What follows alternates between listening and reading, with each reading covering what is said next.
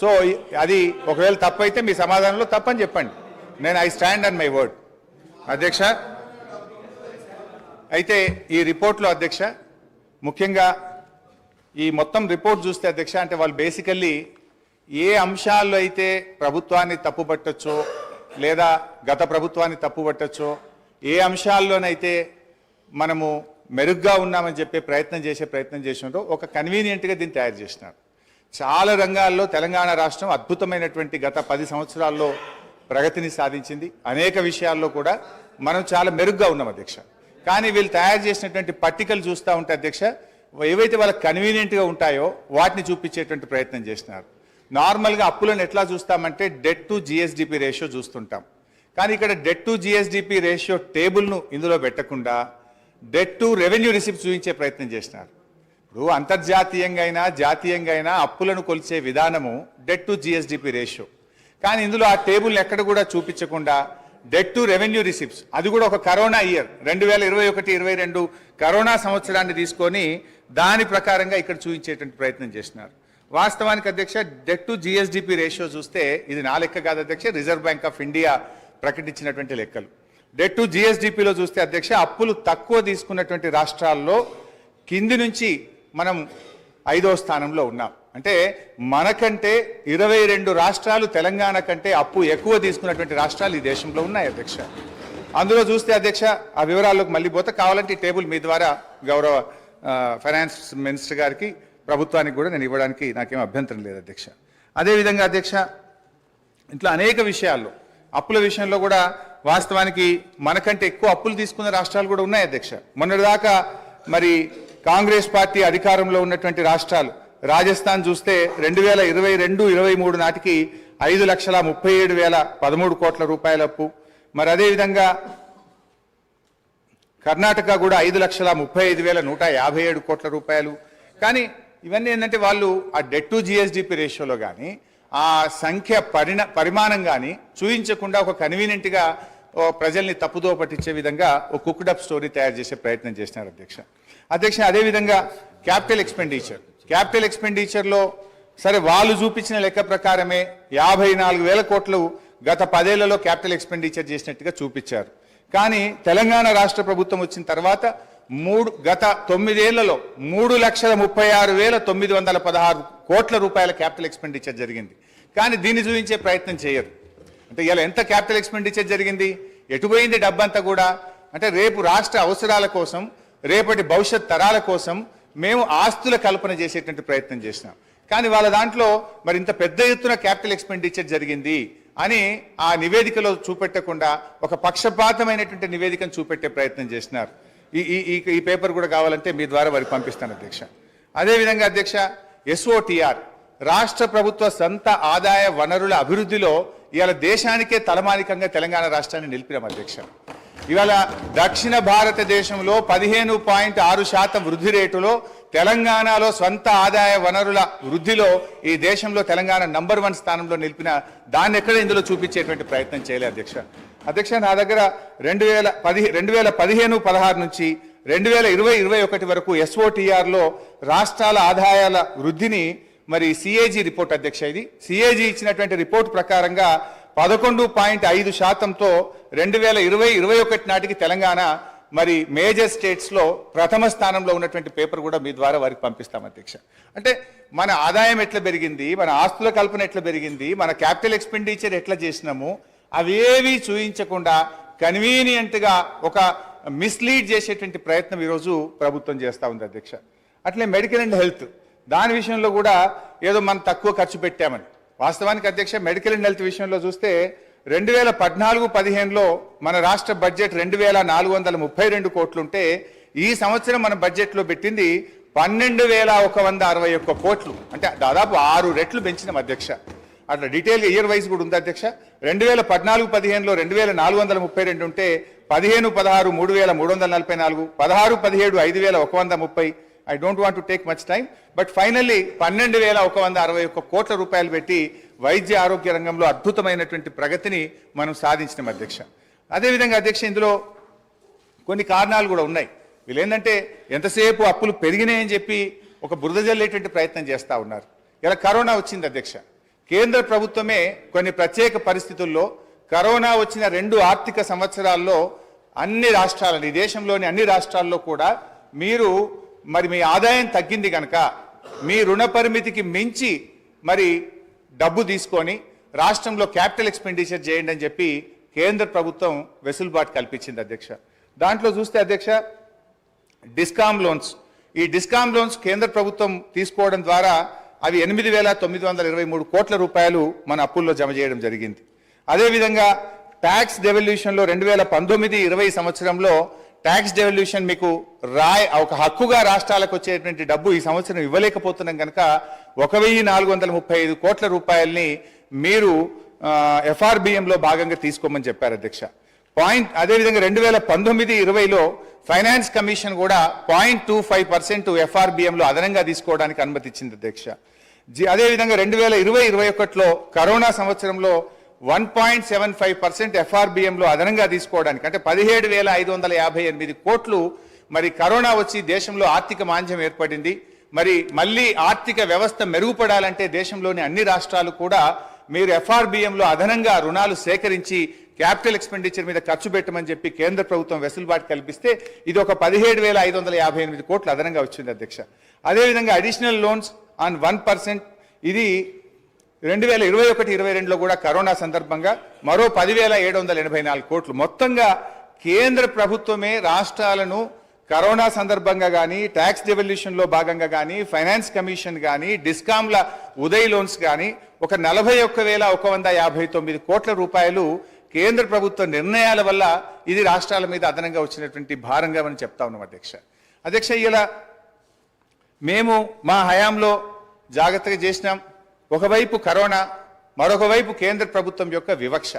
ఈ రెండిటి మధ్య కూడా మేము ఎక్కడ కూడా రాష్ట్రంలో సంక్షేమ కార్యక్రమాలు కానీ, అభివృద్ధి కార్యక్రమాలు కానీ ఎక్కడ కూడా ఆగకుండా మేము ముందుకు పోయినటువంటి పరిస్థితి. ఒకవైపు కేంద్ర ప్రభుత్వం నుంచి అధ్యక్ష మన రాష్ట్రానికి హక్కుగా రావాల్సినటువంటి డబ్బులు ఇవ్వకుండా కేంద్రం వివక్ష చూపుతూ వచ్చింది. మేము అసెంబ్లీలో ఇక్కడ పోరాడినాం, కేంద్రంలో మా ఎంపీలు పోరాడినారు. కానీ ఇదే కాంగ్రెస్ పార్టీ నాయకులు కానీ ఢిల్లీలో ఏ రోజు కూడా ఈ రాష్ట్రానికి రావాల్సిన హక్కుల గురించి, నిధుల గురించి మాట్లాడినటువంటి పరిస్థితి లేదు అధ్యక్ష. ఈరోజు 1,00,000 కోట్ల రూపాయలు పైగా, ఉదాహరణకు అధ్యక్ష ఈరోజు ముఖ్యంగా 15th ఫైనాన్స్ కమిషన్ నుంచి మన రాష్ట్రానికి రావాల్సిన 894 కోట్లు ఇవ్వలేదు అధ్యక్ష. 14th ఫైనాన్స్ కమిషన్ నుంచి 817 కోట్లు, 15వ ఆర్థిక సంఘం నుంచి మనకు, ఇది దేశంలో మొదటిసారి జరిగింది అధ్యక్ష. ఆర్థిక సంఘం ఎప్పుడైనా ఒక రిపోర్ట్ ఇస్తే దాన్ని తూచా తప్పకుండా గత ప్రభుత్వాలు అమలు చేస్తే, ప్రస్తుతం కేంద్రంలో అధికారంలో ఉన్నటువంటి మరి బీజేపీ ప్రభుత్వం 15th ఫైనాన్స్ కమిషన్ 5,374 కోట్ల రూపాయలు సెక్టర్ స్పెసిఫిక్ గా, స్టేట్ స్పెసిఫిక్ గా మన రాష్ట్రానికి ఇవ్వమంటే ఈ డబ్బు ఇవ్వకుండా ఈరోజు కేంద్ర ప్రభుత్వం మన రాష్ట్రానికి అన్యాయం చేసింది అధ్యక్ష. పన్నుల్లో నిజంగా 41% వాటా ఇస్తామని చెప్పారు. కానీ ఎక్కడ కూడా సెస్ల రూపంలో వాళ్ళు కలెక్ట్ చేసుకొని 41% వాటా నిజాయితీగా ఇవ్వకపోవడం వల్ల ఈ రాష్ట్రానికి 44,052 కోట్ల రూపాయలు తక్కువ వచ్చినాయి అధ్యక్ష. ఆంధ్రప్రదేశ్ నుంచి రావాల్సిన విద్యుత్ బకాయిల్లో కేంద్ర ప్రభుత్వం నిర్ణయం తీసుకోక 17,828 కోట్ల రూపాయలు తగ్గినాయి అధ్యక్ష. సిఎస్ఎస్ లో మనకు రావాల్సిన డబ్బు ఆంధ్రప్రదేశ్కి ఇచ్చి తిరిగి దాన్ని అడ్జస్ట్ చేయకపోవడం వల్ల 495 కోట్లు, వెనుకబడిన జిల్లాలకు ఇవ్వాల్సిన 1,800 కోట్ల రూపాయలు, నీతి ఆయోగ్ రికమెండ్ చేసినటువంటి మిషన్ కాకతీయ, మిషన్ భగీరథకి ఇవ్వాల్సిన 24,205 కోట్లు, వెరసి 1,00,000 కోట్లకు పైగా ఈ రాష్ట్రానికి రావాల్సినటువంటి డబ్బు ఇలా కేంద్ర ప్రభుత్వం నుంచి రాకపోవడం వల్ల కూడా ఆర్థికంగా మనకు ఇబ్బంది కలిగింది. నిజంగా ఈ 1,00,000 కోట్ల రూపాయలు రాష్ట్రానికి వచ్చుంటే ఈరోజు మనకు ఇంకొక 1,00,000 కోట్ల రూపాయలు అప్పు తక్కువ తీసుకునేటువంటి అవకాశం ఉండేది అధ్యక్ష. ఈరోజు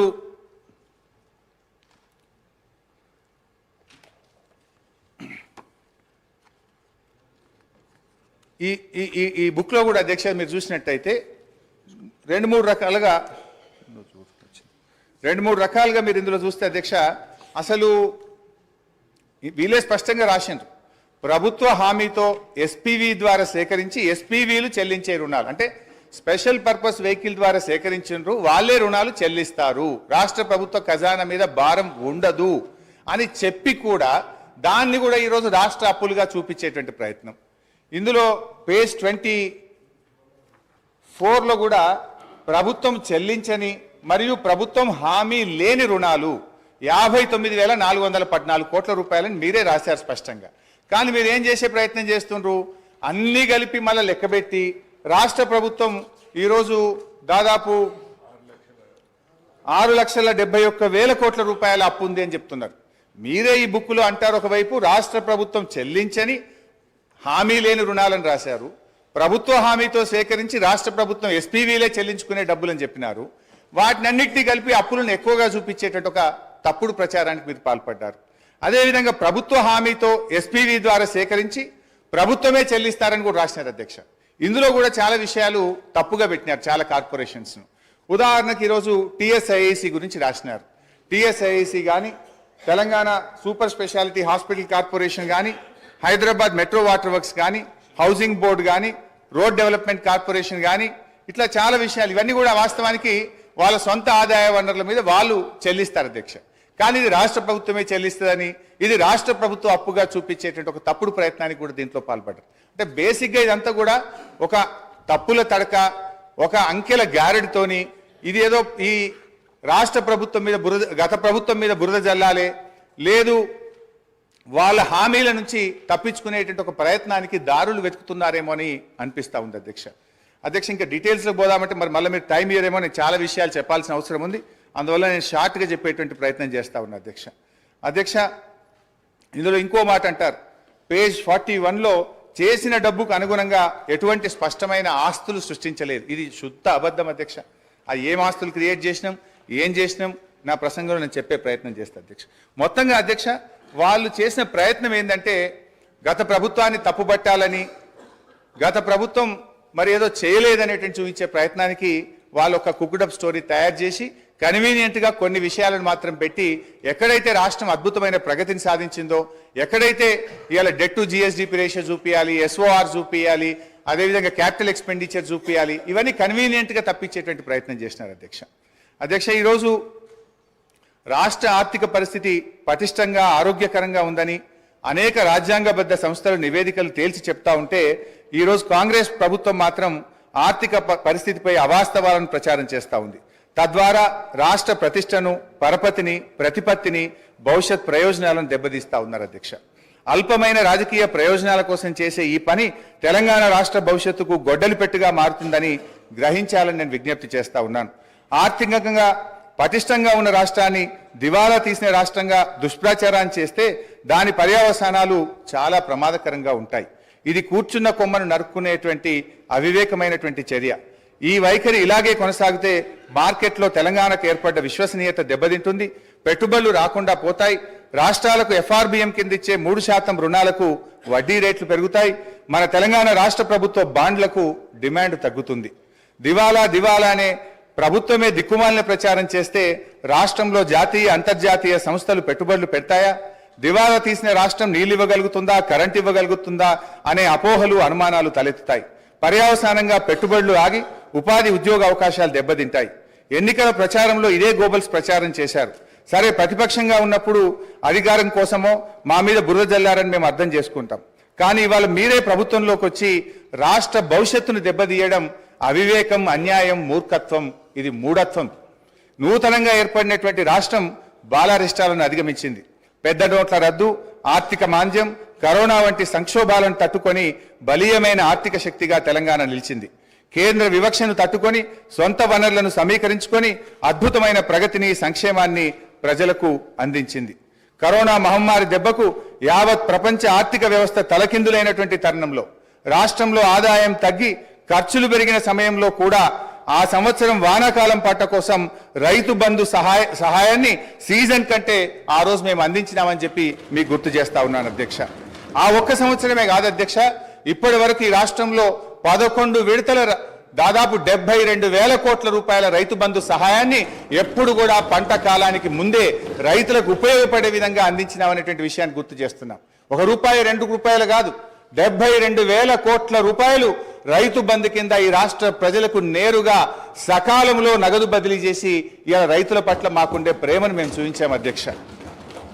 తెలంగాణ రాష్ట్ర కీర్తిని పెంచినాం, పరపతిని పెంచినాం, ఇప్పుడున్న కాంగ్రెస్ ప్రభుత్వానికి తెలంగాణ హృదయం లోపించడం వల్లనే ఆర్థికంగా ఆరోగ్యంగా ఉన్నటువంటి రాష్ట్రాన్ని కేవలం రాజకీయ లబ్ధి కోసం అప్పుల రాష్ట్రంగా, దివాలా రాష్ట్రంగా, ఒక బీమారు రాష్ట్రంగా సృష్టించేటువంటి ప్రయత్నం చేస్తూ ఉంది. అధ్యక్ష, మీరు విడుదల చేస్తున్నటువంటిది శ్వేతపత్రాల లేక మీరు ఇచ్చినటువంటి హామీలను ఎగవేయడానికి దారులు వెతుకుతున్న పత్రాల అని మాకు అనుమానం కలుగుతా ఉంది. అధ్యక్ష, మేనిఫెస్టోలో చెప్పిన 6 గ్యారంటీలు ఇంకా అనేక హామీలు నెరవేర్చలేమనే భయంతో ఎగవేతలకు, కోతలకు రంగం సిద్ధం చేసుకోవడమే ఈ శ్వేతపత్రాల అంతర్యమని మీరు చెప్పకనే చెప్తున్నారనిపిస్తా ఉంది. అధ్యక్ష, అయినా ఈ శ్వేతపత్రాల్లో కొత్తగా ఏం చెప్పింది అధ్యక్ష? ఈ వివరాలు ఏవి కొత్త వివరాలు కావు. మీరేదో కొండందవి ఎల్కన్ పెట్టినట్టు కొత్తగా ఏదో చెప్తున్నారు. ఇదే శాసనసభలో అనేక సార్లు చర్చించాము. గౌరవనీయులు నేటి ఉప ముఖ్యమంత్రి గారు ఇక్కడ ఉండి వారు మాట్లాడినారు. ఇవాళ మీ మేనిఫెస్టో కమిటీ చైర్మన్ ప్రస్తుత మంత్రివర్యులు శ్రీధర్ బాబు గారు కూడా ఇక్కడ నుంచి ఈ వివరాలన్నీ సభలో చర్చించినటువంటివే. ఇందులో కొత్త విషయాలేం లేవు. ఇవాళ మీరేంటంటే మా మీద బురద జల్లాలనేటువంటి ఒక ప్రయత్నం అంతే తప్ప ఇందులో కొత్త విషయాలేం కనబడతలేవు అధ్యక్ష. ఎందుకంటే ఆధారాలు కూడా ఉన్నాయి అధ్యక్ష. గౌరవనీయులు బట్టి విక్రమార్క గారు, ఇది శాసనసభ రికార్డు అధ్యక్ష, వారు ఇవాళ ఈ రిపోర్ట్లో ఉన్నటువంటి విషయాలను ఫిబ్రవరి 8, 2023 ఇదే సంవత్సరంలో బడ్జెట్ మీద చర్చ జరిగినప్పుడు ఇవే అంశాలు చెప్పారు అధ్యక్ష. నేను I can read out the details also అధ్యక్ష. అంటే బట్టి గారు ఆ రోజు ఇక్కడి నుంచి ఏం మాట్లాడినరో ఇవాళ ఆర్థిక మంత్రిగా అక్కడ నిలబడి కూడా అవే విషయాలు చెప్పినారు తప్ప ఇందులో పెద్ద కొత్త విషయాలు బయట పెట్టిందో కొత్త ముచ్చట్లు చెప్పిందో ఏమి లేదు. కాకపోతే కొంత కన్వీనియంట్గా కొన్ని విషయాలను దాచిపెట్టి కేవలం గత ప్రభుత్వం మీద బుర్ర జల్లే విధంగా కొన్ని టేబుల్స్ మీరు తయారు చేసినారు అధ్యక్ష. ఒక సీనియర్ శాసనసభ్యుడిగా నాకున్న రాష్ట్ర ఆర్థిక మంత్రిగా పనిచేసిన అనుభవంతో చెప్తా ఉన్న అధ్యక్ష, ఈ దేశంలో కానీ ఏ రాష్ట్రంలోనైనా డబ్బులు బీరువాల్లో, అల్మారాల్లో కట్టల రూపంలో ఏ ప్రభుత్వం దగ్గర కూడా నిల్వ ఉండదు అధ్యక్ష. రూపాయి అనేటువంటిది ఖజానాకు రావడం పోవడం అనేటువంటిది ఒక నిరంతర ప్రక్రియ అధ్యక్ష. ఇది ఆర్థిక సూత్రం. ఈ చక్రం కదిలితేనే ఆర్థిక వ్యవస్థ ఆరోగ్యంగా ఉంటుంది. భారతదేశం ఏర్పడినప్పటి నుంచి ఇప్పటి వరకు ఏ రాష్ట్రంలోనైనా ఇవాళ ప్రభుత్వాలకు పన్నులు, పన్నేతర మార్గంలో ఆదాయం సమకూరుతుంది. ఇవాళ చిప్ప చేతికి ఇవ్వడం వలము దివాలా తీయడం అనేటువంటిది శుద్ధ తప్పు. అంటే 2014లో మేము అధికారంలోకి వచ్చినప్పుడు కూడా మేమేమో మాట్లాడలేదే. ఆ రోజు ఖజానా ఖాళీ అని మేమెక్కడ మాట్లాడలేదే. తెలంగాణని అగ్రగామి రాష్ట్రంగా నిలబెట్టాలనే తపనతో మేము పనిచేసినాం. పగతనాన్ని పక్కన పెట్టి అధ్యక్ష ప్రతిసారి ఇప్పుడు నేను గౌరవ సభ్యుని అడుగుతా ఉన్నా. రాష్ట్రం అంటే ప్రభుత్వం అంటే సార్ వారు అడిగిన దాంట్లో ఒక ప్రశ్న చిన్న అంశం కూడా చెప్తాను. రాష్ట్రం అంటే ప్రభుత్వం అంటే డబ్బులు అలమార్లో ఉంటాయంటే నేను కానీ జీతాలు 1వ తారీఖు ఇయ్యలేనటువంటి ఆర్థిక పరిస్థితి ఉంది. రాష్ట్రంలో ఆర్థిక పరిస్థితి గురించి చెప్తే ఎందుకు ఆర్పాడతారో తెలియదు. ఆర్పాటానికి అట్టహాసానికి ఏం ఇబ్బంది లేదు. కానీ వాస్తవంగా ఉన్నటువంటి లెక్కలు తీసుకుంటే మనం ఇవాళ మేము ప్రగతి భవన్ చూపెడతా ఉన్నారు, లేకపోతే డాక్టర్ అంబేద్కర్ భవన్ చూపెడతా ఉన్నారు. పేదల కంటే డబల్ బెడ్రూమ్ బిల్లు గురించి మాట్లాడతలేదు అధ్యక్ష. ఈ రోజు మా దగ్గర హుస్నాబాద్ సంబంధించి పోతే మున్సిపాలిటీకి సంబంధించినటువంటి అధికారులు ఈ ఇంట్లో ఉంటే సరిపోతామని బోర్డు పెట్టారు. అయినా కూడా ఆ ఇంట్లో నివసించవచ్చు కానీ ఇటువంటి వాళ్ళు కూడా డబుల్ బెడ్రూమ్ ఇవ్వలేదు అధ్యక్ష. ఇది వాళ్ళ ప్రభుత్వం యొక్క. అంతేకాదు ఇవాళ దాని లెక్క చెప్తా ఉన్నారు. ఇవాళ 1,25,000 నేను బలహీన వర్గాల శాఖకు సంబంధించిన మంత్రిని ఇవాళ అధికారికంగా లెక్కతో చెప్తా ఉన్నా. 1,25,000 గురుకులంలో ఉన్నటువంటి చదువులకు ఇస్తా ఉన్నారు. 55,000 దారిలో ఇచ్చేటువంటి బడ్జెట్తో పాటుగా 55,000 బడ్జెట్ 55 రూపాయలు ప్రతి విద్యార్థి కూడా వచ్చేటువంటి పరిస్థితులు చెప్పేది మాత్రం 1,20,000. ఆర్భాటం పేరు ఎన్ని రోజులు నడుపుతారు అధ్యక్ష? ప్రచారానికి సంబంధించిన దాని మీద నడుపుకుంటూ అవుతుంటే గ్లోబల్ ప్రచారం చేసి మేము బాగున్నాం, బంగారు తెలంగాణ బాగున్నాం అంటే అందరూ బాగున్నాడు చెప్తాను. నేను నాకు సంబంధించిన అంశం చెప్తా. మీరెందుకు సార్ నేను చెప్తారా? నేను పార్టీ మినిస్టర్ గారు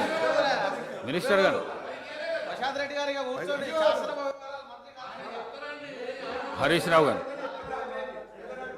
స్పీకర్ గారు ఒకటే రిక్వెస్ట్, దయచేసి మాట్లాడితే ఆర్థిక మంత్రి గారిని మాట్లాడమనండి. మీరే ఇందాక సభ ప్రారంభమయ్యేటప్పుడు డిస్టర్బ్ చేయొద్దని చెప్పిండ్రు. ఏది పడితే అది అట్లా మాట్లాడితే మరి మళ్ళీ దానికి నేను సమాధానం చెప్పాలి. I will deviate from my subject. అధ్యక్ష,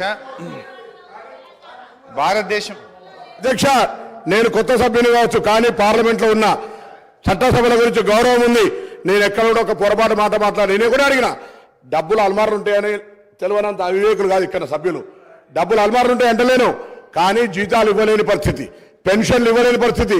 ఇటువంటి పరిస్థితి ఉంటే రిటైర్ ఉద్యోగులు పెన్షన్ల కొరకు చుట్టూ తిరిగేటువంటి పరిస్థితి, ఇవాళ ఇన్స్టాల్మెంట్ల మీద ఇచ్చేటువంటి పరిస్థితి. మీరు ఒక ఇల్లు నేను చెప్తే నేను ఎక్కడో చెప్తలేరు, నా ఉస్మానాబాద్ నియోజకవర్గంలో జరిగిన సంఘటన మీ దృష్టికి తీసుకొస్తాను అధ్యక్ష. ఇది తమరికి పంపిస్తారో చూడండి.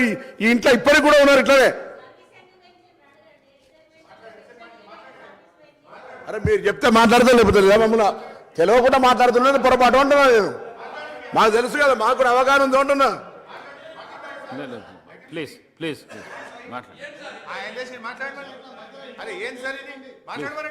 ప్లీజ్ మాట్లాడండి హరీష్ రావు, ప్లీజ్ మాట్లాడండి. ఇది పద్ధతి కాదు అధ్యక్ష. మీరు కూడా ఇట్లా మీరు ఇంటరప్ట్ చేయడం ఇది సభకు మంచిది కాదు అధ్యక్ష. అధ్యక్ష, ప్రజాస్వామ్యం దేవాలయంగా భావించే పవిత్రమైనటువంటి ఈ శాసనసభ వేదికగా రాష్ట్ర ఆర్థిక పరిస్థితి పటిష్టంగా ఉందని, బీఆర్ఎస్ ప్రభుత్వ హయాంలో ఆర్థిక నిర్వహణ సమర్థవంతంగా జరిగిందని నిరూపించే వాస్తవాలతో కూడిన స్థూల ఆర్థిక వివరాలు మీ ద్వారా ఈ సభ ముందు ఉంచే ప్రయత్నం చేస్తాం అధ్యక్ష. అధ్యక్ష, ఈ వివరాలు కూడా ఎక్కడి నుంచో నేను చెప్తలేను. నిన్నగాక మొన్న కొత్తగా పదవీ బాధ్యతలు చేపట్టినటువంటి మన రాష్ట్ర ఆర్థిక మంత్రివర్యులు ఉప ముఖ్యమంత్రి గారు విడుదల చేసిన నివేదికల నుంచే చెప్తున్నా. ఇదేమి నేను సొంతగా చెప్తున్నది లేదు. This is your own report, this is your own book released by finance minister గారు. అధ్యక్ష, 2013-14 ఆర్థిక సంవత్సరానికి ఉమ్మడి ఆంధ్రప్రదేశ్లో ఆ రోజు 1,61,348 కోట్ల బడ్జెట్ పెడితే అధ్యక్ష, తెలంగాణ ఏర్పాటు కాగానే 2014-15 ఆర్థిక సంవత్సరానికి 10 జిల్లాల తెలంగాణ కోసం 1,637 కోట్ల రూపాయల బడ్జెట్ పెట్టినాం అధ్యక్ష. అదే 2023-24 సంవత్సరానికి 2,90,296 కోట్ల రూపాయల బడ్జెట్ ప్రవేశపెట్టాం. అంటే 9 ఏళ్ల మా ప్రభుత్వ హయాంలో దాదాపు 3 రెట్లు బడ్జెట్ పెరిగిందనేటువంటి విషయాన్ని మీ ద్వారా సభ దృష్టికి తెస్తా ఉన్నాను అధ్యక్ష. అదేవిధంగా జిఎస్డిపి, జీడిపి అధ్యక్ష, తెలంగాణ ఏర్పడే నాటికి రాష్ట్ర ఆర్థిక పరిస్థితి దయనీయంగా ఉండేది. రాష్ట్ర ఏర్పాటుకు ముందు 2 ఏళ్లలో జిఎస్డిపి వార్షిక వృద్ధి రేటు 12% మాత్రమే. ఇది జాతీయ వృద్ధి రేటు అయినటువంటి 13.4% కంటే తక్కువ. రాష్ట్రం ఆవిర్భవించిన తర్వాత మా ప్రభుత్వం అనుసరించిన పటిష్టమైన ఆర్థిక విధానాల వల్ల జిఎస్డిపి క్రమేణా పెరుగుతూ వచ్చింది. 2013-14లో జిఎస్డిపి 4,51,580 కోట్లు, వృద్ధి శాతం 12.4%. 2022-23లో మన రాష్ట్ర జిఎస్డిపి 13,13,391 కోట్లు, వృద్ధి శాతం 16.3గా నమోదైంది. గత 9 ఏళ్లలో తెలంగాణ రాష్ట్ర జిఎస్డిపి 150.6% వృద్ధి రేటును సాధించింది. 4 కోట్ల ప్రజానికం కలిగిన తెలంగాణ చిన్న రాష్ట్రమైన ఆర్థికంగా మిన్న రాష్ట్రంగా నిలిచింది. దేశంలో ఎక్కువ జిఎస్డిపి కలిగిన 8వ రాష్ట్రంగా నిలిచింది. ఇదే సమయానికి దేశ జీడిపి 1,33,522 కోట్ల నుంచి 2,72,40,712 కోట్లకు పెరిగింది. అంటే 118% వృద్ధి రేటుకు పరిమితమైంది.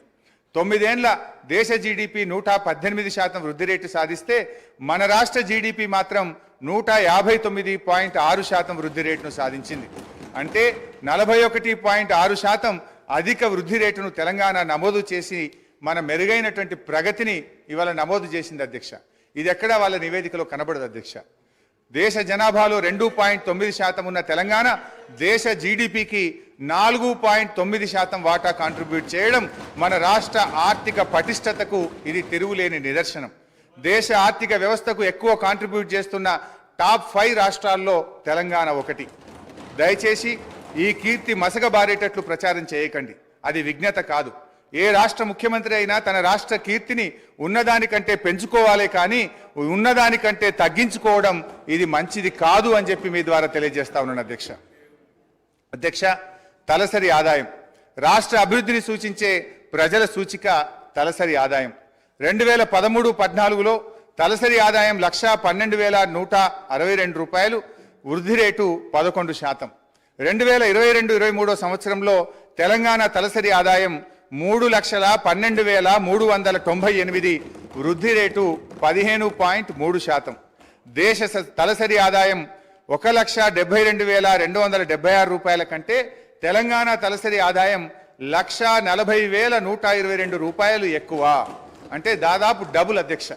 చిన్న రాష్ట్రాలు సిక్కిం, ఢిల్లీ మినహా తలసరి ఆదాయంలో తెలంగాణ దేశంలో నంబర్ 1 స్థానంలో ఉంది. ఇది శ్వేతపత్రాలతోనో రాతపత్రాలతోనో చెరిపేయలేనటువంటి సత్యం, ఇది నిజం. కానీ ఇది ఎక్కడ మీ శ్వేతపత్రంలో కనబడదు. రాష్ట్రం యొక్క ప్రతిష్టను తగ్గించే ప్రయత్నం చేసింది తప్ప రాష్ట్రం సాధించిన విజయాలను శ్వేతపత్రంలో జాగ్రత్తగా దాచిపెట్టినారు అధ్యక్ష. 2014లో 10వ స్థానంలో ఉన్న తెలంగాణ ఇప్పుడు మొదటి స్థానానికి ఎగబాకింది అధ్యక్ష. స్వంత పన్నుల రాబడి అధ్యక్ష, నిన్నగాక మొన్న మరి ఆర్బీఐ విడుదల చేసిన తాజా report A state finances A study of budgets మొన్ననే ఈ మధ్యనే రిలీజ్ అయింది. కావాలంటే మీ ద్వారా గౌరవ మంత్రి గారికి కూడా పంపిస్తాను అధ్యక్ష. ఇవాళ సొంత పన్నుల రాబడి నుండి ఇవాళ 84.2% రెవెన్యూ ఎక్స్పెండిచర్ చేస్తున్నటువంటి రాష్ట్రాల్లో ఇవాళ దేశంలోనే ద్వితీయ స్థానంలో నిలిచిన అధ్యక్ష. మొదటి స్థానంలో హర్యానా 86.9%తో ఉండగా 84.2%తో తెలంగాణ దేశంలో 2వ స్థానంలో నిలిచిందని ఈ నెల 11న ఆర్బీఐ ఇచ్చినటువంటి రిపోర్ట్లో స్పష్టంగా చెప్పినారు అధ్యక్ష. అదేవిధంగా అధ్యక్ష, అప్పుల విషయంలో కూడా ఇవాళ వాళ్ళు తప్పుదో పట్టించే ప్రయత్నం చేస్తూ ఉన్నారు అధ్యక్ష. ఇవాళ 25% దాటిందని కూడా ఒక దగ్గర నివేదికలు చెప్పినారు అధ్యక్ష. యాక్చువల్లీ అది ఎందుకు దాటిందో కూడా ఆ రోజు ఇదే ఆర్థిక శాఖ అధికారులు ఉన్నారు, ఇవాళ ఇదే ఆర్థిక శాఖ అధికారులు ఉన్నారు. కాకపోతే మీరు చెప్పినట్టుగా వాళ్ళు కన్వీనియంట్గా చేసి ఉండొచ్చు. ఈరోజు కరోనా వల్ల, కేంద్ర ప్రభుత్వ నిర్ణయాల వల్ల, ఉదయ్ స్కీమ్స్ కేంద్ర ప్రభుత్వం తీసుకోవడం వల్ల ఇవి కొంత మనం ఆ 25% దాటినటువంటి విషయం ఇది ప్రభుత్వానికి తెలుసు, అధికారులకు దృష్టిలో కూడా ఉంది అధ్యక్ష. అయినా అప్పులు అనేటువంటివి ఏ రాష్ట్రమైనా ఇష్టారీతిన చేసేటువంటి అవకాశం ఉండదు అధ్యక్ష. భారత రాజ్యాంగంలో ఆర్టికల్ 293 ప్రకారం కేంద్ర అనుమతి లేకుండా రాష్ట్రాలు అప్పులు తీసుకోజాలు. Physical responsibility and budget management అనే యాక్ట్ ఉంది. దీన్నే మనం FRBM అని పిలుస్తూ ఉంటాం. ఈ చట్టానికి లోబడి ఫైనాన్స్ కమిషన్ నిబంధనలకు లోబడి మాత్రమే రాష్ట్రాలు అప్పులు తీసుకోవడం సాధ్యమవుతుంది. తెలంగాణ రాష్ట్రం FRBM చట్ట పరిధిలో దాటకుండా ఆర్థిక క్రమశిక్షణ పాటించింది.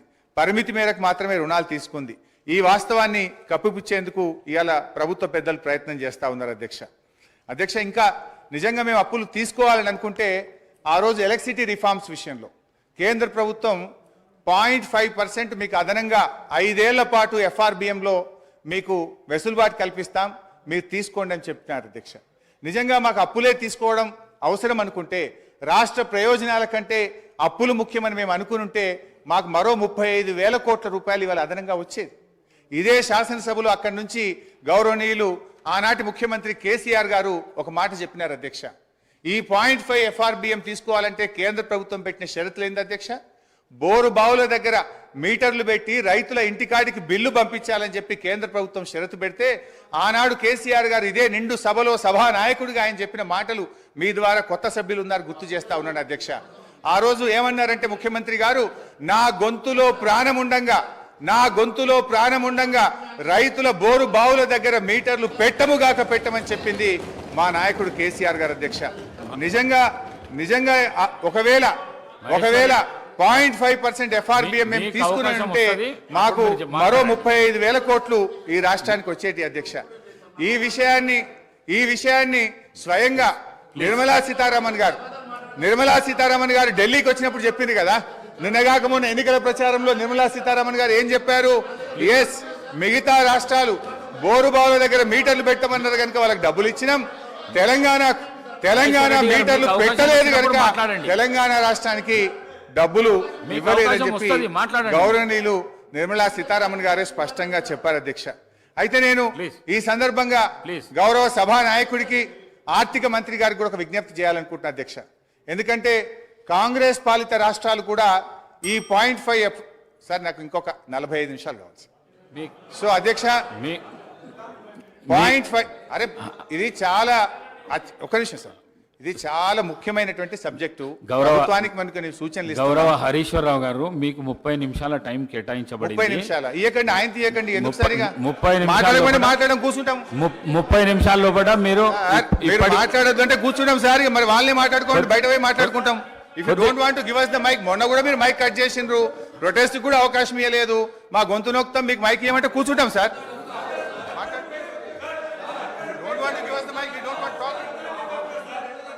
నేను నా మాట కొద్దిగా వినండి.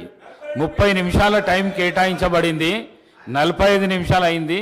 45 నిమిషాల తర్వాత బెల్లు కొడితే కూడా మీరు ఈ విధంగా చేసుడు మంచిది కాదు. మాట్లాడండి. హరీశ్వరరావు గారు మాట్లాడండి. సార్ మీరు ఇట్లా బెల్లు కొట్టడం ఇది కరెక్ట్ కాదు సార్. ఇంత మంచి ఇంపార్టెంట్ సబ్జెక్ట్ మీద 39 మంది సభ్యులు ఉన్నాం మేము ఇక్కడ. మీరు ఏది బట్టి అది వాళ్ళు మాట్లాడితే దానికి మేము సమాధానం చెప్పకపోతే ఎట్లా సార్?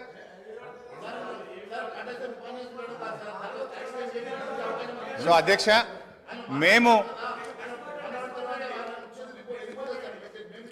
అధ్యక్ష ఈరోజు మీ ద్వారా ప్రభుత్వాన్ని నేను కోరుతా ఉన్నా అధ్యక్ష. ఇవాళ కాంగ్రెస్ పాలిత రాష్ట్రాలు రాజస్థాన్, హిమాచల్ ప్రదేశ్లు కూడా ఈ బోరుబావుల దగ్గర మీటర్లు పెట్టమని ఈ 0.5% FRBM-ను వారు 0.5% FRBM-ను వాళ్ళు యూటిలైజ్ చేసుకున్నారు అధ్యక్ష. నిన్నగాక మొన్న కొత్తగా అధికారంలోకి వచ్చిన కర్ణాటక రాష్ట్రంలో కూడా మేము ఈ 0.5% FRBM వాడుకుంటామని వాళ్ళ బడ్జెట్లో పొందుపరిచారు అధ్యక్ష. నేను దయచేసి ప్రభుత్వాన్ని కోరుతా ఉన్నాను, మీరు ఎట్టి పరిస్థితుల్లో కూడా మరి బోరు బావుల దగ్గర మీటర్లు పెట్టడానికి అంగీకరించొద్దని, ఈ 0.5 FRBM-ను తీసుకోవద్దని కూడా మీ ద్వారా నేను ప్రభుత్వాన్ని కోరుతా ఉన్నాను అధ్యక్ష. ఎందుకంటే అధ్యక్ష, ఆనాడు KCR గారు ఆలోచించింది ఒకటే, 35,000 కోట్లు ముఖ్యమా, 70 లక్షల మంది రాష్ట్ర రైతుల ప్రయోజనాలు ముఖ్యమా అని ఆలోచించినాం అధ్యక్ష. 35,000 కోట్ల రూపాయలు వాళ్ళు ఇచ్చే అదనపు అప్పు కంటే మంత్రి గారు అధ్యక్ష సీనియర్ శాసనసభ్యులు హరీష్ రావు గారు మాట్లాడడం ఇది అవాస్తవము. రైతులకి వ్యవసాయపు కరెంటుకి బిల్లు కట్టమని ఏ చట్టము ఏ కేంద్ర ప్రభుత్వం రికమెండ్ చేయలేదు. నేనెందుకు ఇంటర్వ్యూ అవుతానంటే, గతంలో మీ ముఖ్యమంత్రి ఆ విషయంలో అబద్ధాలు మాట్లాడిండు, ఈ రోజు మీరు అబద్ధాలు మాట్లాడుతున్నారు. బిల్లు కట్టమని చెప్పలేదు. నేను ఆ పార్లమెంట్ కమిటీ సభ్యుణ్ణి ఆ విషయం పదే పదే మీరు ప్రస్తావించడం, దయచేసి అవాస్తవాలు శాసనసభలో ప్రస్తావించొద్దు.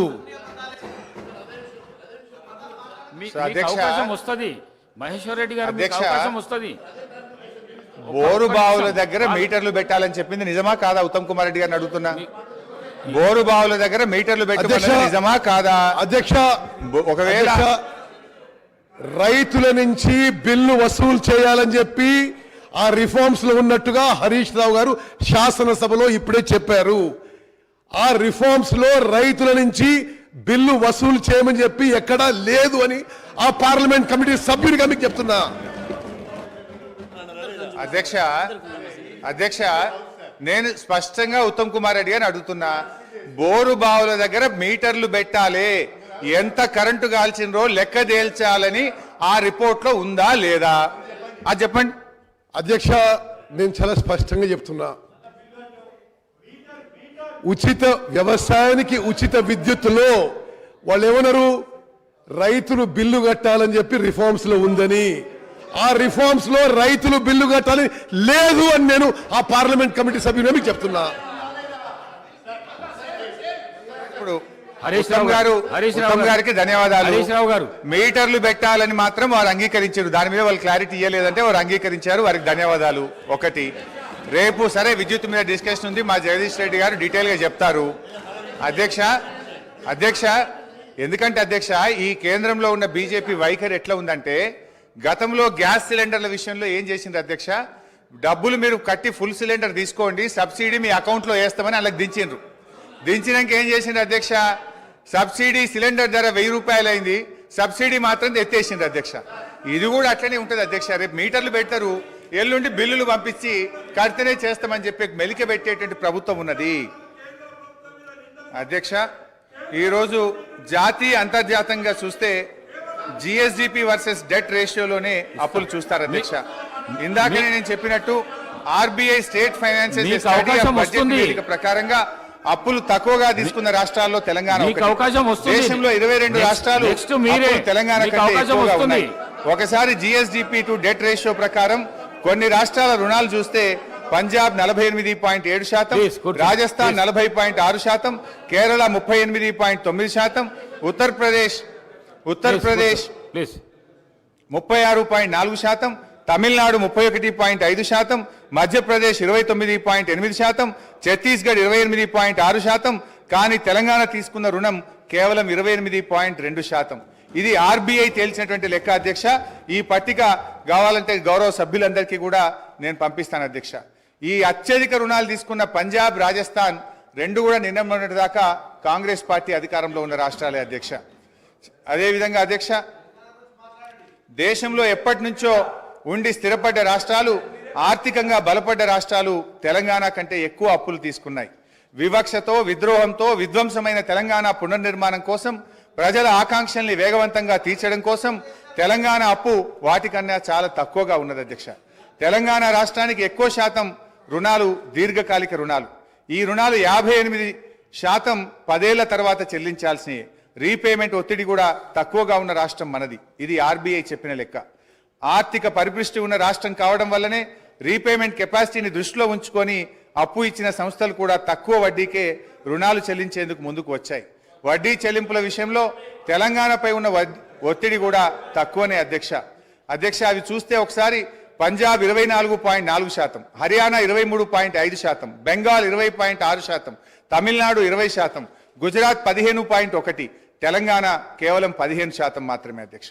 అదేవిధంగా అధ్యక్ష, ఇవాళ వాళ్ళు నేను ఇందాక చెప్పే ప్రయత్నం చేసిన అప్పుల పరిమాణాన్ని ఎక్కువగా చూపించేందుకు కార్పొరేషన్ లోన్లను కలిపి ఇదంతా ఎక్కువగా తీసుకున్నారని చూపేటువంటి ప్రయత్నం చేస్తున్నారు.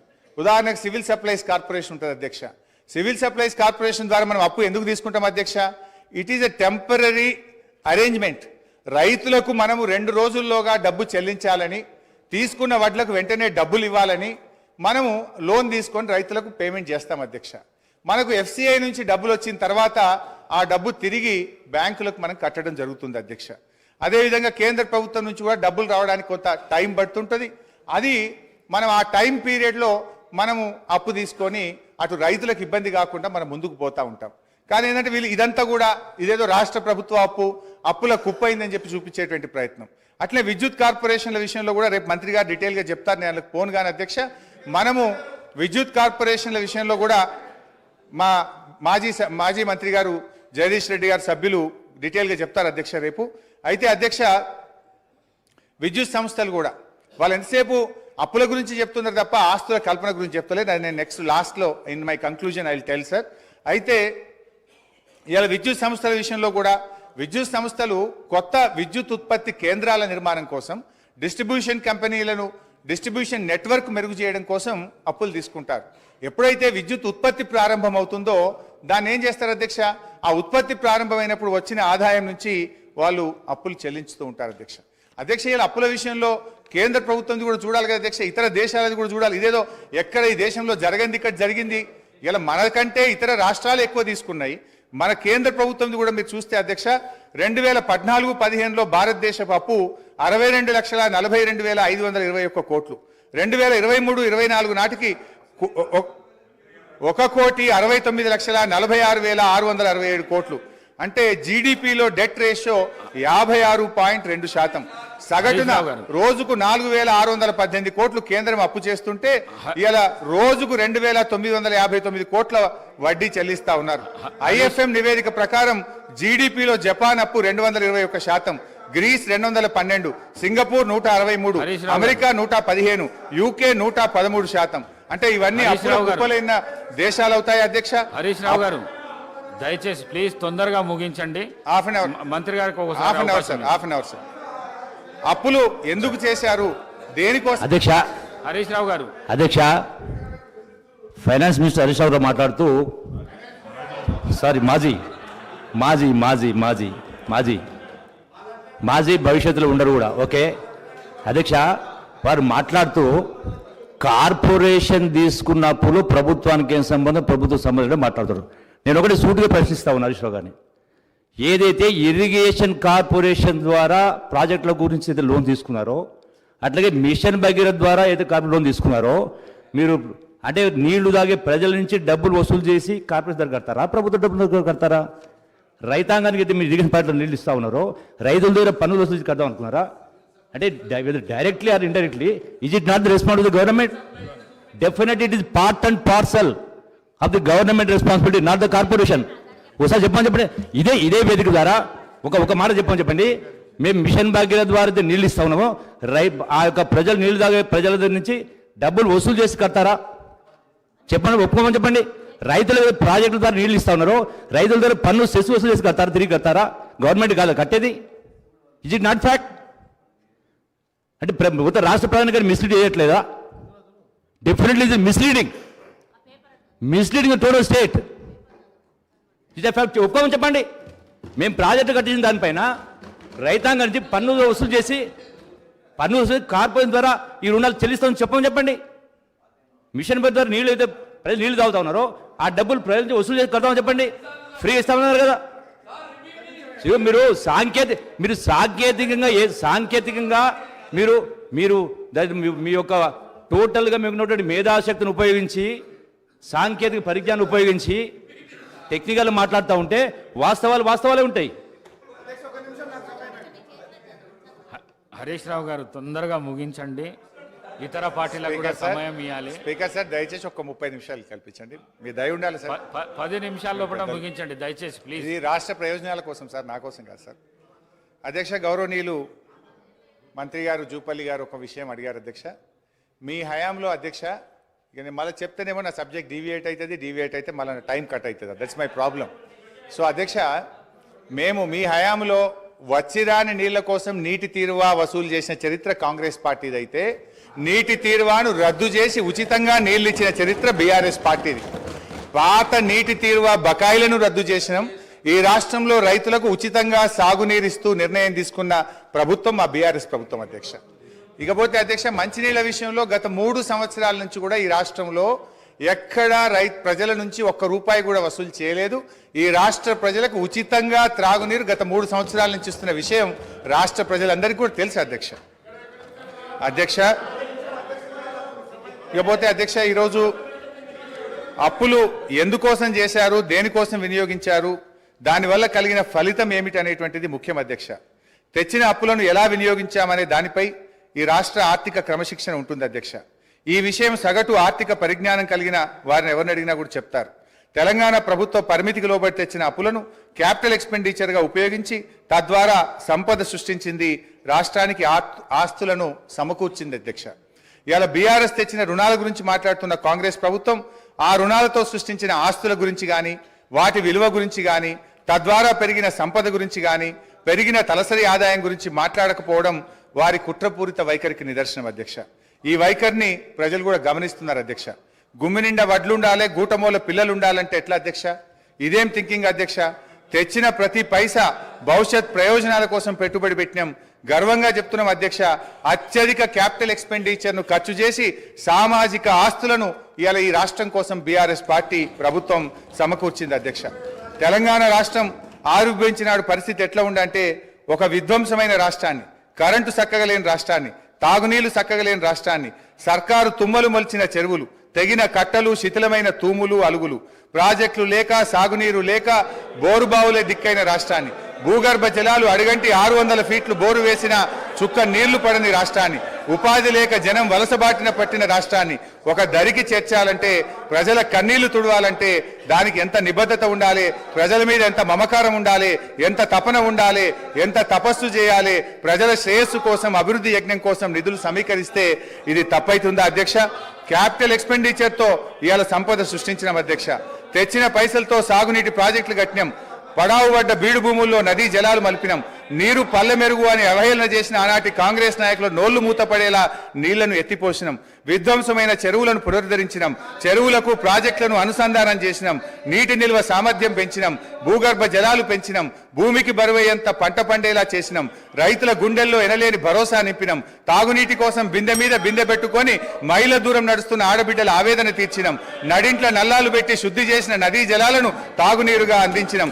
తెలంగాణ విద్యుత్ ఉత్పత్తి పెంచినాం. పంపిణీ వ్యవస్థల్ని బలోపేతం చేసినాం. నాణ్యమైన విద్యుత్తును ఉచితంగా వ్యవసాయానికి అందించినాం. కొన్ని రంగాలకు నిరంతరాయం, అన్ని రంగాలకు కూడా నిరంతరాయ విద్యుత్ సరఫరా చేసినాం. క్రాప్ హాలిడేలు, పవర్ హాలిడేలు లేకుండా చేసినాం. రహదారులు, బ్రిడ్జిలు, భవనాలు, జిల్లా కలెక్టరేట్లు, మెడికల్ కాలేజీలు, పాఠశాలల మీద క్యాపిటల్ ఎక్స్పెండిచర్ చేసినాం. తెలంగాణ ఉజ్వల భవిష్యత్తుకు బాటలు నిర్మించినాం. అధ్యక్ష, ఇవాళ ఏం విజయాలు సాధించినామో అని వాళ్ళు మాట్లాడుతున్నారు అధ్యక్ష. ఇవాళ పంటల విస్తీర్ణం 2014-15లో 1,31,00,000 ఎకరాలు కాగా 2022-23 నాటికి 2,08,67,000 ఎకరాలకు చేరింది అధ్యక్ష. అంటే 59% పెరిగింది అధ్యక్ష. పంట దిగుబడి అన్ని రకాల పంటలు కలిపి ఆ రోజు 1 కోటి మెట్రిక్ టన్నులు.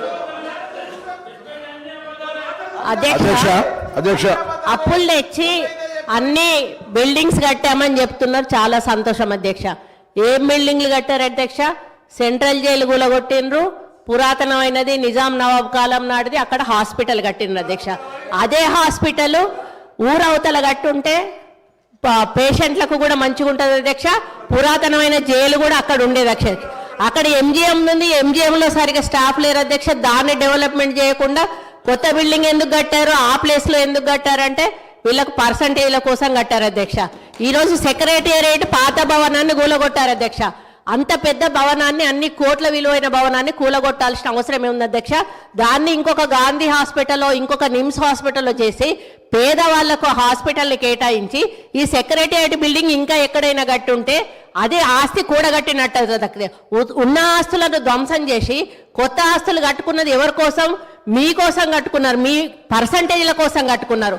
ఈరోజు డబుల్ బెడ్రూమ్ ఇల్లు ఎక్కడా కూడా నిరుపేదలకు కట్టలేదు అధ్యక్ష. 100 సార్లు నేను సీఎం గారిని, గత సీఎం గారిని అడిగాను అధ్యక్ష.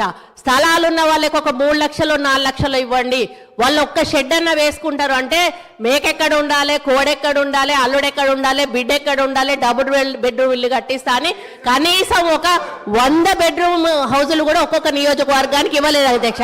ఆ ఇచ్చిన బెడ్రూమ్ ఇల్లు కూడా ఈరోజు ఎలక్షన్ల ముందు వాళ్ళ కార్యకర్తలకు మాత్రమే ఇచ్చుకున్నారు అధ్యక్ష. నిరుపేదలకు ఎవరికి ఇవ్వలేదు అధ్యక్ష.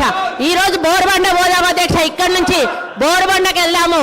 అక్కడ వాళ్ళు టైల్స్ వేసుకొని వాళ్ళు షెల్ఫ్లు కట్టుకొని 10-10 వేలకు కిరాయిలకు ఇచ్చుకుంటున్నారు అధ్యక్ష డబుల్ బెడ్రూమ్ ఇల్లు.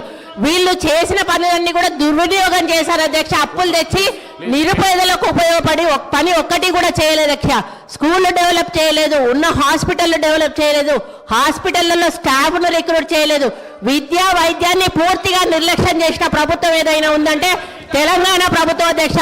మనం తెలంగాణ తెచ్చుకున్నది నీళ్లు, నిధులు, నియామకాలు. ఈరోజు నీళ్లు కృష్ణా జలాలను ఆంధ్రాకు అమ్ముకుంటున్నారు అధ్యక్ష. ఒక్కటి నేను అడుగుతా అధ్యక్ష, పక్క రాష్ట్రాలు అన్నప్పుడు ఫ్రెండ్షిప్గా ఉండాలి అధ్యక్ష. సీఎం కేసీఆర్ కుటుంబం అయ్యో జగన్మోహన్ రెడ్డి ఇంట్లో భోజనం చేస్తారు అధ్యక్ష. జగన్మోహన్ రెడ్డి కుటుంబం వచ్చో సీఎం కేసీఆర్ ఇంట్లో భోజనం చేస్తారు అధ్యక్ష. వాళ్ళ వెనకాలనేమో కేటీఆర్ గారు వెళ్తారు అధ్యక్ష. మామూలుగా ఇద్దరు సీఎంలు కూర్చున్నప్పుడు తప్పకుండా వాళ్ళ చీఫ్ సెక్రటరీ, వీళ్ళ చీఫ్ సెక్రటరీ ఉండాలి. ఇద్దరి సీఎంల మధ్యలో ఏం సంభాషణ జరిగిందన్నది ప్రజలకు తెలియదు అధ్యక్ష. ఇన్నిసార్లు వీళ్ళు కలిసినా కూడా వీళ్ళు ఏం మాట్లాడుకున్నారు అనేది ప్రజలకు తెలియదు అధ్యక్ష. మళ్ళీ వచ్చినాక ఆంధ్ర మీద బయట తిడతారు అధ్యక్ష, లోపల మాత్రం భోజనాలు చేసుకుంటారు. కేటీఆర్ గారు ఏం మాట్లాడుకున్నారంటే వాళ్ళు ఏదో అభివృద్ధి గురించి మాట్లాడుకుంటున్నారు, నాకు సంబంధం లేదని వచ్చి ఈయన ప్రెస్ ముందట చెప్తాడు అధ్యక్ష. ఈ రోజు సెంట్రల్లో నీటి వనరుల గురించి మీటింగ్ పెట్టినప్పుడు ఎంతమంది ఇక్కడ నుంచి పోయారు, ఎవరెవరు పోయారు, ఎప్పుడు సీఎం పోయారు, అది ఒకసారి చెప్పమన్నాను అధ్యక్ష. ఈరోజు కేంద్రాన్ని ఎందుకు బద్నాం చేస్తున్నారు అధ్యక్ష? ఈ రోజు మోడీ గారితో మీరు సత్సంబంధాలు ఎందుకు పెట్టుకోలేదు? ఈ రోజు యాదాద్రి విషయంలో చిన్నజీయర్ స్వామిని ఎంకరేజ్ చేశారు. ఈ రోజు ఆయన ఎక్కడో ఒకటి కట్టుకుంటే అక్కడ మోడీని పిలిచిండని ఈ రోజు మోడీని పక్కకు పెట్టేసి మోడీతో సంబంధాలు లేకుండా సెంట్రల్ ఫండ్స్ తెచ్చుకోకుండా ఈ రోజు కేంద్రం ఇవ్వడం లేదని బద్నాం చేయడం తప్ప అధ్యక్ష. ఈ రోజు కేంద్రాన్ని దూరం పెట్టింది వీళ్ళు, కేంద్రం ఫండ్స్ ఉపయోగించుకోండి వీళ్ళు. చాలా ఫండ్స్ ఈ రోజు రిటర్న్ పోయినాయి అధ్యక్ష, కేంద్ర ప్రభుత్వ నిధులు. దాని వైఫల్యం పూర్తిగా గత ప్రభుత్వాన్ని నేను చెప్తా ఉన్నాను అధ్యక్ష. దయచేసి ప్రగల్భాలు పలగకండి. ఈరోజు తెలంగాణ లాభాల బాటలో ఉన్న తెలంగాణను కాంగ్రెస్ పార్టీ మీకు అప్పచెప్పింది. నష్టాల బాటలోకి వెళ్ళి నిరుపేదల జీవితాలు మీరు బాగు చేయలేదు, కేవలం పెద్దవాళ్ళని బాగు చేశారు, పేదోళ్ళని ఎక్కడున్న వాళ్ళని అక్కడ ఉంచారు. ఈ వాస్తవాలను ఒప్పుకోవాల్సిన బాధ్యత మీ మీద ఉందని ఈ సందర్భంగా గుర్తు చేస్తా ఉన్నాను అధ్యక్ష. ఏంది అధ్యక్ష ఇట్లా ఇంతమంది మంత్రులు మధ్యలో వేస్తే మేము ఎట్లా మాట్లాడగలుగుతాం అధ్యక్ష? వాట్ ఈస్ దిస్ అధ్యక్ష? సరే ఎనీహౌ ఏం చేస్తాం అధ్యక్ష? ప్లీజ్ హరీష్ రావు గారు ప్లీజ్. అధ్యక్ష కానీ మీరు ఈసారి ఇప్పుడు 5 మంత్రులకు అవకాశం ఇస్తారు సార్. మీరు శ్రీధర్ బాబు గారు, ఉత్తమ్ కుమార్ రెడ్డి గారు, పొన్నం ప్రభాకర్ గారు, సీతక్క మన కొండా సురేఖ గారు, జూపల్లి గారు, ఇంతమంది మంత్రులకు ఇచ్చి నన్ను మధ్యలో ఇన్నిసార్లు డిస్టర్బ్ చేసి నా ఫ్లో డిస్టర్బ్ చేసే ఇది ఒక కుట్ర సార్. ఇది కూడా అన్యాయం సార్ ఇది అధ్యక్ష. మా సోదరిమణి సరే ఒక విషయంలో ప్రజలు కూడా చూస్తున్నారు అధ్యక్ష. మా సోదరిమణి సురేఖ గారు ఒక మాట అన్నారు, హాస్పిటల్ ఊరవతలు ఉండాలన్నట, జైలేమో నడి ఊర్లు ఉండాలన్నట. ఇది ఏం ప్రేమ అధ్యక్ష?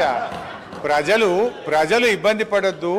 వరంగల్ నడిబొడ్డున ప్రభుత్వ ఆసుపత్రి ఉంటే ప్రజలకు మేలవుతుందని, ప్రజల కోసం నడిబొడ్డున మేము ఆసుపత్రి కడితే దాన్ని కూడా మా సోదరి మన తప్పుపడితే నేను అది వారి విజ్ఞత వదిలేస్తా అధ్యక్ష.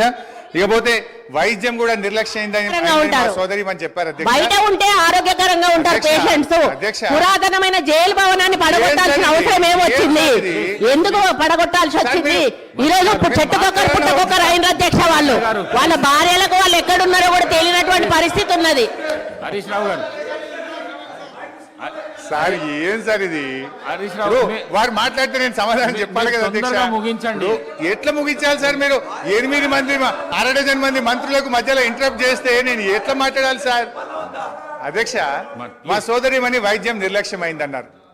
ఆనాడు కాంగ్రెస్ ప్రభుత్వ హయాములో నేను రాను బిడ్డో సర్కారు దవాఖానకనే పాటలు వస్తే మా హయాములో పోదాం పద బిడ్డ సర్కారు దవాఖానకనంత గొప్పగా ప్రభుత్వ ఆసుపత్రులు చేశాం. ఆ రోజు ప్రభుత్వ ఆసుపత్రుల్లో డెలివరీలు 30% అయితే ఈ రోజు 78% ప్రభుత్వ ఆసుపత్రుల్లో డెలివరీలు జరుగుతూ ఉన్నాయి. ఇది మా ప్రభుత్వ పంతికి నిదర్శనం. సో నేను మాటకు చెప్పగలుగుతాను కానీ I don't want to deviate. అధ్యక్ష కన్క్లూడ్ చేయండి ప్లీజ్. అధ్యక్ష ఈ రాష్ట్రం అనేక గొప్ప విజయాలను కూడా సాధించింది అధ్యక్ష. 2014-15లో 1,30,00,000 ఎకరాలు సాగైతే అధ్యక్ష ఈ సంవత్సరం 2,08,67,000 ఎకరాలు అంటే 59% అదనంగా సాగు సాధించాం అధ్యక్ష. వానకాలంతో పోటీ పడేలా యాసంగి సాగు జరుగుతూ ఉంది. పక్క రాష్ట్ర కూలీలు వచ్చి ఇవాళ తెలంగాణలో ఉపాధి పొందుతున్నటువంటి పరిస్థితి అధ్యక్ష. గత సంవత్సరం వరి ఉత్పత్తి 2,58,16,487 మెట్రిక్ టన్నులకు పెరిగింది అధ్యక్ష. పౌర సరఫరాల సంస్థ ద్వారా 2014-15లో 24 లక్షల మెట్రిక్ టన్నుల ధాన్యం సేకరిస్తే 2020-21లో 1,41,00,000 మెట్రిక్ టన్నుల ధాన్యం సేకరించాం అధ్యక్ష. 2014-15లో 3,392 కోట్ల విలువైన ధాన్యం మాత్రమే కొనుగోలు చేస్తే ఇప్పుడు అదే సంస్థ గత సంవత్సరం 27,037 కోట్ల విలువైనటువంటి ధాన్యాన్ని కొన్నది అధ్యక్ష. అంటే 483% వడ్ల కొనుగోలులో వృద్ధి సాధించిన అధ్యక్ష. 9 ఏళ్లలో రైతుల నుంచి 1,34,768 కోట్ల విలువైన ధాన్యాన్ని కొనుగోలు చేసిన అధ్యక్ష. ఇది నిజం కాదా అధ్యక్ష?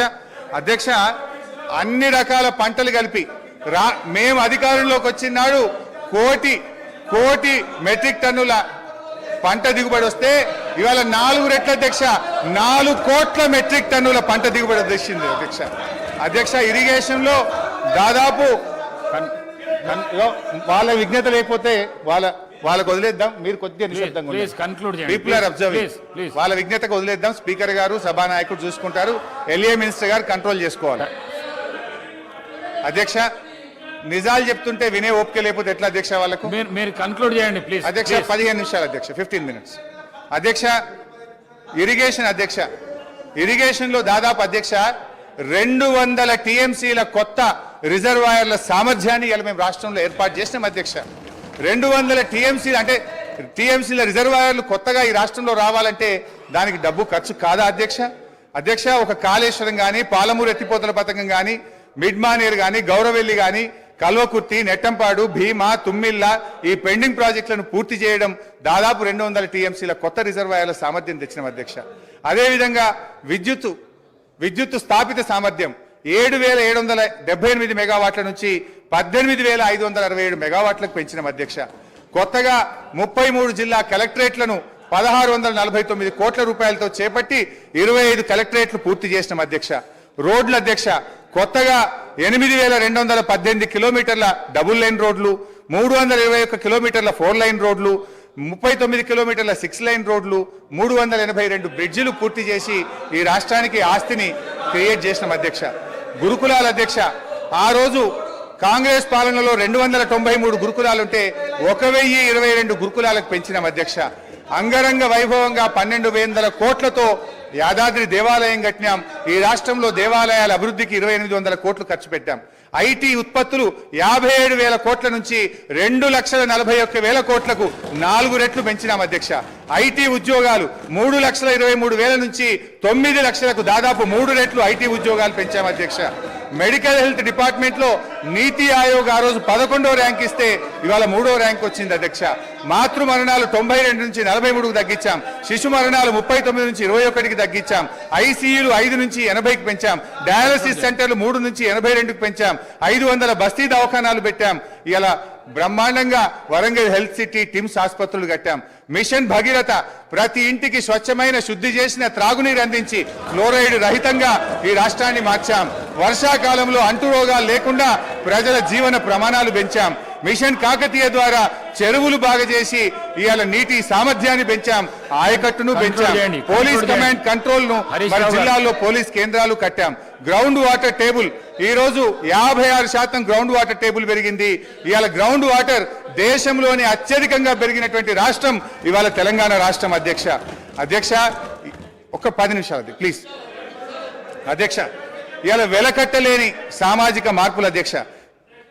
మిషన్ భగీరథలో ఫ్లోరోసిస్ ఇవాళ మటుమాయమైంది. మైళ్ళ దూరం ప్రయాణించి నీళ్లు మోసే బాధలు తప్పాయి.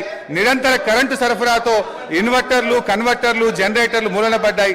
అర్ధరాత్రి పొలాలకు నీళ్లు వెళ్లి పెట్టే బాధలు తప్పాయి. పాము కాట్లు లేవు, కరెంటు షాకులు లేవు. రైతులకు మనోవేద లేకుండా చేశాం. ఎంతో మంది ప్రాణాలు కాపాడాం. వీటన్నిటికి విలువ ఎలా కట్టాం అధ్యక్ష?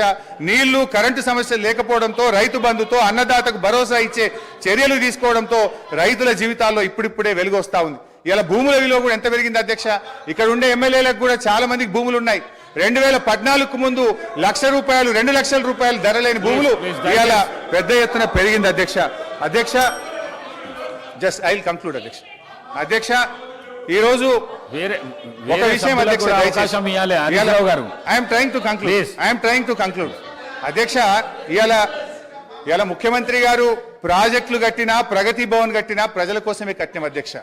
కానీ వీళ్ళు ఏం చేసిందంటే అధ్యక్ష, ప్రాజెక్టుల మీద దుష్ప్రచారం, చివరికి ప్రగతి భవన్ మీద కూడా దుష్ప్రచారం చేసినారు.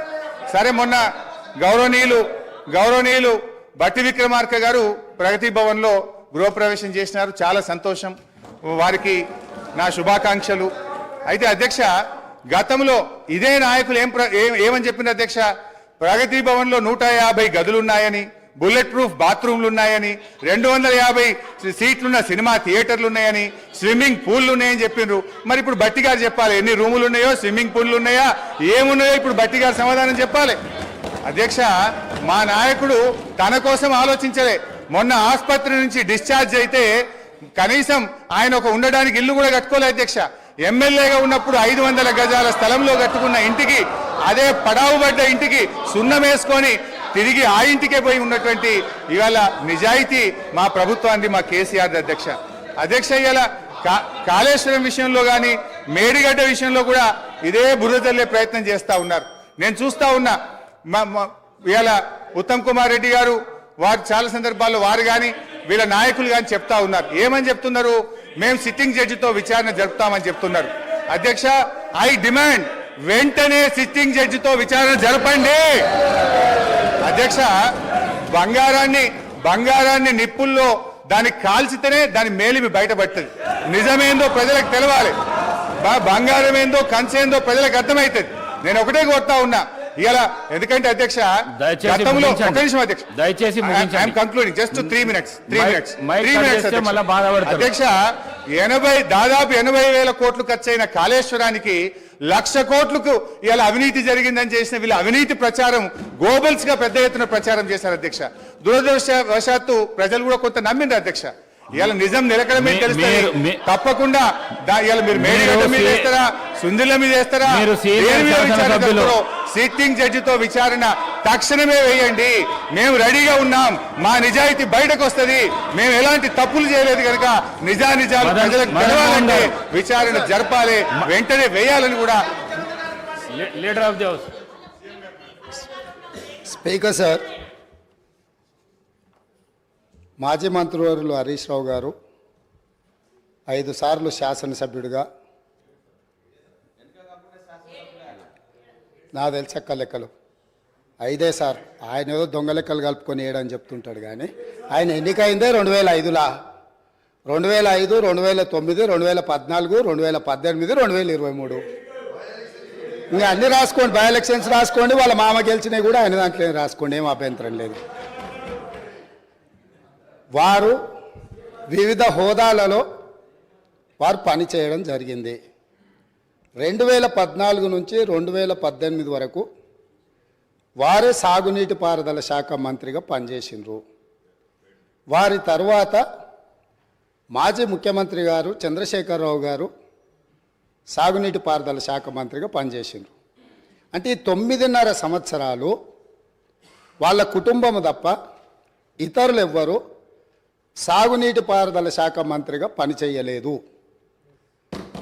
వారు ఆర్థిక మంత్రి తర్వాత ఈ రాష్ట్రం మీద ఉన్న అప్పులు కానీ వివిధ కార్పొరేషన్ల పేరు మీద చేసిన అప్పులు కానీ సంపూర్ణంగా వారి దగ్గర సమాచారం ఉంటుంది. ఎందుకంటే ప్రతిరోజు రిజర్వ్ బ్యాంకు వాళ్ళ దగ్గర ఉన్న నిల్వలన్నీ మన అవసరమైన దాని రిపోర్ట్ ఫైనాన్స్ సెక్రటరీ గారికి ఇస్తారు.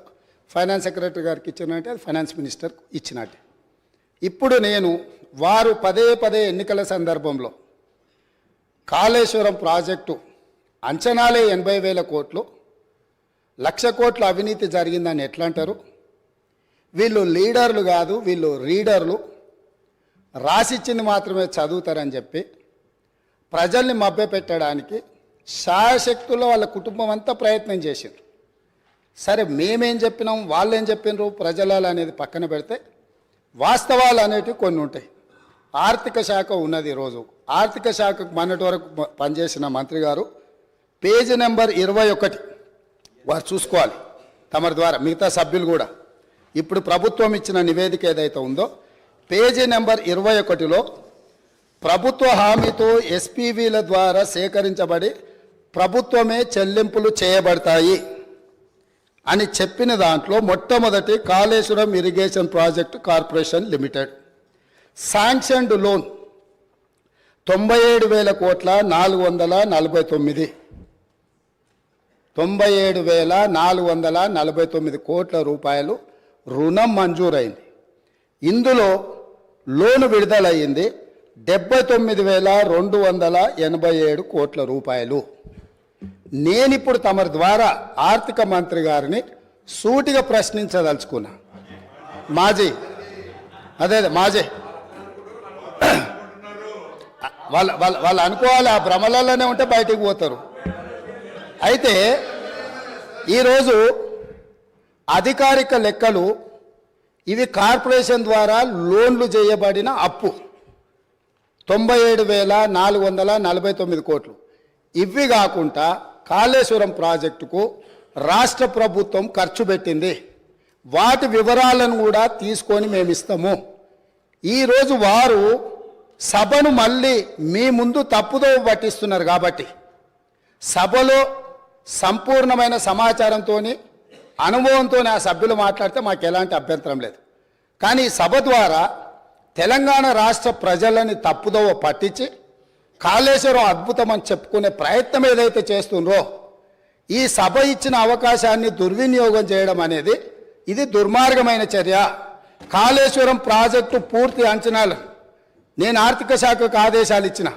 రేపు మా సాగునీటి పారుదల శాఖ మంత్రి గారు మాట్లాడేటప్పుడు టోటల్గా వేసిన అంచనా ఎంత, అందులో కార్పొరేషన్ పేరు మీద మంజూరైన లోన్లు ఎంత, మంజూరైన లోన్ల నుంచి ఇప్పటి వరకు వినియోగించుకున్న నిధులన్నీ, అదేవిధంగా రాష్ట్ర ప్రభుత్వం తన బడ్జెట్ నుంచి ఖర్చు పెట్టిన నిధులన్నీ, వీటన్నిటిని వివరాలను మళ్ళీ అక్కడ చెప్తాం. కాబట్టి ఇప్పుడు నేనేం చెప్పదలుచుకున్నా అంటే, వారు మాట్లాడుతున్నది లోపభూయిష్టమైన అబద్ధము. కాళేశ్వరం ప్రాజెక్టు యొక్క అంచనాలు 80,000 కోట్లు కాదు, లోన్లే 97,449 కోట్ల రూపాయలు ఆల్రెడీ లోన్లు మంజూరు తెచ్చుకున్నారు. రాష్ట్ర ప్రభుత్వం ఖర్చు పెట్టింది. మొత్తానికి వీళ్ళు వేసి అంచనా లెక్కలేస్తే అది ఎక్కడికో వెళ్తుంది. అదొకటి అధ్యక్ష. రెండవది, ఇంతకుముందు మంత్రులు జూపల్లి కృష్ణారావు గారు మాట్లాడబోతుంటే పాపం వారిని దబాయించే ప్రయత్నం చేస్తున్నారు. నేను 2 విషయాలు ఇక్కడ చెప్పదలుచుకున్నా. ఆర్థిక మంత్రి గారే కాళేశ్వరం మీద పెట్టిన నివేదికలో, రాష్ట్ర ప్రభుత్వం ఇచ్చిన నివేదికలో వీళ్ళు చెప్పింది కాళేశ్వరం ప్రాజెక్టు కట్టడం ద్వారా ఆ నీళ్లు రైతులకు అమ్ముతాము, ఆ నీళ్లు ఇండస్ట్రీస్కి అమ్ముకుంటాము, ఇట్లా ఈ ప్రాజెక్టు ద్వారా నీళ్ళన్నీ పైసలకే అమ్ముతాం, ఉచితంగా ఎవరికి ఇయ్యము. వ్యవసాయంతో సహా ఏం చూపించిండ్రు? ఒక్క సంవత్సరానికి ఆదాయం 5,199 కోట్ల రూపాయల ఆదాయం వస్తుంది. కాళేశ్వరం ప్రాజెక్టు కట్టి వ్యవసాయానికి నీళ్ళు అమ్ముతాం, పరిశ్రమలకు నీళ్ళు అమ్ముతాం, తాగడానికి నీళ్ళు అమ్ముతాం, మొత్తం వ్యాపారమే చేస్తాం. మా ప్రభుత్వం ఉన్నదే వ్యాపారం చేయడానికి. మా ప్రభుత్వం సేవ చేయదు, మా ప్రభుత్వం ప్రజలకు సహాయం చేయదు, వ్యాపారం చేస్తాము. ఆ వ్యాపారం ద్వారా 5,199 కోట్ల రూపాయల ఆదాయం వస్తుందని చూపించి వీళ్ళు ఈ అప్పులు చేసింది. ఈ సంతకాలు పెట్టింది ఎవరు? ఈరోజు అక్కడ కూర్చొని మాట్లాడుతున్న మాజీ ఆర్థిక మంత్రి గారు. ఇది మొదటి విషయం. రెండవది మిషన్ భగీరథ. మిషన్ భగీరథ మీద కూడా ఈరోజు మేము ఇంటింటికి నల్లాలు ఇచ్చినాం. అసలు మీరు పుట్టినప్పుడు ఇటు ఉన్నోళ్ళని అందరిని అడుగుతున్నా, వారిని కూడా అడుగుతున్నా. 2014 కంటే ముందు మన మంచినీళ్ళు తాగలేదా అధ్యక్ష? మన గ్రామాలలో నల్లాలు లేవా? మన గ్రామాలలో నీళ్ళ ట్యాంకులు లేవా? వీరొచ్చినాకనే శివుడి తల మీద ఉన్న గంగను భూమి మీదకి తెచ్చి, భూమి మీద ఉన్న గంగను కాళేశ్వరంలోకి పారించి, కాళేశ్వరం ఉన్న గోదావరి జలాలను మన ఇంట్లల్లో నల్ల ద్వారా ఇచ్చి మన జీవితాలు ధన్యమైనట్టు, అదేదో వీళ్ళు అద్భుతం చేసినట్టు, అదేదో ఉచితంగా ఇస్తున్నట్టు, ఈ ఉచితంగా ఇవ్వడం ద్వారా తెలంగాణనే దేశానికి నెంబర్ 1గా ఆదర్శంగా ఉన్నట్టు ఈ సభలో నించొని, బయట రాజకీయ ఉపన్యాసాలు ఏమి ఇచ్చుకున్నా మనకేం అభ్యంతరం లేదు అధ్యక్ష, కానీ సభను మిస్లీడ్ చేసే విధంగా శాసనసభ వ్యవహారాల శాఖ మంత్రిగా గతంలో పనిచేసి ఆ అనుభవాన్నంతా ఉపయోగించి సత్యదూరమైన వార్తల్ని ఇక్కడ చెప్పడానికి ప్రయత్నం చేస్తున్నాడు. అందుకే మిషన్ భగీరథ మీద కూడా నేను చెప్పదలుచుకున్నా అధ్యక్ష. ఇది 2019-2020 సంవత్సరంలో వీళ్ళు రూరల్ హౌస్ హోల్డ్కి అమ్మడం ద్వారా 1030 కోట్లు సంపాదిస్తామని, మున్సిపల్ కార్పొరేషన్లో ఉండే ప్రజలకు నీళ్ళు అమ్మడం ద్వారా 169 కోట్లు సంపాదిస్తామని, అదేవిధంగా మున్సిపల్ రిక్వైర్మెంట్ ఇతర అవసరాలకు 360 కోట్లు సంపాదిస్తామని, అదేవిధంగా ఇండస్ట్రియల్ అవసరాలకు అంటే పరిశ్రమల అవసరాలకు అమ్మి 4,147 కోట్ల రూపాయలు, మొత్తం కలిపి 5,706 కోట్ల రూపాయలు ప్రతి సంవత్సరం మిషన్ భగీరథ మీద మాకు ఆదాయం వస్తుంది, మేము ఈ ఆదాయం ద్వారా మీకు అప్పులు తిరిగి చెల్లిస్తామని చెప్పి ఈరోజు బ్యాంకులను మభ్యపెట్టి తప్పుడు నివేదికలు ఇచ్చి లోన్లు తెచ్చిండ్రా? మాజీ ఆర్థిక మంత్రి గారు చెప్పాలి. లేదు, నిజంగానే ప్రజల దగ్గర వసూళ్లు చేసి తాగునీళ్లను సాగునీళ్లను వ్యాపారంగా మార్చి, వ్యాపార ఆట వస్తువుగా నీళ్లను మార్చి ప్రజల సెంటిమెంటును, తెలంగాణ ఉద్యమంలో వాళ్ళ పార్టీ చెప్పింది నీళ్లు నిధులు నియామకాలు, నీళ్లే మొదటి సింహభాగం వాళ్ళ ఉద్యమం, వాళ్ళ నాడు వాళ్ళ పార్టీ చెప్పుకున్నది. ఆ నీళ్ల ద్వారా వ్యాపారం చేసి దాదాపుగా ఒక్క కాళేశ్వరం ద్వారానే 5,199 కోట్లు, మిషన్ భగీరథ ద్వారా 5,706 కోట్లు, అంటే 10,800 కోట్ల రూపాయలు రైతులను పేద ప్రజలను ముక్కువిండి వసూలు చేస్తామని ఈ నివేదికలు ఇచ్చి అడ్డగోలుగా 1,000 కోట్ల రూపాయల అప్పులు తెచ్చి ఇప్పుడు ఈ అప్పులను బయట పెట్టినప్పుడు అవును మా చేతగానితనం వల్ల, మా నిస్సహాయత లేకపోతే అవగాహన లోపం వల్ల ఈరోజు ఇట్లా తప్పు జరిగింది, కాబట్టి దీన్ని సరిదిద్దుకోవడానికి ప్రధాన ప్రతిపక్షంగా ప్రభుత్వానికి సహకరిస్తామని ముందుకు వస్తాము అని మాట్లాడాల్సిన విషయాలను పక్కన పెట్టి ఈరోజు దబాయిస్తున్నారు. ఇంకొకటి అధ్యక్ష, ఇంతకుముందే వారు మాట్లాడుతూ తెలంగాణ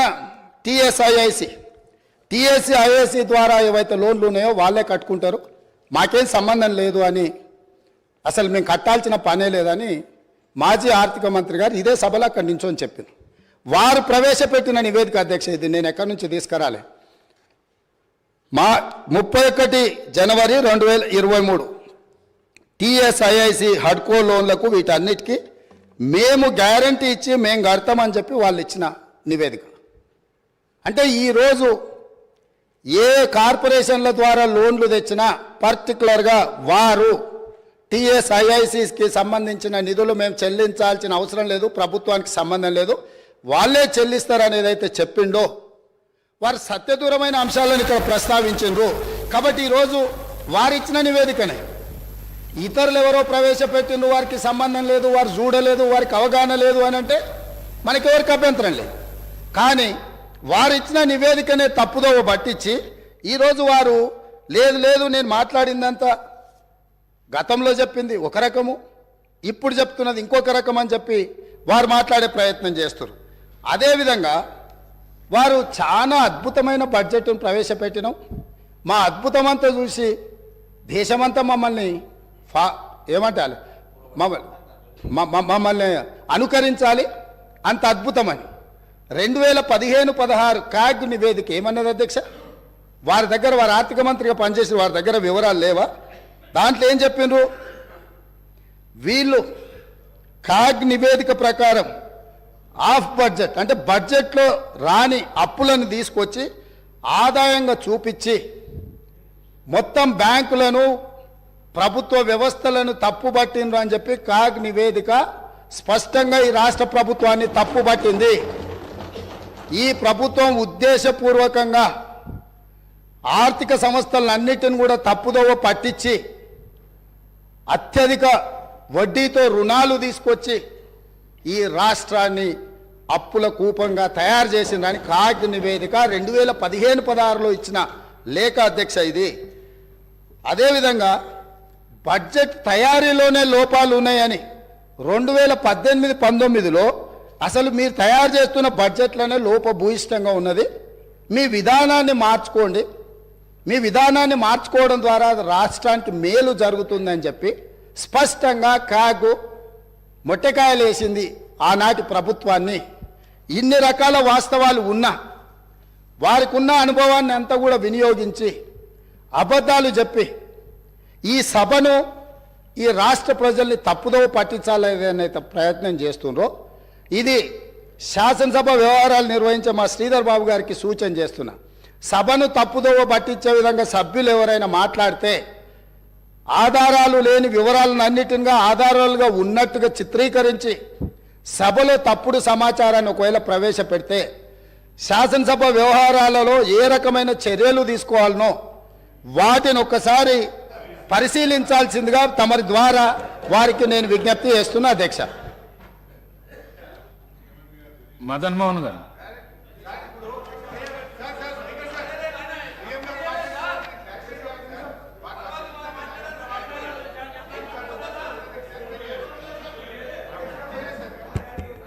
సార్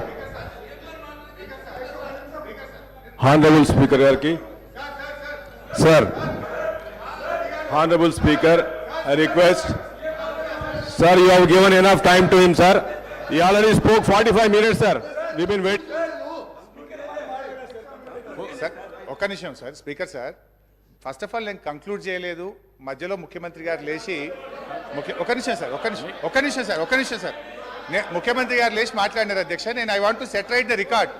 సీఎం గారు నిజానికి నేను సభను తప్పుదో పట్టించలేదు, గౌరవ సభానాయకుడు గారే తప్పుదో పట్టించారు. నేను ఐ వాంట్ టు క్లారిఫై. ఏంటంటే అధ్యక్ష ఇవాళ ముఖ్యమంత్రి గారు కూడా వినాలి. నేను అఫ్కోర్స్ వాడిని తప్పనను, కొత్తగా ముఖ్యమంత్రి అయినట్టు టైం పడుతుంది విషయాలు తెలుసుకోవడానికి, నేను తప్పనట్లేదు. అయితే అధ్యక్ష ముఖ్యమంత్రి గారు మీ ద్వారా గౌరవ సభానాయకుడి దృష్టికి తీసుకుపోతున్న ఏంటంటే అధ్యక్ష కాళేశ్వరం కార్పొరేషన్లో కేవలం కాళేశ్వరం ప్రాజెక్టుకే రుణాలు తీసుకోలేదు అధ్యక్ష, పాలమూరు లిఫ్ట్ ఇరిగేషన్కు కూడా కాళేశ్వరం కార్పొరేషన్ ద్వారా తీసుకున్న రుణాలను ఖర్చు పెట్టాము.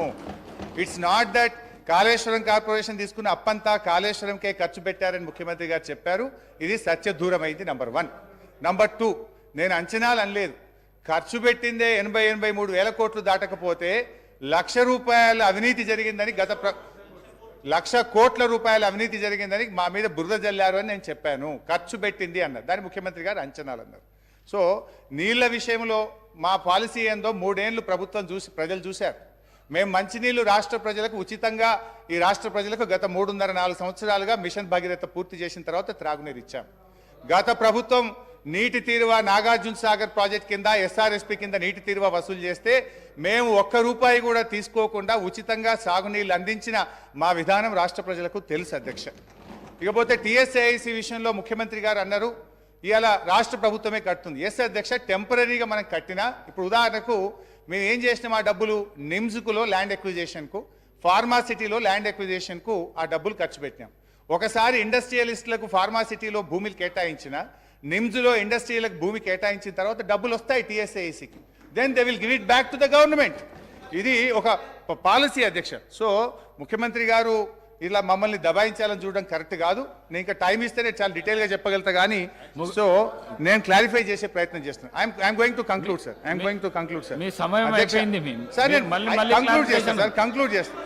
నేను ఎక్కువ చెప్పండి sir, just 5 minutes I will conclude please. 5 minutes అధ్యక్ష. రాష్ట్రం అప్పుల కుప్పైతే అంతర్జాతీయ సంస్థలు రావు అధ్యక్ష. ఎక్కడైతే ఇన్ఫ్రాస్ట్రక్చర్ ఉంటుందో, ఎక్కడైతే పీపుల్ పర్చేస్ పవర్ ఉంటుందో, ఎక్కడైతే స్టేబుల్ గవర్నమెంట్ ఉంటుందో, ఎక్కడైతే ఏబుల్ లీడర్షిప్ ఉంటుందో అక్కడికే అంతర్జాతీయ పెట్టుబడులు వస్తాయి అధ్యక్ష. అధ్యక్ష, ఇవాళ చిన్నప్పుడు కూడా మనం సుమతి శతకంలో చదువుకున్నాం అధ్యక్ష, ఎప్పుడు సంపద కలిగినా అప్పుడే బంధువులు వత్తురది ఎట్లన్నన్, దెప్పలుగా చెరువు నిండిన కప్పలు 10,000 చేరుగదరా సుమతి. సంపద వసతులున్న చోటికే కంపెనీలు వస్తాయి, ఉద్యోగ ఉపాధి అవకాశాలు వస్తాయి అధ్యక్ష. అధ్యక్ష, నేను ఐ వాంట్ టు కంక్లూడ్ అధ్యక్ష. నేను ప్రభుత్వానికి ఒక విజ్ఞప్తి అధ్యక్ష. I'm just appealing to the government అధ్యక్ష. అధ్యక్ష, ఈరోజు ఫైనల్గా నేను గవర్నమెంట్ చేసే అప్పీల్ అధ్యక్ష, ఇవాళ ప్రజల నిర్ణయం శిరోధార్యం వహించాలి. ప్రజలకు వాళ్ళకి అవకాశం ఇచ్చిండ్రు, మమ్మల్ని ఇక్కడ కూర్చోబెట్టినారు. వి యాక్సెప్ట్ దట్ అధ్యక్ష. నేను ఒకటే అంటే, సంపూర్ణ మెజార్టీతో ప్రజలు మీకు అవకాశం ఇచ్చినప్పుడు మీ తెలివితేటల్ని, మీ విజ్ఞతను ప్రదర్శించి నిధులు సమకూర్చుకోండి, రాష్ట్రాన్ని ముందుకు నడపండి. అంతేగాని మమ్మల్ని బదనాం చేయాలని, మమ్మల్ని తిట్టుకుంటూ బతికే ప్రయత్నం చేయొద్దు. ఏమర్థమైతుంది, మేమంటే మీకు అంత భయమా? మమ్మల్ని అప్రతిష్ట పాలు చేస్తేనే మీకు రాజకీయ భవిష్యత్తు ఉంటుంది అన్నట్టుగా మీరు భావిస్తున్నట్టుగా ఇలా ప్రజలు అనుకుంటా ఉన్నారు అధ్యక్ష. అధ్యక్ష, మేము మంచినీళ్ళ సమస్య ఇచ్చినాం, ప్రతి బస్తీకి నీళ్ళు ఇచ్చినాం, ప్రతి గ్రామానికి ఇచ్చినాం. మీరు 24 గంటలు మంచినీళ్ళు ఇచ్చి మాకంటే మంచి పేరు తెచ్చుకోండి, శబాష్ అనిపించుకోండి, మేము వద్దంటామా? వి అప్రిషియేట్ అధ్యక్ష. మేము కరెంట్ సరఫరా చేసినాం, నాణ్యమైన కరెంట్ ఇచ్చినాం అధ్యక్ష. మీరు ఇలా ప్రజలకు ఉచిత విద్యుత్ ఇస్తామన్నారు. 90 లక్షల తెల్ల రేషన్ కార్డుదారులకు 200 యూనిట్ల ఉచిత విద్యుత్ కోతలు లేకుండా అందించి ప్రజలకు ఇచ్చిన మాట నిలబెట్టుకునే ప్రయత్నం చేయండి. ఇలా గ్యాస్ సిలిండర్ ఇస్తామన్నారు. ప్రతి తెల్ల రేషన్ కార్డు దారికి సంవత్సరానికి 12 గ్యాస్ సిలిండర్లు ఇచ్చి మీరు ఇచ్చిన మాట నిలుపుకొని ప్రజల్ని ఒప్పించే ప్రయత్నం చేయండి అధ్యక్ష. అధ్యక్ష, లాస్ట్ క్లోజ్ చేస్తాం అధ్యక్ష. వ్యక్తులుగా మనం ఉంటాం పోతాం, ప్రజల ప్రయోజనాలు ముఖ్యం. రాష్ట్ర భవిష్యత్తును దెబ్బతీసే పద్ధతి వద్దు. రాష్ట్ర పరపతిని దిగజార్చే దుష్ప్రయత్నాలను మానుకోండి. ఒక చిన్న పుకార్తో స్టాక్ మార్కెట్ కుప్పకూలిన సంఘటనలు చూసాం. మీరు మన రాష్ట్ర ఆర్థిక పరిస్థితి మీద అధికారికంగా పుకార్లు సృష్టించి రాష్ట్ర భవిష్యత్తును ప్రశ్నార్థకం చేయకండి. ఈ శ్వేతపత్రాలు రాష్ట్ర ఆర్థిక ప్రగతికి కోతపత్రాలు అవుతాయి. దేశానికి దిక్సూచిగా ఉన్న తెలంగాణను దివాలా అనే ముద్ర వేయకండి. సంపద ఉన్నది, సమృద్ధి ఉన్నది, వృద్ధి రేటును పెంచండి, మరింత పకడ్బందీగా రెవెన్యూ లీకేజీలను అరికట్టండి, రాష్ట్ర అభివృద్ధిని చేయండి. అంతేగాని ఈ దుర్మార్గకు దుష్ప్రచారాలతోని దయచేసి బురద జల్లే ప్రయత్నం చేయొద్దు. This is my sincere and honest appeal to the government. Thank you.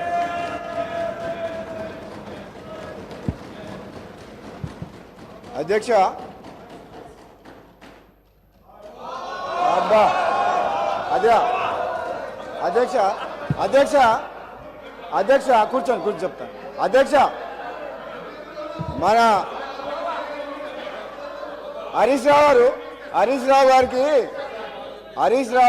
గంట సమయం ఇచ్చినా కానీ హరీష్ రావు గారికి గంట సమయం ఇచ్చినా కానీ సమయం సరిపోలేదని అంటున్నారు అధ్యక్ష. సార్ కూర్చో సార్. హరీష్ రావు గారు హరీష్ రావు గారికి గంట సమయం ఇచ్చినా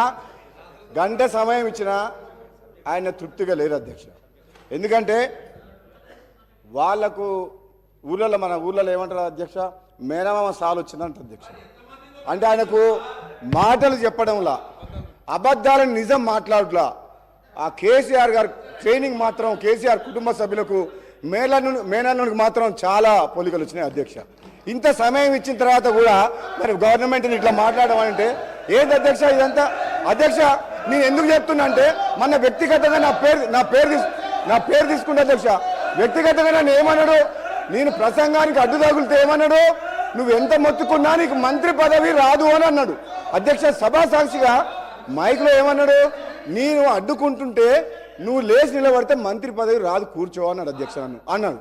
నేనేమంటున్నా, నువ్వెన్నేళ్ళు కష్టపడ్డ తర్వాతే కష్టపడ్డ హరీష్ రావు గారు కేసీఆర్ తర్వాత కేటీఆర్ అవుతారు, కానీ నీకు మోసం జరుగుతుంది, కానీ వాళ్ళు ఏం చేయరు నీకు. నువ్వు మాత్రం ఎంత కష్టపడ్డా నిన్ను వాళ్ళు నీకు తండ్రి కొడుకులు వాడుకుంటారు తప్పితే నీకు అక్కడ న్యాయం జరగదు. అధ్యక్ష ఒక్క నిమిషం అధ్యక్ష నాకు కంప్లీట్ అయిపోతుంది ఒక్క నిమిషం. నన్ను ఒక మాట అధ్యక్ష, నాకు క్లారిఫికేషన్ ఇస్తున్నా. నాకు మంత్రి పదవి రావాలన్నా వద్దా మా ముఖ్యమంత్రి గారు మా అధిష్టానం నిర్ణయం తీసుకుంటుంది. నిన్ను మాత్రం తండ్రి కొడుకులు వాడుకున్నంత అన్నట్టు మాక్సిమం వాడుకుంటారు అధ్యక్ష. నేను చెప్తాను అధ్యక్ష. ఇంకొక మదన్ మోహన్ గారు. సార్, హానరబుల్ స్పీకర్ గారికి sir first time sir, please honourable speaker గారికి I want to thank you to my leader Sonia ji, Mallikarjun Kharge ji and CM గారికి, మా క్యాబినెట్ మినిస్టర్ సీనియర్స్ అందరికీ I want to say thank you.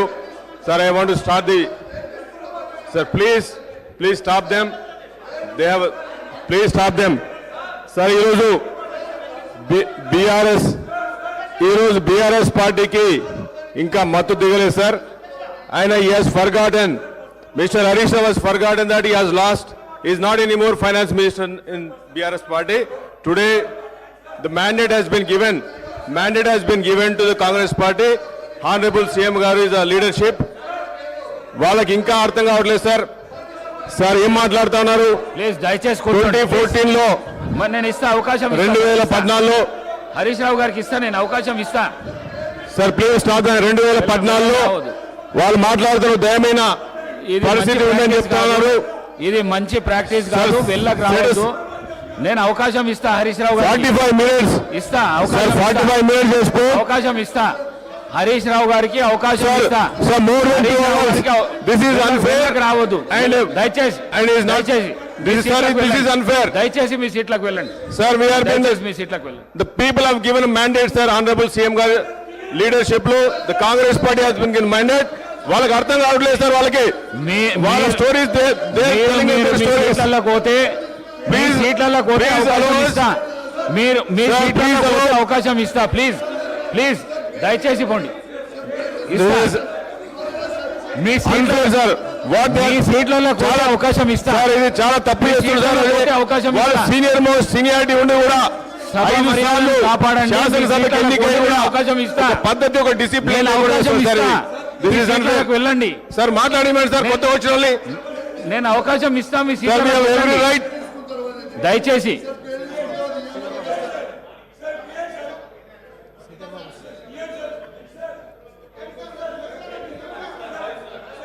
అధ్యక్ష, sir, let the house be in order sir. Let the house be in order sir, please. Sir, Prashanth Reddy garu, sir, Prashanth Reddy గారు,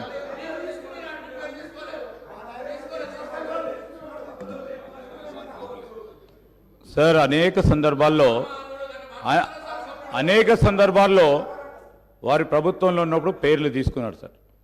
తీసుకున్నప్పుడు వీలున్నప్పుడు అధ్యక్ష స్థానంలో ఉన్న పెద్దలు శ్రీనివాసరెడ్డి గారు అవకాశం ఇచ్చేవారు.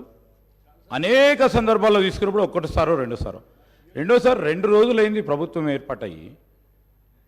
ఈరోజు ప్రభుత్వంపై ఈ విధంగా ఎదురు దాడి చేయడం, స్పీకర్ చైర్పై అస్పర్షన్ క్రియేట్ చేయడం, స్పీకర్ చైర్ దగ్గరకు వచ్చి స్పీకర్ని ఇబ్బంది పెట్టడం, స్పీకర్ గారి చైర్కు సంబంధించి కొత్తగా ఎంపికైన శాసనసభ్యులు వచ్చి బెదిరించడం, ఇది సరికాదు సార్. ఇది సరికాదు sir. This is against legislative rules procedure sir. మేము కోరుతా ఉన్నాం అధ్యక్ష, హరీష్ రావు గారికి అవకాశం ఇవ్వండి క్లారిఫికేషన్ అప్పుడు. ఎట్లయినా వారు మాట్లాడతారు కదా సార్. సార్, క్లారిఫికేషన్ అప్పుడు వారు మాట్లాడతారు sir. Let him speak sir. Already sir record చూడండి, 1 hour 50 minutes మాట్లాడారు sir. 1 hour 50 minutes he spoke, sir. నేను దయచేసి చెప్తా ఉన్నాను, పెద్దలు హరీష్ రావు గారిని కూడా కోరుతా ఉన్నాను, క్లారిఫికేషన్ సందర్భంలో వారికి మాట్లాడే అవకాశం ఇవ్వండి, వారు చెప్పదలుచుకునే విషయాలు చెప్పమనండి. కానీ మా సభ్యుడు మాట్లాడుతూ ఉన్నప్పుడు మళ్ళా తిరిగి ఈ విధంగా మొత్తం వారి టీఆర్ఎస్ పార్టీకి సంబంధించిన శాసనసభ్యులు వచ్చి మరి చేరు పైన ఉన్న మిమ్మల్ని కూడా బెదిరించడం సరిగా సరి. మదన్ మోహన్ సార్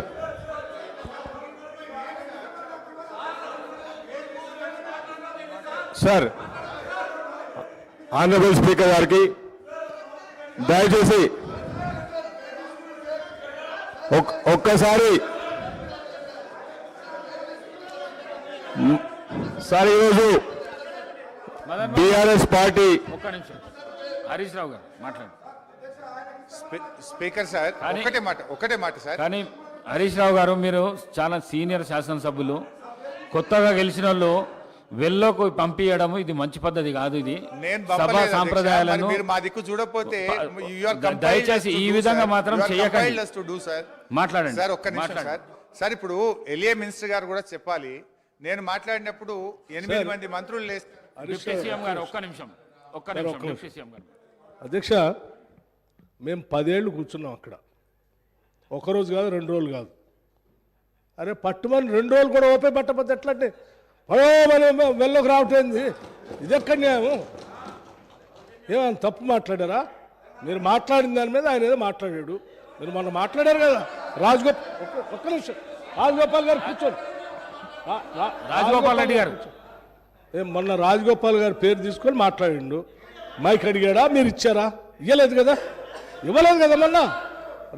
ఉన్నాడు, ఇవ్వలేదు కదా మొన్న మైక్. ఇవ్వలేదు ఆయనకి, మొన్న ఇవ్వలేదు మైక్ ఆయనకి. అంటే పేరు తీసుకున్నారు కాబట్టి మైక్ అంటే 10 ఏళ్ళు బస్ కొన్ని 100 సార్లు మా పేర్లు అన్నీ తీసుకొని ఉంటారు. ఎప్పుడే మైకేమి ఇవ్వలేదు. ఇది బుల్డోజ్ చేసే విధానం, ఇది కరెక్ట్ కాదు.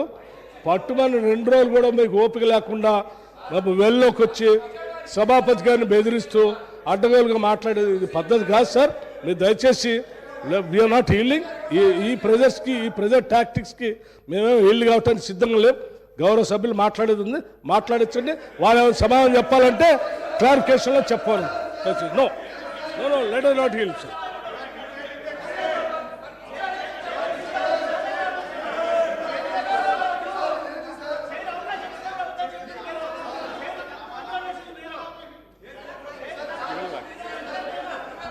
సార్ సార్ సార్ వాళ్ళకి పేషెన్స్ కూడా లేదు సార్. వాళ్ళకి పేషెన్స్ కూడా లేదు. ఒక 10 నిమిషాలు మీరు ఒక గౌరవ సభ్యునికి, ప్రభుత్వ సభ్యునికి అవకాశం ఇస్తా అంటే 10 నిమిషాలు లేదు సార్. 2 hours 1 hour 54 minutes మాట్లాడింది సార్ వాళ్ళు. This is unfair sir. 1 hour 54 minutes. ఇదేంటి సార్? ఇది 10 సంవత్సరాలు రూల్ చేశారు కదా సార్. 10 సంవత్సరాలు రూల్ చేశారు కదా.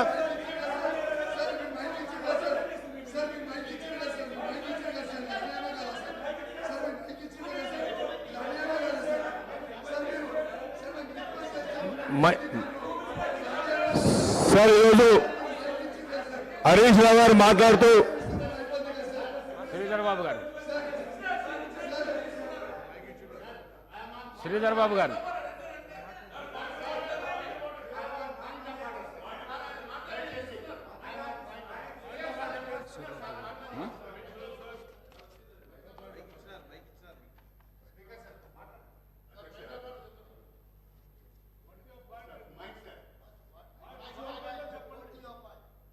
మైక్ రావడం లేదు సార్.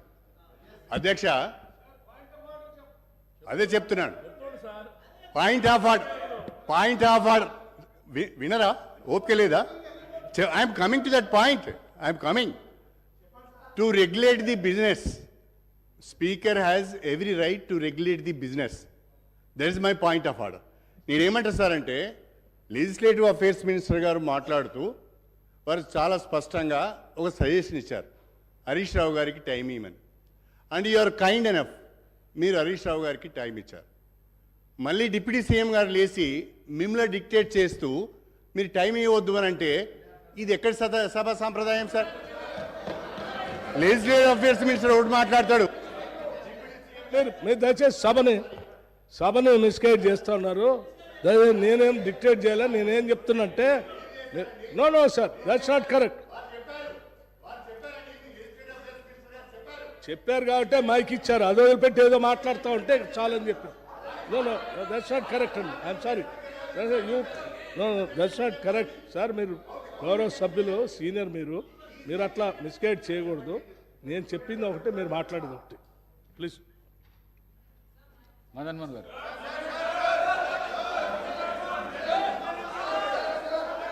ఇదేంటి సార్, ఇదేంటి సార్?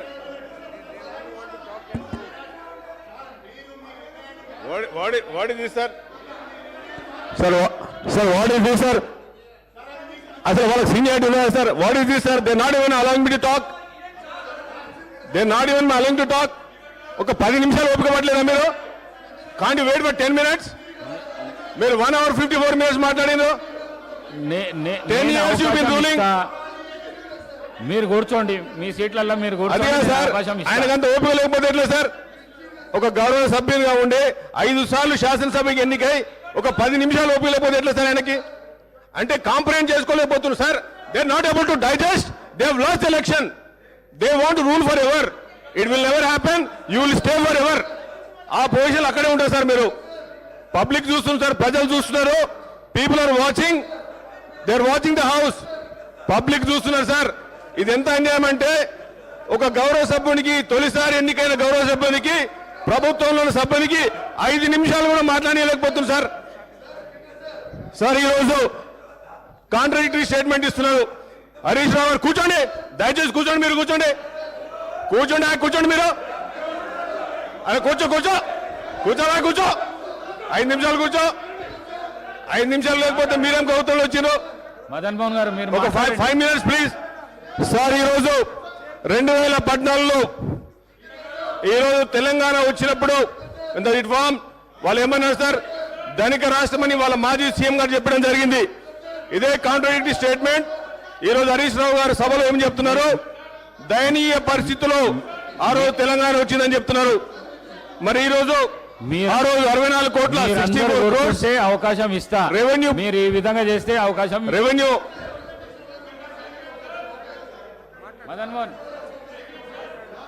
మదన్ మోహన్ గారు మాట్లాడండి సార్. వాళ్ళకి సార్ వాళ్ళు ఎట్లా అందరు వెరీ సర్ప్రైజ్ సార్. అవకాశం ఇస్తా. I'm astonished, I'm surprise sir. 10 years ఎట్లా రూల్ చేశారు సార్? అప్పులో కుప్పం చేసి పడేసారు. 10 నిమిషాలు ఓపిక లేదు సార్ వాళ్ళకి. 10 నిమిషాలు they can't even wait for. ఒక గౌరవ సభ్యునిగా ఫస్ట్ టైం ఎన్నికై ఈ ప్రజాస్వామ్యం. ఒక్క నిమిషం మదన్ మోహన్ గారు, ఒక్క నిమిషం సార్. ఇప్పుడు మీరు దయతలిసి నాకు మైక్ ఇచ్చారు అధ్యక్ష. అటు నుంచి దబాయించగానే కట్ చేస్తే ఎట్లా అధ్యక్ష?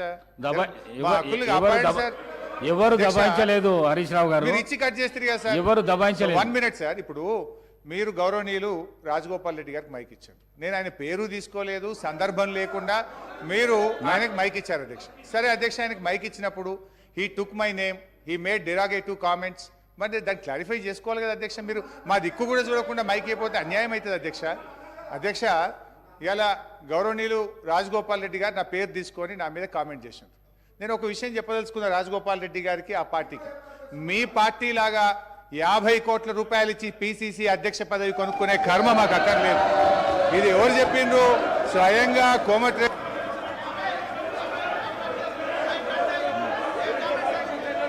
శ్రీధర్ బాబు గారు.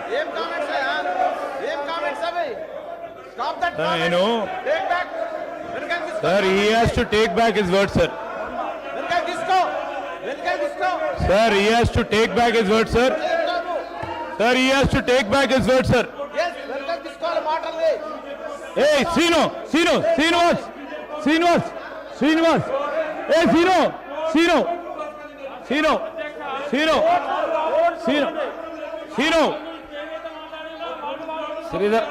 శ్రీధర్ బాబు గారు.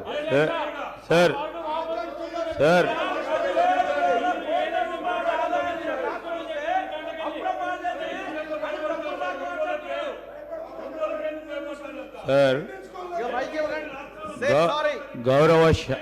గౌరవ సీనియర్ శాసనసభ్యులు హరీష్ రావు గారికి అవకాశం ఇచ్చారు, వారి పేరు తీశారని. నేను వారిని కోరుతా ఉన్నా, ఎందుకు కొత్తగా వచ్చిన శాసనసభ్యులకి ఒక డైరెక్షన్ ఇచ్చే విధంగా వారి ఆచరణలో ఉండాలి అధ్యక్ష. కానీ వారు మాట్లాడిన తీరు, వారు మాట్లాడిన మాటలు వెంటనే మేము వారిని కోరుతా ఉన్నాం, మీ ద్వారా వారిని కోరుతా ఉన్నాం, వెంటనే వారు మాట్లాడిన మాటలు విత్డ్రా చేసుకోవాలని కోరుతా ఉన్నది. ఎందుకంటే అధ్యక్ష, వారు సభా మర్యాదలను పాటించి కొత్తగా వచ్చిన శాసనసభ్యులకు ఆదర్శంగా ఉండాలి. ఈరోజు నేను కోరుతా ఉన్నది ఒకటే అధ్యక్ష, మీరు అవకాశం ఇస్తా అన్నారు, మీ ప్రెరోగేటివ్ మీరు ఇచ్చారు అధ్యక్ష. సరైన విధానంలో వారికి ఉపయోగించుకోవాలి. ఈరోజు వారు మళ్ళా మా పార్టీపై, మా సభ్యులపై, మా అధ్యక్షులపై మాట్లాడటం సరికాదు. ఇది మేము ఖచ్చితంగా దీనికి ఖండిస్తూ ఉన్నాం. ఖచ్చితంగా వారు వాపస్ తీసుకోవాల్సిందే, లేకుంటే ఎక్స్ప్లెయిన్ చేయండి అధ్యక్ష. ఇవన్నీ కూడా సరికాదు. Let's stand as an example. Now let's stand as an example. No, let's stand as an example, sir. Why are you Raj Gopal Reddy? Withdraw చేసుకోండి హరీష్ రావు గారు, విత్డ్రా చేసుకోండి, దయచేసి విత్డ్రా చేసుకోండి. అధ్యక్ష, ఇప్పుడు శ్రీధర్ బాబు గారు మాకు సలహా ఇచ్చారు, సంతోషం. మరి వారి సభ్యులు కూడా మా మీద నోటికొచ్చినట్టు మాట్లాడినరు, వారిని విత్డ్రా చేసుకోమని చెప్పండి. I'm ready to withdraw. ఇంకోటి, ఈ కామెంట్స్ నేను చేసినవి కావు, వాళ్ళ కోమటిరెడ్డి బ్రదర్సే వీడియో ఫుటేజ్ ఉంది, వారి నాయకుడి మీద ఈ రాష్ట్ర కాంగ్రెస్ పార్టీ ఇన్ఛార్జ్ కు 50 కోట్లు ఇచ్చి పిసిసి అధ్యక్షుడు కొనుక్కున్నారని వారు కామెంట్ చేశారు. నేను చేయలే. I'm ready to withdraw my words provided గౌరవనీయులు రాజగోపాల్ రెడ్డి గారు తన వ్యాఖ్యలను ఉపసంహరించుకుంటే నేను ఉపసంహరించుకోవడానికి సిద్ధంగా ఉన్నాను.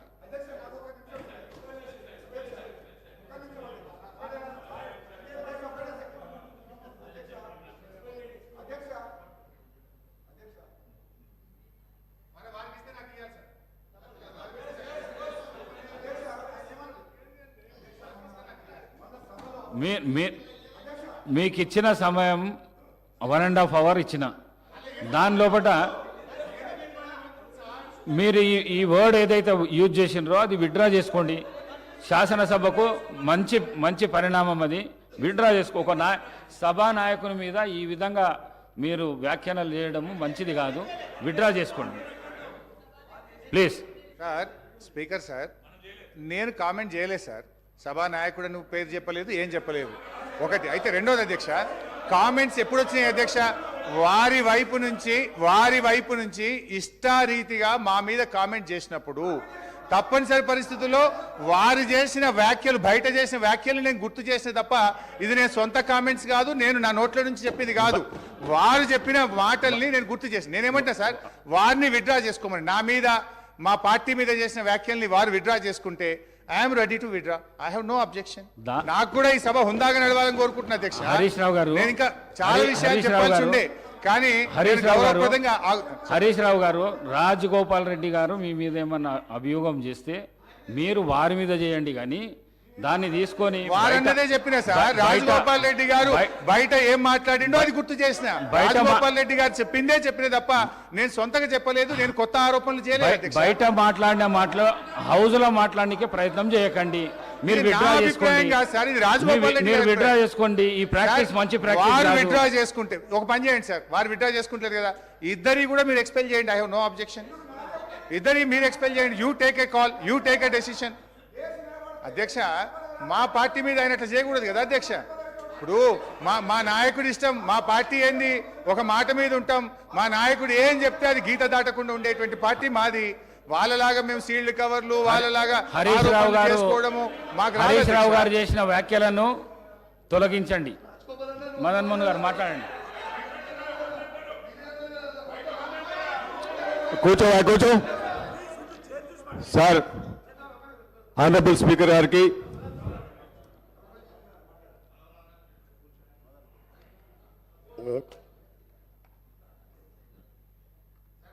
సార్ గౌరవ నేను మన కేటీఆర్ కూడా అన్నారు, మన కేటీఆర్ గారు కూడా ఇదే వాడు చేసిన ఒకసారి గౌరవ సభ్యుడు హరీష్ రావు గారికి మీరు మొన్న కేటీఆర్ గారు కూడా మాట్లాడిన ఆ రోజు నేను హాస్పిటల్ రాలేదు. మీకు మా ఇంటర్నల్ పార్టీ విషయంలో అయిపోయింది ఎప్పుడో పట్టుకొని అదే మీరు అది ఆయన గురించి మాట్లాడలేదు. అదే మీరు ఆల్రెడీ ఒకటి చూడండి. ఇప్పుడు మా కాంగ్రెస్ పార్టీ నేషనల్ పార్టీ ఒక సిద్ధాంతం నాయకుని ఎన్నుకున్నాం. ముఖ్యమంత్రి గారు రేవంత్ రెడ్డి గారు ఉన్నారు. ఆయన నాయకత్వంలో ఇలా మంత్రివర్గం ఏర్పడి గవర్నమెంట్ ఏర్పడింది. మీకేం పని లేదా? మీకేం పని లేదా? మీరు ఏం చేసిండ్రు 10 ఏళ్లలో? ఏం ఎగబెట్టిండ్రు? ఎట్లా దోసుకుండ్రో ఇవాళ ప్రజల ముందు బయట పెడుతుంటే మీరు పాటు పట్టుకుంటా. నీకేమైనా ఉంటే 10 ఏళ్లలో నువ్వు ఏం చేసినావు? ఒక ఉద్యోగం ఇచ్చినావా? ఒక ఇల్లు కట్టినావా? అది చెప్పకుండా ఎంతసేపు మాట్లాడు. మేము చెప్పాలా మీ బాబు ఎట్లా కొట్లాడుకుంటూ చెప్పాలా? ఆ విషయం ఉన్నప్పుడు అది క్లోజ్ అయిన మ్యాటర్. అది దాన్ని పట్టుకొని ప్రతిరోజు ఈ విధంగా మాట్లాడు. సార్ ఇది సీరియస్ కామెంట్, సీరియస్ గా వార్నింగ్ ఇస్తాను నేను.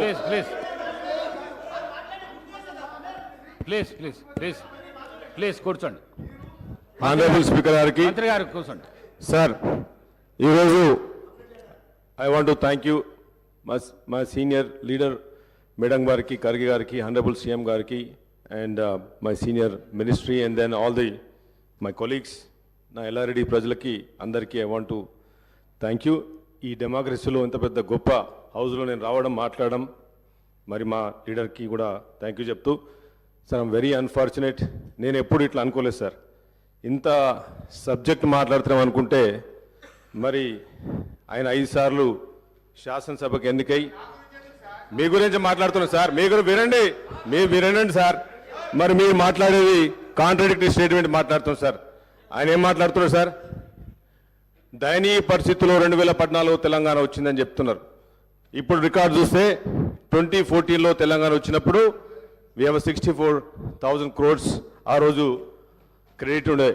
మరి ఈరోజు sir today we have 2023 almost multifolded. ఈరోజు సుమారు 4 లక్షల కోట్ల అప్పులు తీసుకొచ్చి ఈరోజు అప్పుల కుప్పగా మార్చిండ్రు. వాళ్ళు ఏం మాట్లాడుతున్నారు సార్? ఈరోజు ప్రభుత్వానికి తెలంగాణ రాష్ట్రానికి పరపతి పోతుందని చెప్తున్నారు. అంటే ఈరోజు హానరబుల్ సీఎం గారు, మరి మా finance minister garu, they are finding the needs of the Telangana today. Need of the hour ఈరోజు సిచ్యువేషన్ సార్. వైట్ పేపర్ అనేది need of the hour. I'm also coming from the corporate background. నేను కూడా సీఈఓగా పనిచేసింది sir. ఈరోజు ప్రజలకి మనం ఏం చెప్పాలి సార్? ఈరోజు బ్యాలెన్స్ షీట్ ఏందో చెప్పాలి, ఎక్కడ స్టార్ట్ అయినామో చెప్పాలి. ఒక్కసారి ఫైనాన్స్ మినిస్టర్ మాట్లాడితే తను ఏమంటున్నాడు? జిఎస్పి నంబర్స్ అనేది అబద్ధాలు ఆడవు సార్. నంబర్స్ వోంట్ లై. మీరు బ్యాలెన్స్ షీట్ను ఎన్ని విధాలుగా చేసినా వచ్చేది నెగటివిటీ. మీకు నేను ఒకటే అడుగుతున్నాను సార్ స్పీకర్ గారు, ఈరోజు తెలంగాణలో ఎంప్లాయీస్కి 1వ తారీఖు నాడు శాలరీ ఎన్నిసార్లు ఇచ్చిందని అడుగుతున్నాను sir. That is the only indication of the performance of the previous government. That is the only indication performance of the government, sir. Because today, నేను మొన్న ఎల్లారెడ్డిలో యాజ్ ఎమ్మెల్యేగా మా ఆనరబుల్ సీఎం గారి వాళ్ళ ఇన్స్ట్రక్షన్తో మేము రివ్యూ పెట్టినప్పుడు sir, one employee was crying. He was saying sir మాకు salaries రావట్లేదు, చిన్న ఉద్యోగులము, మా పిల్లలని అమెరికా పంపిద్దాం అనుకుంటున్నాము, లోన్లు తీసుకుందామంటే ఒక్కసారి ప్రీవియస్ ఫైనాన్స్ మినిస్టర్ గారికి నేను అడుగుతున్నాను. మరి సీబల్ అనేది ఒకటి ఉంటుంది సార్, క్రెడిట్ స్కోర్ అనేది ఒకటి ఉంటుంది. ఇవాళ వాళ్ళు శాలరీ కట్టలేక, ఈఎంఐలు కట్టలేక ఈరోజు వాళ్ళ సీబల్ స్కోర్ పోయింది సార్. ఇది today's situation of the Telangana. They talking about the best Telangana. మేము నంబర్ 1 తెలంగాణ, మోడల్ తెలంగాణగా మాట్లాడుతున్నారు కదా sir. This is the situation sir. ఉండడానికి ఇల్లు కావాలి, తాగడానికి నీళ్లు కావాలి, తినడానికి 3 పూట తిండి కావాలి సార్. అభివృద్ధి అనేది ఈరోజు మీరు మాట్లాడేది లాజిస్టిక్స్ కాదు కదా సార్. మీరు మాట్లాడేది 4 కార్పొరేట్ కంపెనీలు తీసుకొచ్చినంత మాత్రాన అభివృద్ధి కాదు సార్ అది. ఇలా మీరు రండి, ఎల్లారెడ్డి నియోజకవర్గం రండి సార్, తినడానికి తిండి లేదు, ఉండడానికి ఇల్లు లేదు. ఇట్లాంటి పరిస్థితి. They were talking about mission Bhagiratha. How many loans they have taken sir? ఈరోజు మాట్లాడుతున్నారు, మా జూపల్లి కృష్ణ గారు మాట్లాడారు. He made a very good point sir. When you are in responsible position, when you are in government, మీరు గవర్నమెంట్లో ఉన్నప్పుడు మీకు కార్పొరేషన్లు కూడా మీ responsibility. How can you detach? మీరేమంటారు? కార్పొరేషన్లు మాది కాదంటున్నారు. ఈరోజు సార్ మరి మనం బ్యాక్ వెళ్తే మీరు 2014 చూస్తే ఈ శ్వేతపత్రం తప్పంటున్నారు సార్. తప్పుల నడక అని చెప్తున్నారు కదా సార్. మరి ఈ శ్వేతపత్రాన్ని ఇదే ప్రీవియస్ రెవెన్యూ మినిస్టర్ గారు అదే ఐఏఎస్ ఆఫీస్తో చేసినారు. ఈరోజు ఏమంటారంటే వాళ్ళే తప్పు చెప్పినట్టు చెప్తున్నారు సార్. మీరు లుక్ చూస్తే total revenue receipts, trends in your revenue receipt flow, there is state tax returns, share of central taxes, non-tax revenue, sir. ఇప్పుడు మీరు ఒక ట్రెండ్ చూస్తే, గ్రాఫ్ చూస్తే, ఫ్రమ్ 2014 నుంచి sir, if you look at today budget year 2023 తీసుకుంటే 15.3% as per this book. మరి ఇప్పుడు మీరు if you go back to out standing debt sir, this is very important sir. Income versus expenditure. Income, when income is going down, expenditure is going down, up. How can you sustain in the party? How can you sustain a family? How can you sustain the government? Today, if you look at the numbers, sir, outstanding debt trends within budget borrowing, sir. This is within budget borrowing. He has to understand. Being a finance minister, previous finance, ఎంతసేపు 1 hour 50 minutes మాట్లాడండి sir. 1 hour 50 minutes మాట్లాడి and ఆయనకున్న knowledge అనుకుంటుంది sir. He has to understand the basic fundamentals of the mathematics. He has to understand. ఇక్కడ చూడండి sir, 27.8%. This is outstanding debt trend. This is RBI's sir. 14 SPs. వినండి sir, వినండి. మీరు మాట్లాడారు కదా, 1 గంట 50 నిమిషాలు మాట్లాడారు కదా, ఎంత ఓపిక లేకపోతే ఎట్లా? 10 ఏళ్ళు రూల్ చేసింది కదా మీరు. మేము వచ్చిన రోజైంది, 1 వీక్ అయింది కదా గవర్నమెంట్కి వచ్చి. మా సీఎం గారు ఇప్పుడే వచ్చింది కదా, ఇప్పుడే వచ్చారు కదా, సీఎం గారు ఇప్పుడే వచ్చారు కదా సార్. ఈరోజు టుడేస్ బడ్జెట్ సార్, అధ్యక్ష, ఈరోజు if look at this number sir, ఈరోజు total I'm just going very summary sir, I don't have much time కనుక మీకు సమ్మరీ చెప్తున్నా సార్. ఈరోజు situation indication of the previous government. ఈరోజు ప్రజలకు తెలవాలి సార్. ఇది సీఎం గారు చెప్పినారు, ఈరోజు ప్రజలకు తెలవాలి. వాళ్ళు అంటున్నారు మమ్మల్ని బద్నాం చేస్తున్నారు. తప్పు సార్, అది బద్నాం చేయట్లేదు. మీరు ఒక కంపెనీ టేక్ ఓవర్ చేసినప్పుడు కానీ, ఒక ఫ్యామిలీ బాధ్యతలు తీసుకున్నప్పుడు కానీ, ఒక గవర్నమెంట్ బాధ్యతలు వచ్చినప్పుడు, గవర్నమెంట్ అనేది ప్రజాస్వామ్యంలో మేము ప్రజల సేవకులం. ప్రజల రాజ్యాలు మీలాగా రాజ్యాలు కాదు సార్. అందుకే ప్రజాసేవకు ఉన్నప్పుడు మేము ముందు వైట్ పేపర్ పెట్టి ఇది వీఆర్ స్టార్టింగ్ ఫ్రమ్ ఇయర్ వీళ్ళు చేసింది సార్. ఇప్పుడు లుక్ ఎట్ సుమారు 40 కోట్ల అదర్ పెండింగ్ బిల్స్ ఉన్నాయి సార్. ఈరోజు ఎక్స్పెండిచర్, శాలరీ, పెన్షన్స్ మీరు చూసుకుంటే సార్, ఇప్పుడు ఆర్బీఐ అనేది ఏదైతే మన బ్యాంకర్స్ నుంచి వచ్చిందో మీకు ways and means of advance sir, ఇది WMA. దీన్ని ఓవర్ డ్రాఫ్ట్ కిందకి వెళ్ళిపోయినాం సార్. ఈరోజు తెలంగాణ వెంట ఓవర్ డ్రాఫ్ట్. మీరు వెరీ ఇంపార్టెంట్ పాయింట్ సార్. ఇది WMA ఎప్పుడైతే ఓవర్ డ్రాఫ్ట్ పోయిందో అది నెగటివిటీలో పోయినట్టు సార్. అది ఎవరైనా ఫైనాన్స్ మినిస్టర్ కానీ ఎవరు కానీ WMA నెగటివ్లో ఉన్నప్పుడు sir, it's dangerous for corporation, company, dangerous for the government. If you look at sir, ఈరోజు మన ఏం సార్, ఎడ్యుకేషన్ సార్. ఈరోజు నేను ఒక టీచర్, ఉపాధ్యాయ కొడుకుగా ఈరోజు నేను చదువుకునేప్పటికే నేను ఈరోజు మీ ముందు ఈ ప్రజాస్వామ్యంలో మీ ముందు ఉండి మాట్లాడగలిగే శక్తి ఉంది సార్. మా నాన్నేదో పెద్ద ధనవంతుడు కాదు సార్, ఎడ్యుకేషన్ వల్లనే. ఈరోజు ఈ మాజీ ముఖ్యమంత్రి గారు ఏం చేసింది సార్, మీరు ఎడ్యుకేషన్ అయితే 29 రాష్ట్రాల్లో మన స్పెండింగ్ ఎంత sir, 7.6%. Totally collapse. Education system is totally collapsed, devastated sir. It was devastation. It is, I can find a better English book ledanu unte, it is a totally failure sir. 7.6% manam spend chesinam sir. Enduku? Because we are already into deficit budget. We don't have money. 5,000 schools have gone sir. If you look at it sir, health sir, next point is health. మనం బతకాలంటే health కావాలి. ఆ రోజు రాజశేఖర రెడ్డి గారు health గురించి Congress party చేసింది. ఈరోజు హెల్త్లో కూడా మీరు ఎంత సార్, మీరు పెట్టే పర్సెంటేజ్ 6.2. ఈ పర్సెంటేజ్ హెల్త్ పెడుతుంది సార్. లాస్ట్ 57 ఇయర్స్లో ఇంత లోయెస్ట్ స్పెండింగ్ ఎడ్యుకేషన్ మీద జరగలేదు సార్. వీళ్ళు మాట్లాడతారు ఆంధ్ర పాలకులు సార్, తెలంగాణ వచ్చినప్పుడే ఎప్పుడైతే బీఆర్ఎస్ పార్టీ కానీ మాజీ పార్టీ కానీ వాళ్ళు నేర్పించింది సార్, హౌ ఫాస్ట్, ఎంత తొందర అప్పులు చేయడం అనే మోడల్ నేర్పించిపోయింది సార్ వాళ్ళు మాకు. ఎంత తొందర అప్పులు నేర్పించమని. ఎందుకంటే తక్కువ జనాభాలో అత్యధిక వనరున్న తెలంగాణ ప్రాంతం, తక్కువ జనాభాతోని సహజ వనరు ఉండి మినరల్స్ నుంచి మొదలు పెడితే అత్యంత ప్రకృతిలో భగవంతుడు ఇచ్చిన దానికి ఒక గిఫ్ట్ తెలంగాణకు సార్. తెలంగాణ, హైదరాబాద్ ఆల్రెడీ 2014 కంటే ముందే ఇన్ఫ్రాస్ట్రక్చర్ లేడౌన్ అయింది సార్. ఈరోజు మాట్లాడుతున్నారు మిషన్ భగీరథ నుంచి మాట్లాడుతున్నారు. నా ఎల్లారెడ్డి, నేను ఒక పూర్ కాన్స్టిట్యున్సీ నుంచి వస్తున్నాను సార్. ఎల్లారెడ్డిలో తాగడానికి మిషన్ భగీరథ నీళ్ళు లేవు. మిషన్ భగీరథది కొన్ని thousands of crores, subject to correction my numbers, thousands of crores they have taken credit. ఈరోజు ఏ సామాన్యుడు బాగుపడ్డాడు సార్? ఇండికేషన్ చేస్తే మీరు మాట్లాడుతున్నారు. If I go in to detail into numbers, మరి ఆ రోజు సార్ ఇప్పుడు ధనిక రాష్ట్రం అని చెప్తుంది సార్. ధనిక రాష్ట్రం ఎప్పుడు అంటాం sir? When there is no BPL లేనప్పుడు, బిలో ప్రావర్టీ లైన్ లేనప్పుడు మనం ధనిక రాష్ట్రం మాట్లాడతాం సార్. ఎప్పుడు చూసినా వాళ్ళ ప్రీవియస్ మంత్రి గారు, మా ముఖ్యమంత్రి గారు 2 కాంట్రాక్టరీ స్టేట్మెంట్ సార్. ఆ రోజు సభలో హౌస్లో it is on record that previous chief minister said that we're surplus, మేము ధనిక రాష్ట్రం అని చెప్పారు. తెలంగాణ అనేది దేశంలోనే వీఆర్ నంబర్ 1 చెప్పింది సార్.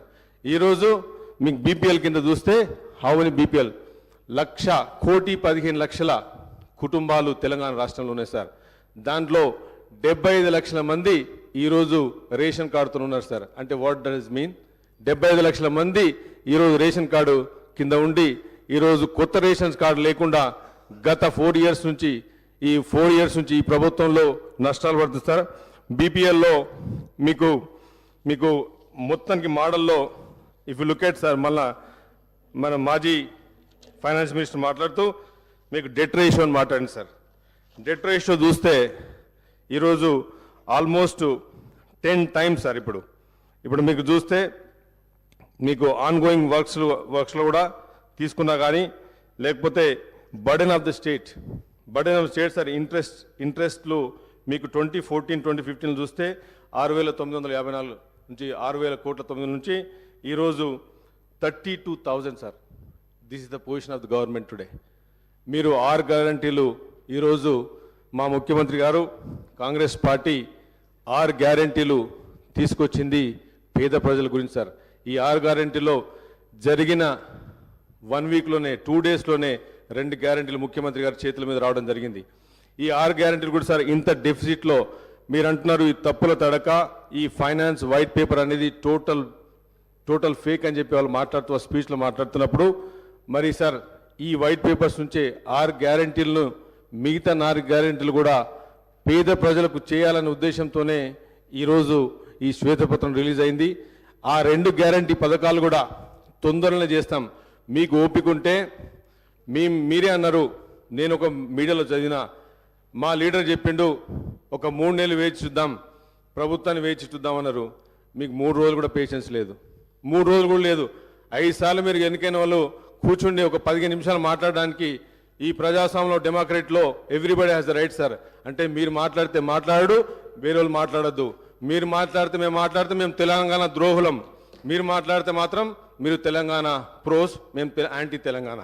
ఈరోజు సార్ ధనిక రాష్ట్రం అని చెప్పి ఒక మిత్ క్రియేట్ చేసింది సార్. ఇదంతా టోటల్ మిత్. ఈరోజు ధనిక రాష్ట్రం కాదు సార్, ఇది వాళ్ళ కుటుంబం. ఎవరైతే ధనిక రాష్ట్రం వజ్రాలు వచ్చినాయి సార్, మా కుటుంబంలో రాలేదు. సామాన్యుడిగా మిగిలిపోయింది sir. This is a very unbalance situation, very pathetic situation of Telangana today. 4 బిల్డింగ్లు చూసి, ఫైనాన్షియల్ డిస్ట్రిక్ట్ చూసి తెలంగాణ నంబర్ 1 అని చెప్పుకుంటే మాత్రం it is absolutely ruthless, it's absolutely wrong sir. ఎందుకంటే సామాన్యుడు ఈరోజు నీళ్లు తాగలేకపోతున్నాడు, రోడ్లు లేవు, ఉండడానికి ఇల్లు లేవు సార్. ఈరోజు మీరు మాట్లాడుతుంటే పర్ క్యాపిటా మాట్లాడుతుంది sir. What is GST sir, what is GDP, ఇవన్నీ నంబర్స్ సార్ పేపర్ మీద. ఇలా సామాన్యునికి రియల్ జీడిపి రానప్పుడు, పర్ క్యాపిటా అన్నప్పుడు మాట్లాడుతున్నాం, తెలంగాణ నంబర్ 1 మాట్లాడుతున్నాం. ఇవాళ గ్రామాల్లో ఇవాళ సర్పంచులు ఆత్మహత్య చేసుకుని చచ్చిపోయింది సార్. ఇది వాస్తవం కాదా? Is it on record? Sarpanch ఒక ఫైనాన్షియల్ స్ట్రగుల్తోని, ఫైనాన్షియల్ డిఫికల్ట్తోని ఒక మనిషి చచ్చిపోతున్నాడు అంటే ఆ రోజు పంచాయతీల బిల్లులు లేకుండా, ఈరోజు మీరు టర్న్ చేసిన ఇరిగేషన్ ప్రాజెక్టులు కానీ, ఇవన్నీ డిపార్ట్మెంట్లు కానీ డెఫిసిట్లో ఉండి మీకు ఈరోజు ఫైనాన్సెస్ నుంచి ఇంట్రెస్ట్ రేట్స్, ప్రిన్సిపల్స్ అన్ని బర్డెన్ అయిపోయింది సార్. ఈరోజు ఈ పొజిషన్లో కాంగ్రెస్ పార్టీ తీసుకోవడం, హానరబుల్ సీఎం గారు ఈరోజు తీసుకోవడం, మరి ఈ పార్టీ మేము వచ్చింది ప్రజల గురించి. 10 సంవత్సరాలు మేము వెయిట్ చేసినాం సార్. 10 సంవత్సరాలు వెయిట్ చేసిన తర్వాత కూడా మమ్మల్ని పెసులుబాటు లేనియకుండా, హౌస్లో కానీ మేము చెప్పలేకుండా సార్, ఈరోజు ఈ సభను ప్రజలు వినాలి సార్, ప్రజలు చూడాలి, ప్రజలకు అర్థం కావాలి. నథింగ్ ఈజ్ రాంగ్ సార్, తప్పేం లేదు. ఏ గవర్నమెంట్ మీద ఫాల్స్ అలిగేషన్ చెప్పినప్పుడు ఎవ్రీ రైట్ మాకుంది సార్ ప్రజెంటేషన్ ఇచ్చి. ఈరోజు మీరు అనుకుంటున్నారు కార్పొరేట్స్ కంపెనీస్ రావు, వాళ్ళ స్పీచ్లో మాట్లాడుతున్నారు, మీరు తప్పుడు చేస్తున్నారు, కావాలని అలిగేషన్ చేస్తున్నారు, మమ్మల్ని పక్క పెట్టడానికి ట్రై చేస్తున్నారు. మీకు చాలా ఇబ్బంది, చాలా కార్పొరేట్స్ కంపెనీస్ రావు, ఐటీ ఎక్స్పోర్ట్స్ రావు. సార్ 2014లో I'm also coming from IT background. I have done IT sir, 25 years of IT experience. 54,000 crores నుంచి ఈరోజు మీరు అంటున్నారు 2.5 crores, 2.5 lakhs crores ఎక్స్పోర్ట్స్ అంటున్నారు sir. It is like overall expansion sir. Overall world has increase their exports sir. Not only Hyderabad definitely has done. But మీరు చెప్పేది 2.5 lakhs crores అనేది ఈరోజు పేదవాడికి అంతలేదు సార్. ఈరోజు పేదవాడికి లేదు. సర్పంచ్ ఆత్మహత్యలు చేసుకుంటున్నాడు. ఇలా 80%, 75% నుంచి 80% వరకు గ్రామాల్లో ఉంటున్నారు సార్. మీరు చూస్తుంటే ఈ డెఫిసిట్లో, ఇంత డెఫిసిట్లో 32,000 crores sir. How you can survive with 32,000 crores? మీ principal income versus expenditure is behind the expansion sir. You are not in a negative, you're in red, you're in negative. ఈరోజు మేము 6 guarantee తీసుకొచ్చాం సార్, పేద ప్రజల గురించి తీసుకొచ్చినాం sir. ఈరోజు మేము రైతులు ఆత్మహత్య చేసుకుంటారని కాంగ్రెస్ పార్టీ ఆలోచించి 2 లక్షల రుణాల మాఫీ తీసుకొచ్చింది సార్. ఈరోజు మహిళలకు గ్రామాల్లో రెవెన్యూ సిస్టమే లేదు సార్. పంట వండుతూనే నీళ్ళు ఇచ్చినాము, ఇరిగేషన్ ఇచ్చినాము అంటే మా ఎల్లారెడ్డిలో సార్ పోయిన సీఎం గారు 1,00,000 ఎకరాలకు నీళ్ళు ఇస్తా అని చెప్పి 22 ఇంతవరకు ఒక తట్టెడు మట్టి కూడా జరగలేదు సార్. అక్కడ రెవెన్యూ సిస్టమే లేదు సార్. ఊర్లలో మహిళలకు వేరే దిక్కు దివానా లేదు సార్. ఎక్కడ డెవలప్ అయినాం సార్? ఎక్కడ అభివృద్ధి జరిగింది సార్? ఎక్కడ నంబర్ 1 తెలంగాణ అయింది సార్? మీరు మనిషికి ఉండడానికి, తినడానికి ఒక రెవెన్యూ సిస్టమ్ క్రియేట్ కాలేదు సార్. మీరు నీళ్ళు ఇచ్చినామంటున్నారు సార్, నీళ్ళు ఇచ్చినామని చెప్తున్నారు. ఎక్కడ నీళ్ళు వచ్చి మిషన్ భగీరథ వాళ్ళు అగ్రిమెంట్లో నేను అగ్రిమెంట్ చూసినాను sir. I have seen SPV bank agreements నేను ఇంటర్నెట్లో చూశాను. They have clearly return commercialise projects అని చెప్పారు సార్. It's absolutely wrong. ఈరోజు హౌస్లో ఆన్ రికార్డ్ చెప్తున్నాను, వాళ్ళు అబద్ధం ఆడి ఇట్స్ నాట్ వాళ్ళు మేము డబ్బులు తీసుకొచ్చి పెడతామని చెప్పి ఇంట్రెస్ట్ పే చేస్తాము అని బ్యాంక్స్కు ప్రూవ్ చేసింది సార్. మరి మిషన్ భగీరథ నుంచి ఎన్ని డబ్బులు ఈరోజు వాళ్ళు కలెక్ట్ చేసింది సార్. బ్యాంక్స్ కూడా వాళ్ళు ఈరోజు వచ్చిన గవర్నమెంట్కి మాకున్న సార్. ఇప్పుడు మీకు చూస్తే సార్ టోటల్ రెవెన్యూస్లో ఇప్పుడు మీరు నంబర్ ఇక్కడ sir 2021-22 shortfall in the state's revenue in comparison with its expenditure was nearly 5 times the shortfall in fiscal year 2014-2015 sir. Very dangerous sign. ఒక 5 times shortfall ఉంది సార్ ఈరోజు బడ్జెట్. మీరు మాట్లాడితే వాళ్ళు మాట్లాడుతున్నారు, మీరు డెట్ రేషియో మాట్లాడలేదు, FD to GSDP మాట్లాడుతున్నారు, ఇది తప్పంటున్నారు సార్.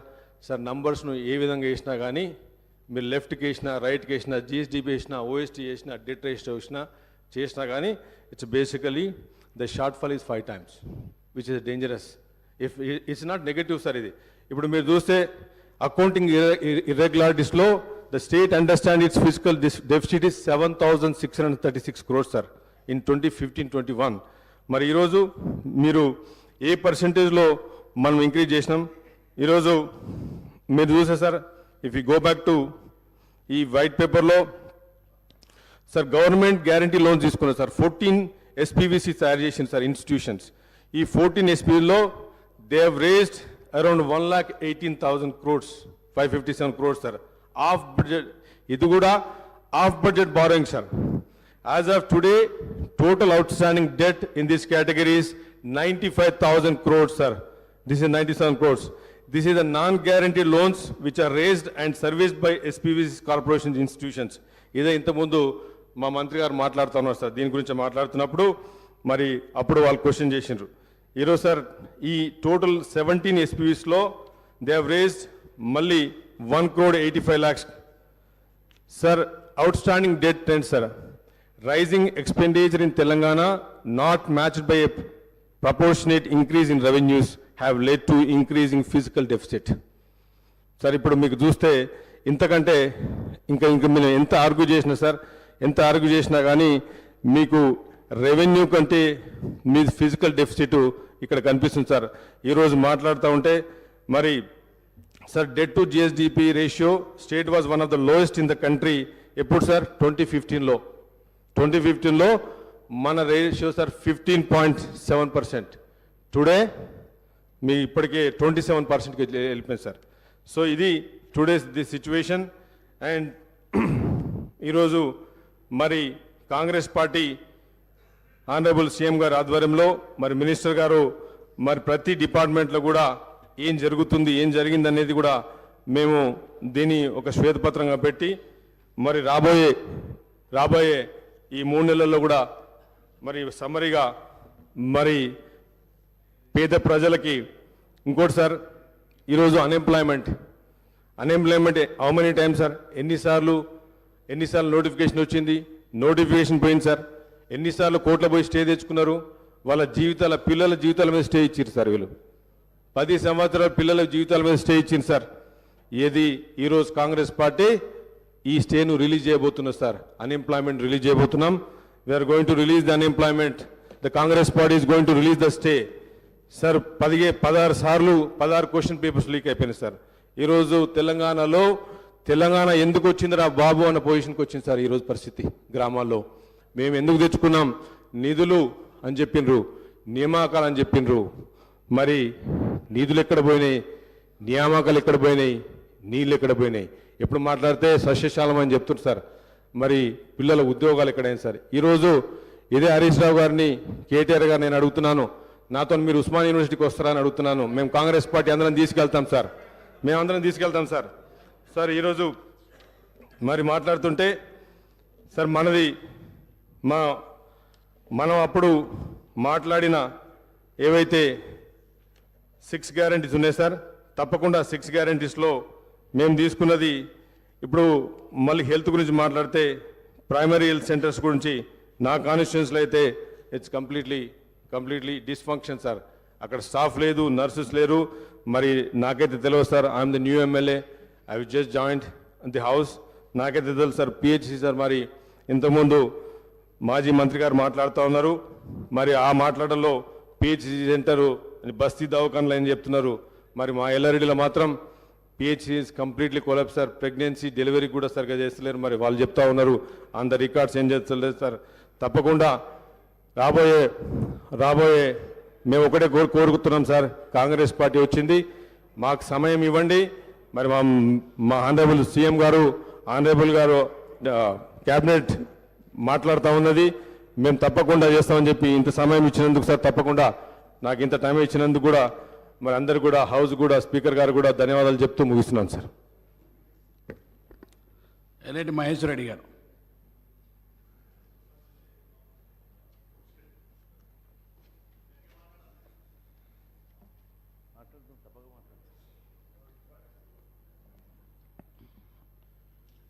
ఆనరబుల్ స్పీకర్, గతంలోనే మేము ముందే చెప్పడం జరిగింది, ఈ రాష్ట్రం పూర్తిగా అప్పుల కుప్పగా మారి ఈ రాష్ట్రం అంతా కూడా పూర్తిగా దివాలా దిశగా నడుస్తున్న సంగతి నేను గతంలో చెప్పాం.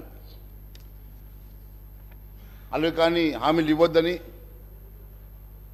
ఉన్నటువంటి సంక్షేమ కార్యక్రమాలు నడపడం కష్టంగా ఉందని, అందుకే భారతీయ జనతా పార్టీ ఇచ్చినటువంటి మేనిఫెస్టోలో అలాగే కానీ హామీలు ఇవ్వద్దని మేము ఇవ్వలేదు. కానీ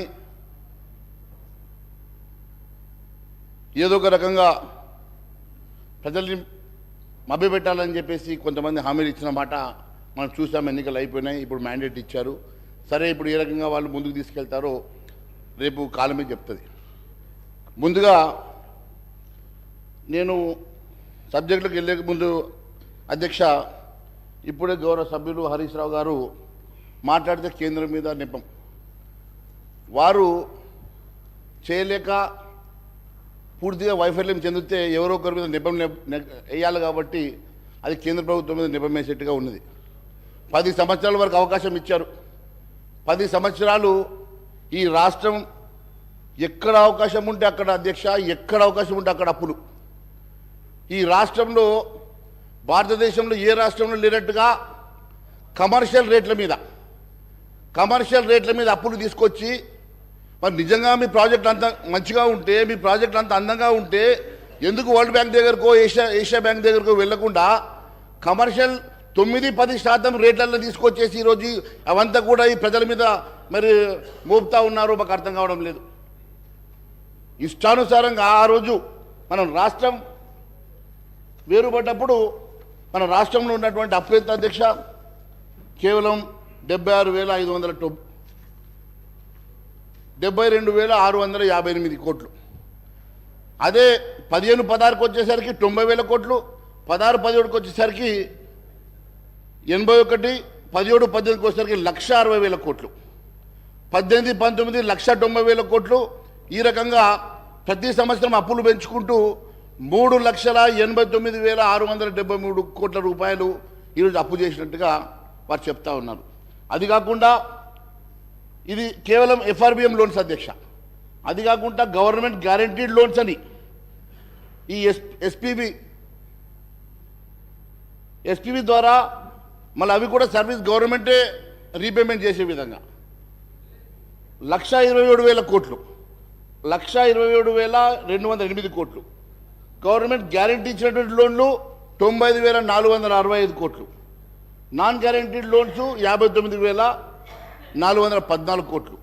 మొత్తం కలిపితే 6,71,757 కోట్ల రూపాయల అప్పు తీసుకొచ్చి అది కూడా అధ్యక్ష ఇష్టానుసారంగా 9-10% కమర్షియల్ లోన్లు తీసుకొచ్చి ఈరోజు ఈ రాష్ట్రం మీద ఒక పెద్ద భారాన్ని మోపి ఈరోజు మరి కేంద్ర ప్రభుత్వాన్ని మాట్లాడుతున్నారు కదా అధ్యక్ష. కేంద్ర ప్రభుత్వం ఏం చేసిందో ఆర్థిక మంత్రిగా ఉన్నటువంటి వారికి గతంలో తెలియదా అధ్యక్ష? కేంద్రం ఇప్పటివరకు ఎన్ని రకాలుగా ఆర్థికంగా ఆదుకున్నదో వారికి తెలిసినా కూడా కేవలం ఏదో ఒక నెపంతో మా మీద అబండం వేసే ప్రయత్నం చేస్తూ ఉన్నారు కదా. నేను వారికి ఒకసారి గుర్తు చేయాలనుకుంటున్నాను అధ్యక్ష. కేంద్ర రాష్ట్ర అభివృద్ధి కోసం అందించినటువంటి సహకారాన్ని అధ్యక్ష పన్నుల వాటా పంపిణీలో తెలంగాణకు కేంద్రం అందించింది 1,78,000 కోట్ల అధ్యక్ష. అదే మాదిరిగా రాష్ట్ర అభివృద్ధి ప్రజా సంక్షేమం కోసం నిధులు ఇచ్చింది 4,99,000 కోట్ల అధ్యక్ష. వివిధ వర్గాల ద్వారా ప్రజలకు అందించినటువంటి వ్యక్తిగత రుణాల అధ్యక్ష 9,80,904 కోట్ల అధ్యక్ష. ఎంపీ లాడ్స్ ద్వారా తెలంగాణ ఎంపీలకు కేటాయించిన నిధుల అధ్యక్ష 983 కోట్ల అధ్యక్ష. 2014 రాష్ట్ర పునర్వ్యవస్థీకరణ చట్టం ప్రకారం అందించినటువంటి సాయం అధ్యక్ష 2,250 కోట్ల అధ్యక్ష.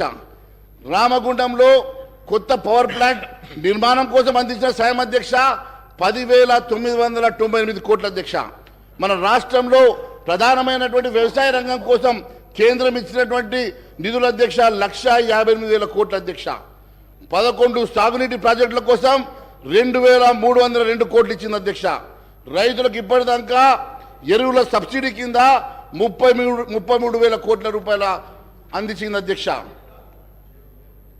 అదే మాదిరిగా మోడీ గారి ప్రభుత్వం ప్రతి యూరియా బస్తాకు 2,236 రూపాయల చొప్పున, డిఏపి బస్తాకు 2,422 చొప్పున సబ్సిడీ కూడా ఇస్తుంది అధ్యక్ష.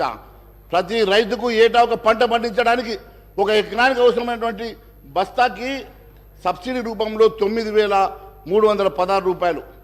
ఒక ఏడాదిలో ఒక రైతు 2 పంటలు పండిస్తే ఆ లెక్కన 18,632 రూపాయలు కిసాన్ సమ్మాన్ యోజన నగదు బదిలీ కింద 6,000 రూపాయలు.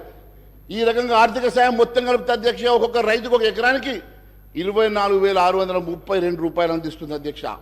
ఈ రకంగా రాష్ట్రంలో 39,50,000 మంది రైతులు లబ్ధి పొందిన సంగతి నేను తెలియజేస్తా ఉన్నా అధ్యక్ష.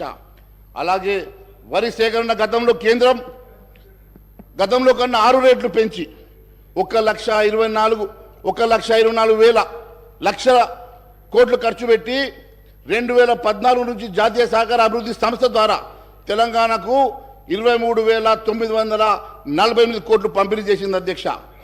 బీఆర్ఎస్ ప్రభుత్వం గొప్పగా ప్రచారం చేసుకున్నట్టు గొర్రెల పథకం కూడా అధ్యక్ష అప్పట్లో దానికి కావాల్సినటువంటి 4,533 కోట్లు కూడా కేంద్రం నుంచి వచ్చిన సంగతి వారికి నేను గుర్తు చేస్తా ఉన్నాను అధ్యక్ష. లోనే కదా చెప్తా ఉన్నాను అధ్యక్ష, లోనే చెప్తా ఉన్నాను, అన్ని చెప్తా ఉన్నాను, లోన్ చెప్తా ఉన్నాను, మీకు ఇచ్చిన సహకారం చెప్తా ఉన్నాను, మీకు ఇచ్చిన నిధులు చెప్తా ఉన్నాను, అన్ని చెప్తా ఉన్నాం. ఆత్మనిర్భర్ భారత్ భాగంగా రామగుండంలో 5,338 కోట్లతో రామగుండం ఎరువుల కర్మాగారాన్ని పునరుద్ధరించింది కూడా కేంద్ర ప్రభుత్వం అధ్యక్ష. కరోనా మహమ్మారి నుంచి తెలంగాణ ప్రజలను కాపాడడానికి 7.8 కోట్ల కరోనా టీకా డోసులు కూడా ఉచితంగా ఇవ్వడం కోసం 1800 కోట్లు కేంద్ర సాయం చేసిన సంగతి గుర్తు చేస్తున్నాను అధ్యక్ష. రాష్ట్రానికి ఆక్సిజన్ ప్లాంట్లు కేంద్రం ముందే మంజూరు చేసి రాష్ట్ర ప్రభుత్వం నిర్లక్ష్యం వ్యవహరిస్తే ఆ రోజు కేంద్రం శ్రద్ధ తీసుకొని గాంధీ తదితర ఆసుపత్రుల్లో యుద్ధ ప్రతిపాదిక మీద 50కి పైగా ప్లాంట్లు ఏర్పాటు చేసిన మాటని గుర్తు చేస్తా ఉన్నాను అధ్యక్ష. కేంద్ర ఆయుష్మాన్ భారత్ పేరుతో ఒక్క కుటుంబానికి 5 లక్షల దాకా వైద్య సేవల కోసం అందిస్తోంది. ఈ పథకం కింద రాష్ట్రంలో ఇప్పటికే 5.88 లక్షల మంది దాదాపు 2342 కోట్ల విలువైన వైద్య సాయాన్ని కూడా అందజేసిన సంగతి. ఈ రకంగా అధ్యక్ష ఇన్ని రకాలుగా సాయ పొంది కూడా వారికి ఏమీ తోయక కేంద్రం మీద ఏదో ఒక రకంగా మరి అపవాద చేసే ప్రయత్నం చేస్తూ ఉన్నారు అధ్యక్ష. కేంద్రం ఎప్పుడు కూడా తెలంగాణ మీద ప్రేమతోటి తెలంగాణ మీద అభిమానంతో ఎప్పుడు కూడా అభివృద్ధి చేయాలని చెప్పి అత్యధిక నిధులు ఇచ్చే సంగతి కూడా నేను గుర్తు చేస్తా ఉన్నాను అధ్యక్ష. ఎన్ని రకాలుగా నిధులు ఇచ్చినా, ఎన్ని రకాలుగా వారికి లోన్ల కోసం అవకాశాలు ఇచ్చిన, పర్మిషన్స్ ఇచ్చినా కూడా ఎప్పుడు కూడా వాటిని ప్రాపర్గా యూటిలైజ్ చేయలేక, ప్రాపర్గా వాళ్ళు ఇన్వెస్ట్ చేయలేక ఈరోజు ఏదో ఒక రకంగా కేంద్రాన్ని నిందించేటువంటి ప్రయత్నం చేస్తున్నందుకు నేను వారికి ఇవన్నీ చెప్పాల్సి వస్తుంది అధ్యక్ష. ఇంకా ఇలాంటి ఎన్నో సంక్షేమ కార్యక్రమాలు అధ్యక్ష చదువుతూ పోతే స్వచ్ఛ భారత్ కానీ, నిరుపేదలకు పిఎం గరీబీ కళ్యాణ్ కింద ఇచ్చేటువంటి 18.52 లక్షల కోట్ల ఆహార సబ్సిడీ కానీ, ఈ రకంగా కొన్ని లక్షల కోట్ల రూపాయలు కేంద్ర ప్రభుత్వం సహకారం చేసినప్పటికీ కూడా వారు మర్చిపోవడం అనేది చాలా బాధాకరంగా ఉంది అధ్యక్ష. ఎక్కడ తక్కువ చేయలేదు, అన్నీ ఇచ్చినారు. మీకు ఇంకా కావాలంటే ఇప్పిస్తాం, డోంట్ వరీ. మీకు కావాలంటే చెప్పండి, ఎన్ని కావాలంటే ఇప్పిస్తాం మేము.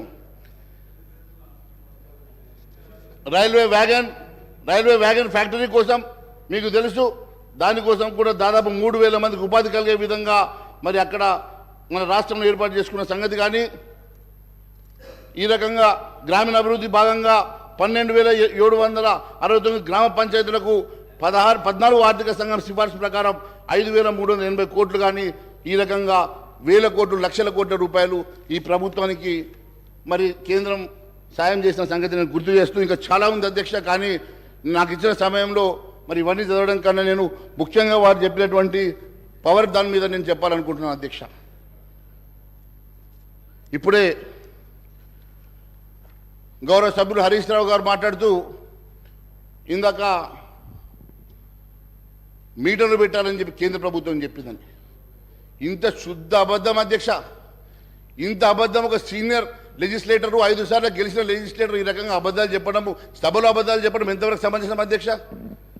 ఈ రకంగా కేంద్రం ఎక్కడన్నా మీటర్లు పెట్టమని అంటే దాన్ని ఒకసారి చూపించమనండి అధ్యక్ష. ఎక్కడన్నా అలాంటి నోట్ ఇచ్చినా, జీవో ఇచ్చినా, సర్క్యులేషన్ ఇచ్చినా కూడా ఒకసారి చూపించమనండి అధ్యక్ష. కేవలం బూటక మాటలు, అబద్ధ మాటలతోటి ఇంతకాలం 10 సంవత్సరాలు పబ్బం గడిపినటువంటి వీళ్ళు మళ్ళీ ఈరోజు హౌజులు కూడా మిస్లీడ్ చేయడం చాలా బాధాకరంగా ఉంది అధ్యక్ష. సెప్టెంబర్ 15వ తారీఖు రోజు కేంద్ర మంత్రివర్యులు ఆర్కే సింగ్ గారు హైదరాబాద్లో ప్రెస్ మీట్ పెట్టారు అధ్యక్ష. దాంట్లో కిషన్ రెడ్డి గారితో నేను కూడా ప్రెస్ మీట్లో పార్టిసిపేట్ చేశాను అధ్యక్ష. ఆ రోజు ఇచ్చినటువంటి ప్రెస్ మీట్లో వారు చెప్పిన మాట చెప్తా ఉన్నాను అధ్యక్ష. కేంద్ర ప్రభుత్వం రైతుల వ్యవసాయ మోటార్లు, మీటర్లు పెడుతుందని చెప్పి దుష్ప్రచారం చేస్తూ ఉన్నారు. విద్యుత్తును ప్రైవేట్ పరం చేస్తున్నదని చెప్పి బీఆర్ఎస్ ప్రభుత్వం దుష్ప్రచారం చేస్తూ ఉన్నది. కానీ ఆర్పి సింగ్ గారు చెప్పిన మాట, రాష్ట్రానికి అన్ని విధాలుగా సహకరిస్తున్నాం, చాలా విషయాల్లో ఈ ప్రభుత్వం అబద్ధాలు, ఆరోపణలు చేస్తూ ఉన్నది. పవర్ ప్రాజెక్టులో మేము ఇన్ని కోట్ల రూపాయలు లోన్లు ఇచ్చాం, ఇన్ని లక్షల కోట్ల లోన్లు ఇచ్చాం. అంతేకాకుండా ఈ రకంగా మా మీద అబద్ధం చెప్తా ఉన్నది. మేము ఎక్కడ కూడా మీటర్లు పెట్టమని చెప్పి ఎక్కడ కూడా ఆదేశాలు ఇవ్వలేదు, అలాంటి లెటర్ కానీ సర్క్యులర్స్ కానీ పంపలేదు. బీజేపీ అధికారంలోకి వస్తే వ్యవసాయ మోటార్లకు మీటర్లు పెడతారు అని చెప్పి ఏదైతే వీళ్ళు అబద్ధం ప్రచారం చేస్తూ ఉన్నారో అది శుద్ధ అబద్ధం అని చెప్పేసి ఆ రోజు వారు చెప్పడం జరిగింది. అంతేకాదు అధ్యక్ష, తెలంగాణ రూరల్ ఎలక్ట్రిఫికేషన్ కార్పొరేషన్ ద్వారా గత తెలంగాణ ప్రభుత్వానికి 1,57,000 కోట్ల రూపాయలు మంజూరు చేశాం. దాంట్లో కేవలం 19,700 కోట్ల మినహా దాదాపు 1,40,000 కోట్ల రూపాయలు ఆల్రెడీ వాళ్ళు వాడుకున్నారని చెప్పి సెప్టెంబర్ 15వ తారీఖు రోజు కేంద్ర మంత్రి గారు ఇచ్చినటువంటి నివేదిక అధ్యక్ష. మరి అంతేకాకుండా పవర్ ఫైనాన్స్ కార్పొరేషన్ ద్వారా 1,08,000 కోట్ల రూపాయలు రుణాలు మంజూరు చేశాం. దాంట్లో 91,000 కోట్ల రూపాయలు ఆల్రెడీ దాంట్లో వాడుకున్నారని చెప్పి. మరి ఇన్ని లక్షల కోట్ల రూపాయలు కేంద్ర ప్రభుత్వం ద్వారా సహాయ పొంది కూడా కేంద్ర ప్రభుత్వం మీద ఈ రకంగా నెపం పెట్టడం, కేంద్ర ప్రభుత్వం మీద అబద్ధాలు చెప్పడం, ఇది ఎంతవరకు మరి సమంజసమని చెప్పి అడుగుతా ఉన్నాను. కేంద్ర ప్రభుత్వం ఎక్కడ కూడా మీటర్ల విషయం చెప్పలేదు. కేంద్ర ప్రభుత్వం ఎక్కడ మీటర్ బిగిస్తామని చెప్పలేదు. కానీ కేంద్ర ప్రభుత్వం మీద, భారతీయ జనతా పార్టీ మీద ఈ రకమైనటువంటి అబద్ధ ప్రచారాలు చేయడం మానుకోవాల్సిందిగా నేను మీ ద్వారా వారిని సూచిస్తూ ఉన్నాను. అంతేకాకుండా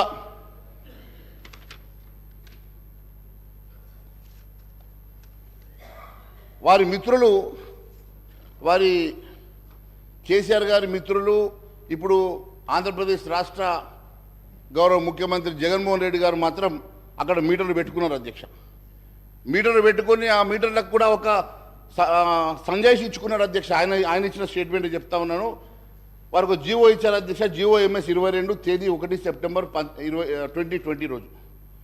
ఆ ప్రభుత్వ ఉత్తర్వుల ప్రకారం చెప్తున్నాం అధ్యక్ష, అంటే మీటర్ల ఏర్పాటు రైతుకు ₹1 కూడా చెల్లించాల్సిన అవసరం లేదు. రైతులు ఎన్ని యూనిట్లు వినియోగిస్తారో దానికి అయ్యే ఖర్చు మొత్తం ప్రభుత్వమే భరిస్తుంది. రైతులు ప్రత్యేక ఖాతాల్లో డైరెక్ట్ బెనిఫిట్ ట్రాన్స్ఫర్ ద్వారా డైరెక్ట్ ఇది జమ అయిపోతాయి కాబట్టి డబ్బులు నేరుగా రైతుల ద్వారా డిస్ట్రిక్ట్లకు బదిలీ అవ్వడం వల్ల డిస్ట్రిక్ట్ ప్రశ్నించే అధికారం ఉంటుంది. లీకేజీలు ఉండవు. దాంట్లో ఏదన్నా లీకేజీలు ఉన్నా అది మనము సేకరించవచ్చు అని చెప్పి వారు చెప్పినటువంటి బహుశా స్టేట్మెంట్ని వారు మా మీద పెట్టే ప్రయత్నం చేస్తూ ఉన్నారు. ఇది ఆంధ్రప్రదేశ్ రాష్ట్ర బిజినెస్ జీవో అధ్యక్ష. కానీ ఎక్కడ కూడా కేంద్ర ప్రభుత్వం కానీ భారతీయ జనతా పార్టీ కానీ ఎక్కడ కూడా చెప్పినటువంటి దాఖలాలు లేవు అధ్యక్ష. అంతేకాదు అధ్యక్ష, తెలంగాణ రాష్ట్రం ఈరోజు 6,71,757 కోట్ల రూపాయల అప్పు చేసి దాదాపుగా మనకొచ్చే రెవెన్యూలో 35% జీతాలకు శాలరీస్కి ఖర్చు అవుతా ఉంది అధ్యక్ష. రికరింగ్ ఎక్స్పెండిచర్ 34% రీపేమెంట్ ఇంట్రెస్ట్లకు పోతుంది అధ్యక్ష. మరి 69% ఈ రకంగా ఖర్చు అవుతూ ఉంటే కేవలం మనకు మిగిలింది 31% అధ్యక్ష. మరి 31% రెవెన్యూ తోటి ఈ ప్రభుత్వం ఇవ్వాల్సినటువంటి సంక్షేమ కార్యక్రమం ఏ రకంగా ఇస్తుంది? ఎగ్జిస్టింగ్ ఉన్నటువంటి సంక్షేమ కార్యక్రమాలతో పాటు మీరు కొత్తగా ఇస్తామన్నటువంటి 6 గ్యారెంటీలు కూడా ఏ రకంగా ముందుకు తీసుకెళ్తారు అనేది పెద్ద ప్రశ్నార్థకంగా మారింది అధ్యక్ష. మరి ఏ రాష్ట్రంలోనైనా దాదాపు 69% మరి ఈ రకంగా ఖర్చు అయితే మనకు మిగిలే 31%లో మరి డెవలప్మెంట్ యాక్టివిటీస్ దాంట్లోనే, సంక్షేమ కార్యక్రమాలు వాటిలోనే ఈ రకంగా సంక్షేమ కార్యక్రమాలు డెవలప్మెంట్ యాక్టివిటీస్ 31% రెవెన్యూ తోటి ఏ రకంగా ముందుకు తీసుకెళ్తారో మరి గౌరవ ముఖ్యమంత్రి గారు కూడా చెప్పాల్సిందిగా మేము కోరుతా ఉన్నాం. 6 గ్యారెంటీ స్కీమ్లకు దాదాపు 70,000 ఖర్చు అయితే నిపుణులు చెప్తా ఉన్నారు. మరి 412 హామీల సంగతి మరి ఇంకా మర్చిపోయారు. రుణమాఫీ ఉన్నది, నిరుద్యోగ భృతి ఉన్నది. ఈ రకంగా ఇన్ని రకాలుగా ఖర్చులున్నా మన దగ్గర ఉన్నటువంటి రెవెన్యూ మాత్రం అయ్యగారి ఆదాయం అంట భార్య పసుపు కుంకుమలు సరిపోయేటట్టు ఈరోజు మనకు ఉన్నటువంటి ఆర్థిక పరిస్థితి కేవలం మనకు వీటికే సరిపోని పక్షంలో కొత్తగా మీరు తీసుకొచ్చేటువంటి సంక్షేమ కార్యక్రమాలు ఏ రకంగా ముందుకు తీసుకెళ్తారు? కొత్తగా మీరు కేవలం అధికారంలో రావడం కోసమే మీరు ఈ రకమైన హామీలు ఇచ్చారా, లేక నిజంగా ఇది ఎప్పుడన్నా కూడా స్టడీ చేసి మన ఆర్థిక పరిస్థితులు స్టడీ చేసి ఎప్పుడన్నా మరి ఆలోచించి మరి చేశారా? ఒకసారి ప్రజలకు చెప్పాల్సిన అవసరం ఉంది అధ్యక్ష. కేవలం అధికారం రావాలని ఏదో ఒక రకంగా అధికారంలోకి వస్తే మేము కుర్చీలో కూర్చున్న తర్వాత ఆలోచిస్తామన్న ఆలోచనలతో మాత్రమే ప్రజల్ని మభ్యపెట్టడానికి మాత్రమే మరి మీరు ఇచ్చినటువంటి హామీలు కనబడతా ఉన్నాయి అధ్యక్ష. మరి ఈ రకంగా మన దగ్గర ఉన్నటువంటి వనరుల్లో 30% శాలరీలకు పోవడంతో పాటు ఇప్పటి వరకు ఇంకా 3 DL ఇవ్వలేదు అధ్యక్ష. ఈ ప్రభుత్వ ఉద్యోగులకు ఇంకా 3 DL పెండింగ్ ఉన్నాయి. కొత్తగా PRC కూడా ఇవ్వాల్సినటువంటి అవసరం ఉన్నది అధ్యక్ష. మరి కొత్తగా PRC వేసి కొత్తగా DL ఇస్తే మరి మీకున్నటువంటి రెవెన్యూలో మనకి కొంత శాతం కూడా తగ్గుతుంది అధ్యక్ష. మన 30% మనకు మిగులు బడ్జెట్ తోటి ఏ రకంగా మీరు ఈ సంక్షేమ కార్యక్రమాన్ని ముందుకు తీసుకెళ్తారో ప్రజలకు చెప్పాల్సినటువంటి అవసరం ఉంది అధ్యక్ష. అంతేకాదు అధ్యక్ష, ఈ 6,71,757 కోట్ల అప్పుతో పాటు పెండింగ్ బిల్స్ గురించి ఎక్కడ ప్రస్తావన లేదు అధ్యక్ష. పెండింగ్ బిల్స్ కాంట్రాక్టర్లకు కానీ వేరే ఏజెన్సీస్ కానీ ఎంత ఉందో కూడా దాంట్లో ఇంకా మెన్షన్ చేయలేదు అధ్యక్ష. అవి కూడా ఒక కుదిబండగానే మారబోతున్నాయి అధ్యక్ష. దాదాపు మరి 20,000 కోట్లను కొందరు అంటున్నారు, ఎంత ఉన్నాయో అది ఒకసారి మరి దాని మీద కూడా చర్చ చేస్తే బాగుంటుందని చెప్పి నేను అడుగుతా ఉన్నాను అధ్యక్ష. అంతేకాకుండా కాళేశ్వరం మీద గొప్పగా చెప్పారండి హరీష్ రావు గారు. కాళేశ్వరం మీద మేము ఒకటే అడుగుతా ఉన్నాం అధ్యక్ష, కాళేశ్వరం మీద మీరు తీసుకున్నటువంటి ఎస్పీవి ద్వారా తీసుకున్నటువంటి అప్పులు 9.69% వడ్డీ కమర్షియల్ వడ్డీకి తీసుకున్నారు. 9.69% కమర్షియల్ వడ్డీకి మీరు వడ్డీ తీసుకొని కాళేశ్వరం కడితే ఏ రెవెన్యూ దాంట్లో వస్తుంది కాబట్టి మీరు దాని నుంచి రీపేమెంట్ చేస్తారు. ఈ ఎస్పీవి అనేది ఒక బోగస్ ఎస్పీవా లేక నిజంగా ప్రభుత్వం దేనికోసం ఎస్పీవిని క్రియేట్ చేసింది? ఆ ఎస్పీవి క్రియేట్ చేస్తే మరి 9.69% తోటి వడ్డీతోటి కమర్షియల్ వడ్డీతోటి ఏ రకంగా మీరు రీపేమెంట్ చేయబోతున్నారో అవేమి చెప్పకుండా కేవలం బ్రహ్మాండంగా చేశాం. ఏం బ్రహ్మాండం చేశారు? బ్రహ్మాండంగా ఏం చేశారు? ఈ రాష్ట్రాన్ని కేవలం అప్పుల పాలు చేశారు. ఈ రాష్ట్రాన్ని పూర్తిగా ధ్వంసం చేశారు తప్ప ఈ రాష్ట్రానికి మీరు ఏం అభివృద్ధి పథంలో నడిపించారో చెప్పాల్సిన అవసరం ఉన్నది. కేవలం అంతేకాదు అధ్యక్ష, ఇంత గొప్ప ప్రాజెక్ట్ అయి ఉంటే నిజంగానే మరి కమర్షియల్ లోన్ పోవాల్సిన అవసరం లేకుండే కదా అధ్యక్ష. మరి వరల్డ్ బ్యాంక్ వెళ్ళి తీసుకురా వస్తుండే కదా. దానికంటూ ప్రాజెక్ట్ రిపోర్ట్ తయారు చేయరు. అప్పటికప్పుడు రాత్రి వాళ్ళకు ఆలోచన వస్తుందో కళ వస్తుందో తెల్లారికల్లా ప్రాజెక్ట్ ఒకటి కొత్త తయారు చేయాల్సిందే. ఇవన్నీ కాకుండా వాస్తవంగా ఒక ఆలోచనతో ప్రజలకు ఉపయోగపడేటువంటి కార్యక్రమాలు చేస్తే బాగుండేదని భావిస్తా ఉన్నాం అధ్యక్ష. అంతేకాకుండా ఈ ఎస్పీవికి క్రెడిట్ రేటింగ్ ఎంత ఉందో ఒకసారి మీ ద్వారా ముఖ్యమంత్రి గారిని కనుక్కోమంటున్నాను అధ్యక్ష. మరి కాళేశ్వరంకి ఇచ్చినటువంటి ఈ యూనిట్ మరి ఇంతకాలం లోన్ తీసుకున్నప్పుడు ఒక రేటింగ్ ఇస్తారు కదా అధ్యక్ష. మరి ఏ రేటింగ్ ఇచ్చారో కూడా అది ఒకసారి సభకు చెప్తే బాగుంటుంది అధ్యక్ష. మరి క్రెడిట్ రేటింగ్ అదే కాకుండా అధ్యక్ష, వీరు బ్రహ్మాండం అని చెప్తున్నటువంటి ఈ రాష్ట్రంలో దండనీయమైనటువంటి పరిస్థితి ఏంటంటే అధ్యక్ష, పూర్తిగా ప్రజలకు సంబంధించినటువంటి విద్యా వైద్యాన్ని విస్మరించారు అధ్యక్ష.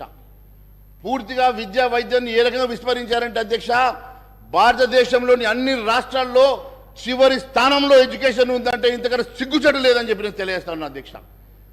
యావత్ భారతదేశంలో చిట్ట చివరి స్థానంలో ఈరోజు ఎడ్యుకేషన్ అలొకేషన్ ఉందంటే 7% అలొకేషన్ తోటి చిట్ట చివరిలో యావత్ భారతదేశంలో ఉందంటే ఇంతకన్నా ఘోరం ఇంకొకటి లేదు అధ్యక్ష. అదే మాదిరిగా హెల్త్ కూడా 29వ స్థానంలో, స్థానంలో చివరి నుంచి 4వ స్థానంలో ఉంది అధ్యక్ష. ఈ రకంగా పూర్తిగా మరి ప్రజలకు మరి సంబంధించినటువంటి విద్యా వైద్యాన్ని పూర్తిగా విస్మరించిన సంగతి నేను గుర్తు చేస్తా ఉన్నాను అధ్యక్ష. మరి ఈ రకంగా అంతేకాదు అధ్యక్ష, వీళ్ళు గొప్పగా చెప్పుకుంటున్నారు. కాగ్ గురించి చెప్పారు కదా అధ్యక్ష, అదే కాగ్ చెప్పినటువంటి నేను విషయం మీకు తెలియజేస్తా ఉన్నాను అధ్యక్ష. CAG expresses concern over Telangana government utilising borrowed amounts for repayment of public debts. ఎంత ఘోరం అధ్యక్ష అంటే అప్పులు కట్టడానికి కూడా అప్పులు తీసుకొచ్చి అప్పులు చేసిన డబ్బుతోటి అప్పులు కట్టేటువంటి దుర్భరమైనటువంటి స్థితిలో గత ప్రభుత్వం నడిపించిందంటే ఇంతకన్నా ఘోరం ఇంకొకటి లేదు అధ్యక్ష. వాళ్ళు చెప్తా ఉన్నారు అధ్యక్ష, చాలా గొప్పగా బ్రహ్మాండంగా చేశాం, బ్రహ్మాండంగా నిర్మాణం చేశాం. ఏం నిర్మాణం చేశారు అధ్యక్ష? బ్రహ్మాండంగా ధ్వంసం చేశారని చెప్తే బాగుండేది. అధ్యక్ష. పూర్తిగా ఈ రాష్ట్రాన్ని అప్పుల పాలు చేసి, ఒక పథకం ప్రకారం ఈ రాష్ట్రాన్ని అప్పుల పాలు చేసి వాళ్ళ కాంట్రాక్టర్ల జేబులు నింపుకున్నట్టు అవపడుతుంది అధ్యక్ష.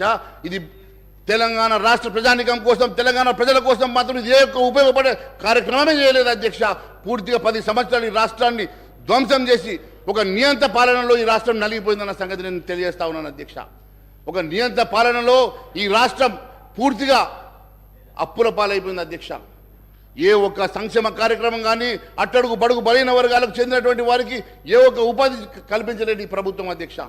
గత ప్రభుత్వం కూడా ఈ రకంగానే నిరుద్యోగ భృతి ఇస్తామని చెప్పారు అధ్యక్ష.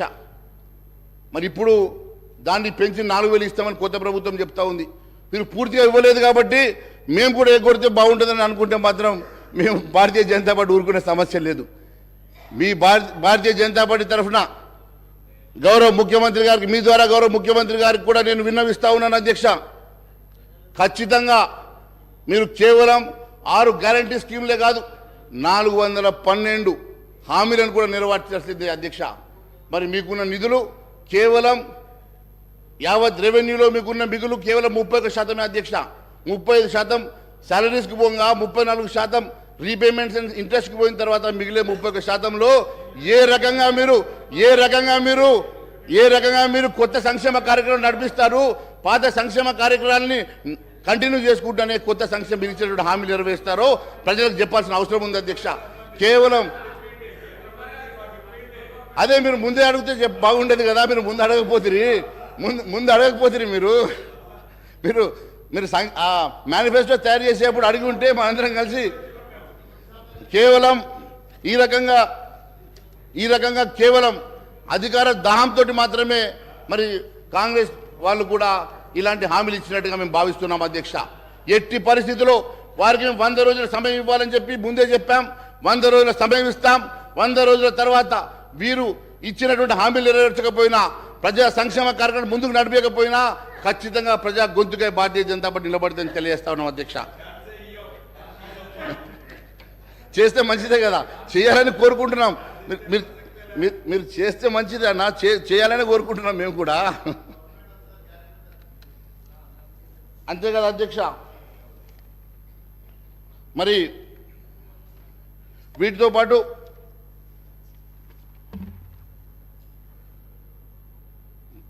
పాత పాలకుల వైఫల్యాలను ఎండగడుతూ ఎన్నికల్లో ప్రచారానికి వెళ్ళి అధికారానికి వచ్చినటువంటి ఈ ప్రభుత్వం మరి ఏ రకంగా ముందుకు వెళ్తుందో, ఏ రకంగా నిధులు సమకూర్చుకుంటుందో, ఏ రకంగా ఇవన్నీ సంక్షేమ కార్యక్రమాలు మరి తీసుకొని మరి ప్రజలకు అందిస్తుందో అన్న సంగతి ఇప్పటి వరకు వాళ్ళు చెప్పలేకపోయినారు అధ్యక్ష. వారికి కావాల్సిన నిధులు ఇప్పుడు వాళ్ళ చేతిలో ఉన్నది కేవలం స్వల్పంగా నిధులు ఉన్నాయి, కావాల్సింది బారెడు ఉంది. ఉన్నది మూరడు, కావాల్సింది బారెడు అన్నట్టు కేవలం వారి దగ్గర ఉన్నది తక్కువ నిధులు. వారి ఇవ్వాల్సినటువంటి సంక్షేమ కార్యక్రమం కానీ, ప్రజలకు ఇచ్చినటువంటి హామీలు కానీ మరి అవన్నీ నెరవేర్చాలంటే మరి ఏ రకంగా చేయగలుగుతారో మరి ప్రజలకు చెప్పాల్సిన అవసరం ఉంది, సభకు కూడా చెప్పాల్సిన అవసరం ఉంది అధ్యక్ష. ఎంతసేపు గతంలో చేసిన అప్పులు అని చెప్పి మనం చెప్తా ఉన్నాం అధ్యక్ష. మరి గతం చేసిన అప్పులు ఈ రకంగా ఇంత ఓపెన్గా మనం ఈరోజు సభ ద్వారా శ్వేతపత్రం ఇచ్చినాం కదా అధ్యక్ష. మరి కొత్త అప్పులు ఎట్లా పుడతాయి అధ్యక్ష? కొత్త అప్పుల కోసం రీపేమెంట్ షెడ్యూల్ ఎట్లా చూపిస్తాం అధ్యక్ష? మన దగ్గర రెవెన్యూ సర్ప్లస్ ఉంటేనే, రెవెన్యూ అనుకుంటేనే ఎదుటి వాళ్ళు మనకు నిధులు ఇస్తారు అధ్యక్ష, లోన్లు ఇస్తారు అధ్యక్ష. మరి మనమే పూర్తిగా అప్పుల్లో కూరుకుపోయి కట్టలేని పరిస్థితుల్లో, జీతాలు ఇవ్వలేని పరిస్థితుల్లో ఈ రాష్ట్రం ఉందని చెప్పినప్పుడు కొత్తగా నిధులు ఏ రకంగా సమకూర్చుకోగలుగుతారో కూడా చెప్పాల్సిన బాధ్యత ముఖ్యమంత్రి గారి మీద ఉంది అధ్యక్ష. మరి ఈ రకంగా మీరు మొత్తం శ్వేతపత్రం ఇచ్చేసి ఈ రాష్ట్ర ప్రజానీకానికే కాదు యావత్ దేశానికి మన ఆర్థిక పరిస్థితిని చూపించేసి ఈరోజు ఆర్థిక పరిస్థితి ఇంత ఘోరంగా ఉన్నదని చెప్పిన తర్వాత కొత్తగా మీరు ఏ రకంగా నిధులు సమకూర్చుకుంటారో కూడా ఒక పెద్ద ప్రశ్నార్థకంగా మారబోతుంది అధ్యక్ష. నేను ఒకటే తెలియజేస్తాను అధ్యక్ష, కేవలం అధికారం కోసమే మాట్లాడాం, అధికారం వచ్చాం, తర్వాత ఎట్లయితే చూసుకుందాం అన్నట్టుగా మీరు విరవిపోతే ప్రజలు గమనిస్తున్నారు అధ్యక్ష. ప్రజలు ఊరుకోపోయారు లేదు అధ్యక్ష. ప్రజలు ఖచ్చితంగా మీ వెంట పడతారు అధ్యక్ష. మీరు గ్రామాల్లో తిరగాల్సి ఉన్నది, గ్రామంలో తిరిగే రోజు మీకు అన్ని అర్థమైతే అధ్యక్ష. ఖచ్చితంగా తెలియజేస్తా ఉన్నాం. ఈ రకంగా కేవలం మీరు గత ప్రభుత్వాన్ని కార్నర్ చేయడానికో, ఆ పార్టీని కార్నర్ చేయడానికో చేసినటువంటి మరి ఈ చర్య వల్ల ఎంతవరకు లబ్ధి జరుగుతుందో నాకు తెలియదు, కానీ నష్టం మాత్రం చాలా పెద్ద నష్టం జరగబోతుంది అధ్యక్ష. అంతేకాకుండా మొన్న గౌరవ ముఖ్యమంత్రి గారు కూడా రిటైర్డ్ ఆర్బీఐ గవర్నర్ గారిని కూడా కలిసినట్టుగా మేము పేపర్లు చూసినాం. రఘురామ్ రాజన్ గారు కూడా ఒక స్టేట్మెంట్ ఇచ్చారు అధ్యక్ష.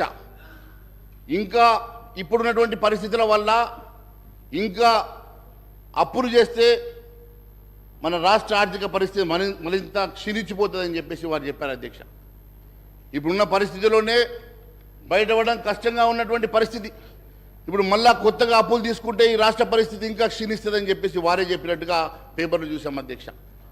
మరి వారు అడ్వైజ్ తీసుకోవడానికి పిలిచినటువంటి వారే ఈ రకంగా మాట్లాడిందంటే మరి మీరు ఎక్కడ కూడా మీ మేనిఫెస్టోలో కొత్తగా అప్పులు తెస్తామని చెప్పలే, ఏ రకంగా సమకూర్చుకుంటామో చెప్పలే. కానీ ఈ సంక్షేమ కార్యక్రమాలని మాత్రం పూర్తిగా మేము నెరవేరుస్తామని మాత్రం చెప్పారు. ఎట్టి పరిస్థితుల్లో కొత్తగా అప్పు తీసుకురావడానికి వీల్లేదు.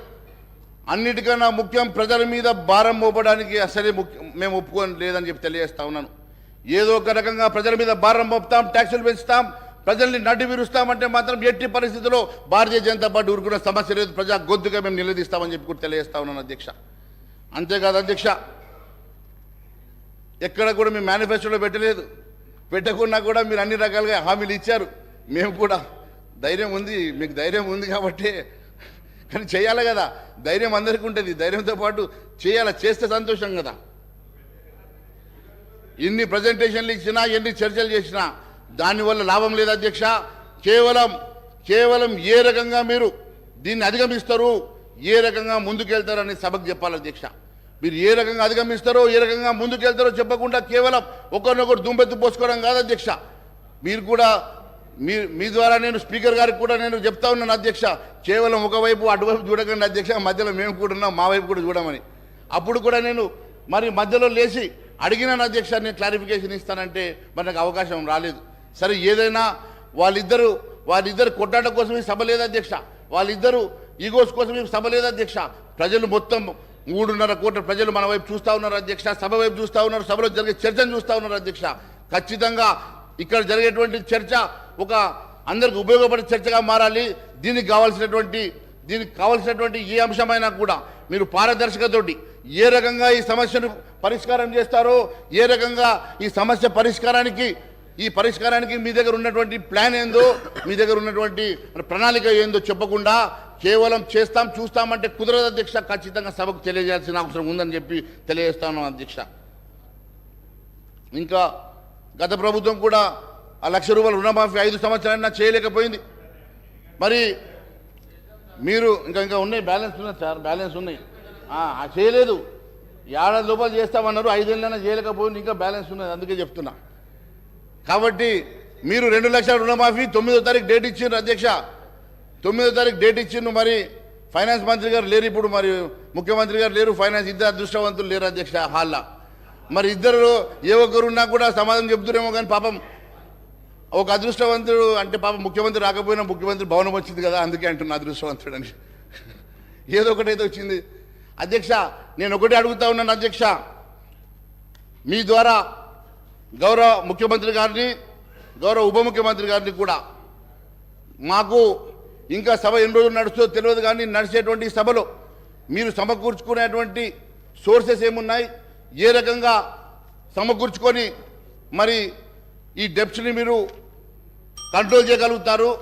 ఏం అధ్యక్ష, నేను మాట్లాడింది ఎంతసేపు అధ్యక్ష? అరే అక్కడ గంటన్నర ఇస్తారు, మీరు మాట్లాడుకుంటారు, సభ అంతా మీకోసం అధ్యక్ష. మేము కూడా 8 మంది ఉన్నాం ఇక్కడ. This is third largest party అధ్యక్ష, థర్డ్ లార్జెస్ట్ పార్టీ. మేము మళ్ళీ అక్కడ వచ్చి కూర్చుంటున్నామే రేపు, డోంట్ వరీ. మా పార్టీ వచ్చి అక్కడ కూర్చుంటుంది రేపు. అంతేకాదు అధ్యక్ష,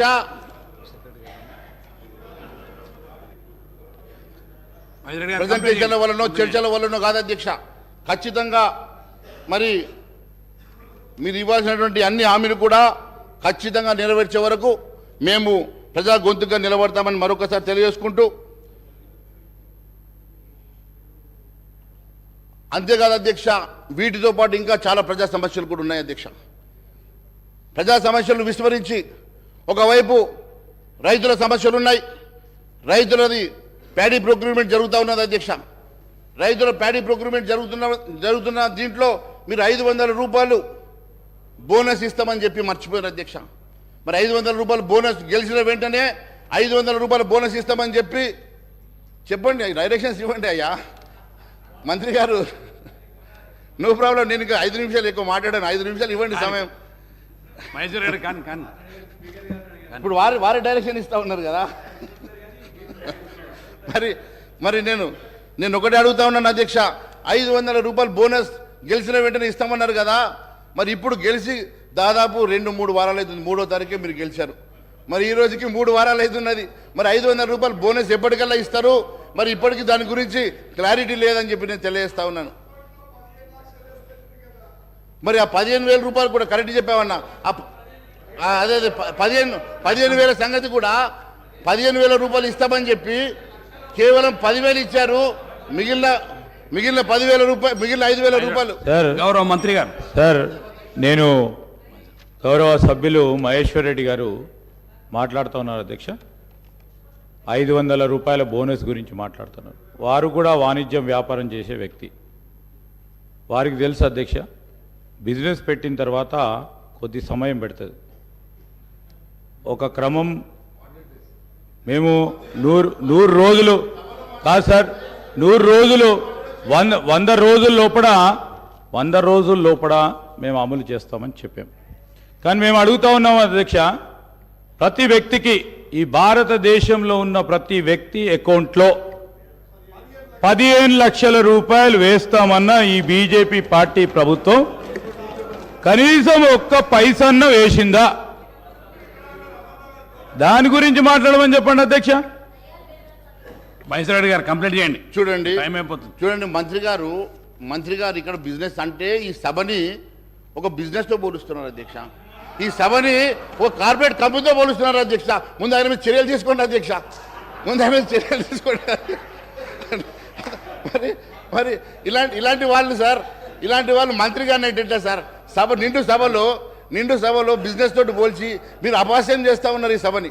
మీరు దయచేసి ఇంకోసారి ఇలాంటి మాట మంచిది కాదు అధ్యక్ష. అధ్యక్ష, రెండో విషయం, 15 లక్షల విషయం చెప్పారు కదా అధ్యక్ష. ఖచ్చితంగా ప్రతి వ్యక్తికి వినండి, అరే మా జీడిపి పెంచడానికి దాని ఉద్దేశం ఏంటంటే అందరి అకౌంట్లో 15 లక్షలు వేస్తామని కాదు, ప్రతి వ్యక్తికి 15 లక్షల వర్త్ మనిషిగా మారాలంటే రేపు జీడిపి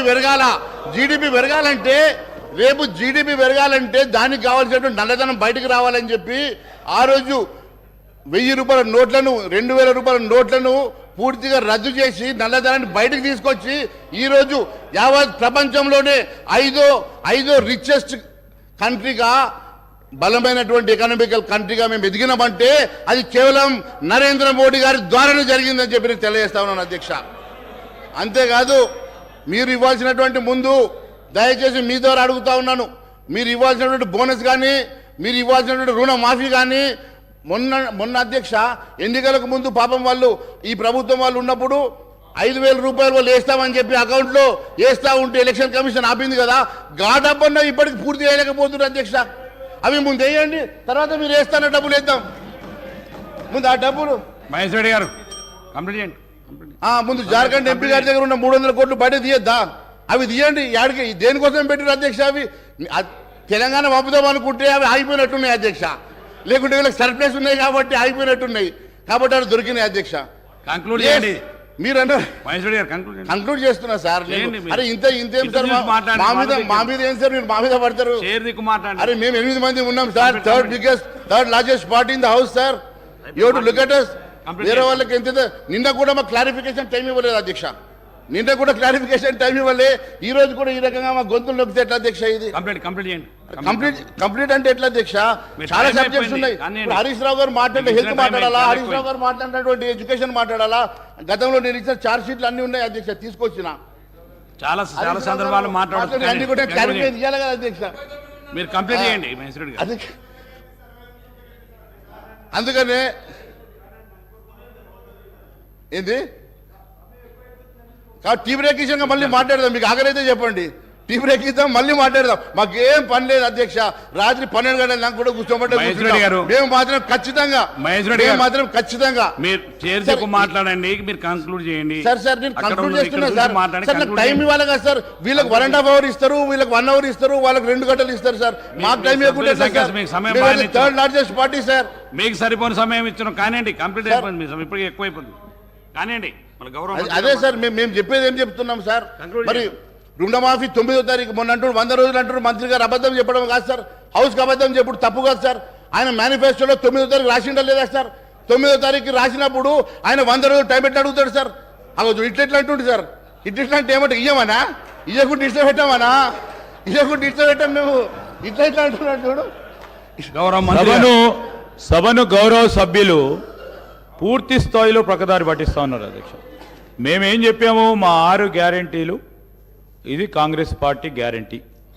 100 రోజుల్లో అమలు చేస్తామని చెప్పాము. వారు కావాలనే 9వ తారీఖు నాడు ఇస్తామని చెప్పామని వారు ఒక పక్కన వారి మిత్రపక్షమైన టీఆర్ఎస్ వారు చెప్తూ పోతూ నడుస్తూ ఉన్నారు అధ్యక్ష. ఈరోజు మేము చెప్తా ఉన్నాం అధ్యక్ష, ఈరోజు మేము చెప్తా ఉన్నాం 100 రోజుల లోపల మా మేము 6 గ్యారెంటీలను అమలు చేసే కార్యక్రమం చేయటం జరుగుతుంది. నేను గౌరవ మహేశ్వర్ రెడ్డి గారిని కోరుతా ఉన్నాను, సబ్జెక్ట్ పరంగా 2 నిమిషాలు మాట్లాడి చాలా సమయం ఇచ్చారు. 9 మంది సభ్యులు, 8 మంది సభ్యులు, మరి 7 సభ్యులు, మరి వీళ్ళందరూ ఉన్నట్టు అందరికీ కూడా అవకాశం ఇవ్వాలి. వారికి ప్రధాన ప్రతిపక్షం కనుక వారికి ఎక్కువ సమయం వస్తుంది. మరి వారంత సమయం రావాలని అనుకున్నప్పుడు మీరు ప్రధాన ప్రతిపక్షమై కూర్చునేందుకు ప్రయత్నం చేయండి. వారు మీ స్థానంలోకి వస్తారు, మరి అప్పుడు చూద్దాము. కానీ దయచేసి నేను గౌరవ శాసన సభాపతి గారిని కోరుతా ఉన్నాం అధ్యక్ష, గౌరవ శాసనం కంక్లూడ్ చేసి సార్ అధ్యక్ష, ఇంకా ఎంఐఎం వారు మాట్లాడేది ఉంది, సిపిఐ వారు మాట్లాడేది ఉంది, మళ్ళా మంత్రి గారు కూడా రిప్లై చేసేది ఉంది అధ్యక్ష. I would like to request honourable member to conclude. Mahesh Reddy garu మీరు కంప్లైంట్ చేయండి అధ్యక్ష. ఒక్క నిమిషం సార్, ఒక నిమిషం అధ్యక్ష. ఆయన కంప్లైంట్ చేయండి. ఎందుకు అధ్యక్ష మంత్రి గారు ఉలికి పడుతున్నారు? నేను మాట్లాడితే లేస్తాడు ఎందుకు అధ్యక్ష? ఆయన గంటనర మాట్లాడితే లేవలే అధ్యక్ష, నేను మాట్లాడితే లేస్తాడు ఎందుకు అధ్యక్ష? ఎందుకు నన్ను టార్గెట్ చేస్తుండే అధ్యక్ష? ఏదో పర్సనల్గా నన్ను టార్గెట్ చేస్తుంటే అనిపిస్తుంది అధ్యక్ష. నాకు సమయం ఇవ్వద్దు అని నేను ఒకటే అడుగుతా ఉన్నాను అధ్యక్ష. వారు పాపం మాట్లాడలేరు అధ్యక్ష. 2 లక్షల రుణమాఫీ అని గట్టిగా మాట్లాడలేరు. ఎందుకంటే అధ్యక్ష వాళ్ళు కూడా ₹1,00,000 పూర్తిగా రుణమాఫీ చేయలేకపోయారు కాబట్టి మాట్లాడలేరు అధ్యక్ష. నిరుద్యోగ వృత్తి వాళ్ళు మాట్లాడలేరు అధ్యక్ష. నిరుద్యోగ వృత్తి వాళ్ళు మాట్లాడలేరు ఎందుకంటే వాళ్ళు నిరుద్యోగ వృత్తి ఇవ్వలేదు కదా. కాబట్టి మాట్లాడగలిగేది మేమే కదా అధ్యక్ష. మేము అక్కడ కూర్చుంటే అవసరం లేదు అధ్యక్ష. మొన్న 1కెళ్ళి 8 వచ్చాం, 8కెళ్ళి 80 అక్కడికే వస్తాం అధ్యక్ష నేరుగా. ఇది గుర్తుపెట్టుకోండి అధ్యక్ష. మేము ఇక్కడ కూర్చోవాల్సిన అవసరం లేదు అధ్యక్ష. మాకెవరు మిత్రపక్షాలు కారు అధ్యక్ష. ఏమైనా మిత్రపక్షాలు గతంలో పోటీ చేసుకున్న స్నేహం, పాత స్నేహం ఉంటే మీ మధ్యలో ఉంది అధ్యక్ష. పాతది ఇంకా ఫ్లేవర్ పోనట్టుంది, వాళ్ళ బంధుత్వం కానీ స్నేహం కానీ పాత స్నేహం అట్లే ఉండదు. నన్ను డిబేట్ చేస్తున్నా అధ్యక్ష. మీరు మీకు ఒక్క నిమిషంలో కంప్లీట్ చేయండి. సార్ మేము 8 మంది ఉన్నాం సార్, మాకు క్యాలిక్యులేట్ చేసి టైం ఇవ్వండి. నిన్న ఎంఐఎం టైం ఇచ్చారు సార్, నిన్న మీరు ఎంఐఎం టైం ఇచ్చారు. క్యాలిక్యులేషన్ కూడా రెడీ ఉంది సార్, క్యాలిక్యులేషన్ కూడా రెడీ ఉంది. చెప్పమంటే చెప్తాము. ఈరోజు బీజేపీ పార్టీ వారికి 60 నిమిషాల్లో అధ్యక్ష, 8 మంది సభ్యులకు కేవలం 4 నిమిషాలే మీరు కేటాయింపు చేయడం జరిగింది. చాలా సమయం ఇచ్చాను ఇప్పటికీ. మహేష్ రెడ్డి వీరికి ఎంతసేపు ఇచ్చారు సార్? నిన్న మాకు క్లారిఫికేషన్ కూడా ఇవ్వలేదు. మహేష్ రెడ్డి గారు మీరు మాట్లాడుకొని మీరు లొల్లిపడి బయటపడుతుంది సార్, ఇది అన్యాయం సార్. ఇది మహేష్ రెడ్డి గారు మీరు కంప్లీట్ చేయకపోతే గౌరవ మంత్రి గారు మాట్లాడతారు. కంప్లీట్ అంటే ఒక్క నిమిషంలో మీరు కంక్లూడ్ చేసేయండి. ఒక్క సెకండ్లో మీరు కంప్లీట్ చేయండి సార్. ఒక్క నిమిషంలో కంప్లీట్ అయితే సార్ కంక్లూజన్ చాలా సమయం ఇచ్చిన, మీ సమయంతో వృధా చేసుకుంటారు మీరు అక్కడ ఇక్కడ మాట్లాడి. సార్ నేను ఒకటే తెలియజేస్తాను అధ్యక్ష, మరి 9వ తారీఖు గురించి కూడా మిస్గైడ్ చేశారు అధ్యక్ష మంత్రి గారు. 9వ తారీఖు మీ మేనిఫెస్టోలో మీరు పెట్టారా లేదా? 9వ తారీఖు మేనిఫెస్టోలో 2 లక్షల రుణమాఫీ చేస్తామని చెప్పారా లేదా? గెలిచిన వెంటనే చెప్పలేదంటే ఎట్లా కా నువ్వు? 9వ తారీఖు రోజు మీరు చూడండి మీ మేనిఫెస్టో, నా కాడ కాపీ ఉన్నది, 2 లక్షల రుణమాఫీ. అంతేకాదు అధ్యక్ష, అంతేకాదు అధ్యక్ష, మీరు గెలిచిన వెంటనే ₹500 బోనస్ ఇస్తామని చెప్పారు కదా అధ్యక్ష. మరి ₹500 బోనస్ ఎందుకు ఇవ్వలేదు అధ్యక్ష? ₹500 బోనస్ ఎప్పుడు ఇస్తారు? కొనుగోలు గౌరవ మంత్రి గారు పొన్నం ప్రభాకర్ గారు. సార్ ఇప్పుడు మీరు ఇంతకుముందు వాళ్ళు మిమ్మల్ని విమర్శించినప్పుడల్లా మా వాళ్ళు కొద్దిగా కనీసం రిస్క్ వచ్చింది, ఎందుకంటే గవర్నమెంట్ మైండ్ సెట్ మారింది అధ్యక్ష. మీ ద్వారా సభ్యునికి తెలియజేస్తా ఉన్నాం, వాళ్ళేమో కేంద్ర ప్రభుత్వం నుంచి నిధులు తెచ్చుకోవద్దు, కేంద్ర గవర్నమెంట్ స్కీమ్స్ని ఇంప్లిమెంట్ చేసుకోవద్దని ఆలోచన ఉంది. కానీ ప్రస్తుత కాంగ్రెస్ ప్రభుత్వము కేంద్రంలో ఉన్న ఫెడరల్ సిస్టాన్ని దృష్టిలో పెట్టుకొని కేంద్రం నుంచి నిధులు తేవడానికి సానుకూలంగా ఉన్నాం. మీరు వీలైనంత వరకు మీరు కూడా రాష్ట్ర ప్రయోజనాలు దృష్టిలో పెట్టుకొని రాష్ట్ర ప్రజల దృష్టిలో పెట్టుకొని మీరు కూడా కేంద్రం నుంచి నిధులు రావడానికి ఏమైనా ప్రయత్నం చేయండి. కానీ మీరేం చేసారు, మేమేం చేసినా 10 రోజులుగా ఓపిక పడతలేరు ఎందుకు అధ్యక్ష? మీరు 10 సంవత్సరాల కింద 15,000 ఇస్తారే కాదు, గ్యాస్ దంచుతుంటే లేకపోతే అనేక రకాలుగా మొత్తం దేశాన్ని అమ్మేస్తుంటే మాట్లాడకుండా ఉగునా కొద్ది మీరు ఇట్లా ఈ విధంగా చెప్పుకునే పోతే కాదు కదా అధ్యక్ష. ఇలా దేశాన్ని మొత్తం మేమిద్దరము మాకిద్దరు అన్నట్టు అమ్మేస్తూ ఉంటుంటే మీరు ఇలా మాట్లాడితే ఎట్లా అధ్యక్ష? మీరు మేము అధ్యక్ష ఇలా అడుగుతా ఉన్నాం. ఇలా దేశంకు సంబంధించి మొత్తం వ్యవస్థలో కనీసం పార్లమెంట్ మీద దాడి జరిగితే కూడా చట్టసభలో అంతమంది సస్పెండ్ చేసిన చరిత్ర ఎప్పుడైనా ఉందా అధ్యక్ష? వీళ్ళు మాట్లాడితే ఎట్లా ప్రజాస్వామ్యం గురించి హామీల గురించి? ఓపిక ఉంటుంది వాళ్ళకు కూడా చెప్తున్నాం, గౌరవ సభ్యులకు మీకు కూడా చెప్తాం అధ్యక్ష. మా ప్రభుత్వం ఇప్పుడే మేము తప్పకుండా హామీలు అమలు చేసే బాధ్యత మాది. గత 10 సంవత్సరాలుగా ప్రభుత్వ ఆర్థిక పరిస్థితి ప్రజలకు చెప్పాలని ప్రయత్నం చేస్తా ఉన్నాం.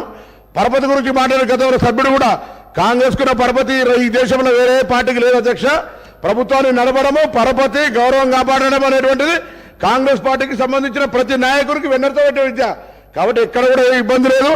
ఈ ప్రభుత్వాన్ని సమర్థవంతంగా 5 సంవత్సరాలు పరిపాలించి భవిష్యత్తులో కూడా మాకే మళ్ళీ ప్రజలు పట్టం కట్టే విధంగా పరిపాలన కొనసాగితే మీరు పరిశాన కాకండి, ఆందోళన చెందకండి, ఆరోగ్యం కాపాడుకొని కొద్ది రోజులు ఓపిక పట్టండి, నిమ్మలంగా ఉండండి. తప్పకుండా 10 రోజులకే టీఆర్ఎస్ పార్టీ ప్రతిపక్ష సభ్యులు కావచ్చు, మీరు కావచ్చు, కొద్దిగా ఓపిక పట్టమని కోరుతా ఉన్నా దయచేసి మీ ద్వారా వాళ్ళందరికీ కూడా. మహేశ్వర రెడ్డి గారు మీరు ఇచ్చిన సమయం కంటే చాలా ఎక్కువైంది. మీరు ఒక్క చూడండి, సెకండ్ లో కంప్లీట్ చేయకపోతే గౌరవ మంత్రి గారికి ఇస్తాను. ఇప్పుడు వారు ఏం మాట్లాడుతున్నారు అధ్యక్ష? సంబంధం ఉన్న మీరు కంప్లీట్ చేయండి. మీరు సంబంధం ఉన్న సబ్జెక్ట్ మీరు సబ్జెక్ట్ మంత్రి గారు కాబట్టి ఏం మాట్లాడినా మీరు మైక్ ఇస్తారు, మంత్రి గారు కాబట్టి ఏం మాట్లాడినా నడుస్తుంది. కంప్లీట్ చేయండి. వారు మాట్లాడింది ఏంది అధ్యక్ష? సంబంధం ఉన్న అంశం అధ్యక్ష. ఇది దాని మీద చర్చ పెట్టమండి, మేము చర్చకు సిద్ధంగా ఉన్నాం. దానికి టైం ఇవ్వమండి, అలకేట్ చేయమండి, దేనికైనా సిద్ధంగా ఉన్నాం. ఇష్టానుసారంగా వారు మాట్లాడితే ఎట్లా? సబ్జెక్ట్ ఏదంటే ఏం మాట్లాడుతున్నారు అధ్యక్ష? నేను సంబంధం లేదు, ఏం మాట్లాడలేదు. నేనేమన్నా ప్రభుత్వం మైండ్ సెట్ మారింది. ప్రభుత్వము కేంద్రం నుంచి కూడా నిధులు తెచ్చుకోవడానికి సానుకూలంగా ఉంది, తెలంగాణ ప్రజల ఆకాంక్షలకు అనుగుణంగా. మీరు అందుకే సహకరిస్తామంటే నేను తప్పు మాట్లాడినంటారేంది? నేనేం తప్పు మాట్లాడిన అధ్యక్ష? తెలంగాణ ప్రజలు సహకరించారా? మీరు సహకరించమని అడిగితే కూడా మీరు ఇట్లా మాట్లాడితే ఎట్లా? మీరు చెప్పండి సహకరించమని. మా ప్రభుత్వాన్ని విమర్శ చేయడానికి మీరు ప్రభుత్వం చెప్పండి. మేము ఇచ్చిన హామీలు అమలు చేయడానికి కేంద్రం ఏం సహకారం చేస్తూ చేయించు. గ్యాస్ సబ్సిడీ 500 కదా, మీరు 500 ఇచ్చే అవసరం లేదు, కేంద్రమే మేము బరువు మోస్తామని చెప్పండి. అట్లా చేతనవుతుందా? ఆ పార్టీని మీరు ఒప్పియగలుగుతారా కేంద్రంలో ఉన్నటువంటి వాళ్ళను? అసలు మీ దగ్గర మీ పార్టీలో మీకు సంబంధించిన మాటనే లేదు. వీళ్ళకి నిజంగా ఒక చిత్తశుద్ధి ఉంటే నిండు పార్లమెంటులా తెలంగాణ తెచ్చుకున్న విధానాన్ని అవమానపరిచిన వీళ్ళు ఇంకా బీజేపీలు ఉన్నారంటేనే ఈ తెలంగాణ ప్రజలకు అవమానకరం అధ్యక్ష. ఏ దేశానికి అవమానం. తెలంగాణను కిచ్చపరిచారు, తెలంగాణ అమరవీరులకు కిచ్చపరిచారు. వీళ్ళు మాట్లాడితే ఎట్లా అధ్యక్ష? అరే బీజేపీ గురించి మాట్లాడుతున్నాం, రాజ్యసభలో బతిలారు తెచ్చుకొని ఇవాళ బీజేపీ గురించి మాట్లాడు. నేను మళ్ళా ఆర్గ్యుమెంట్ అధ్యక్ష.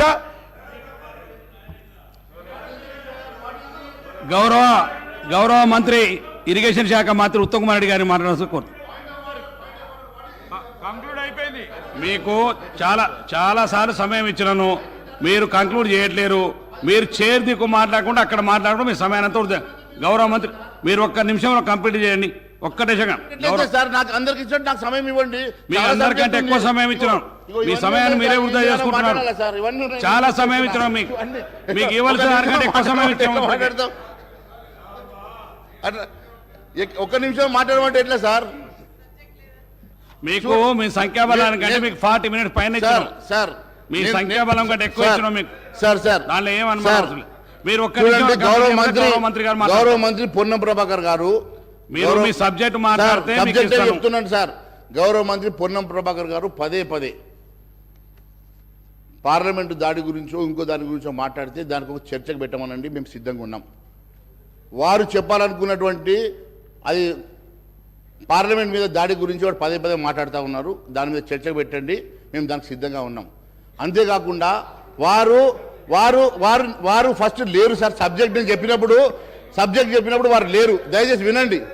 పొన్నం ప్రభాకర్ గారు, నేనేమన్నాను, మీకు నిధులు కావాలంటే కేంద్ర ప్రభుత్వం గతంలో ఇన్ని లక్షల కోట్ల నిధులు ఇచ్చింది. మన ఈ రాష్ట్ర ప్రభుత్వం కాదు ఇవ్వడానికి కూడా కేంద్ర ప్రభుత్వం ఖచ్చితంగా సిద్ధంగా ఉంటుంది.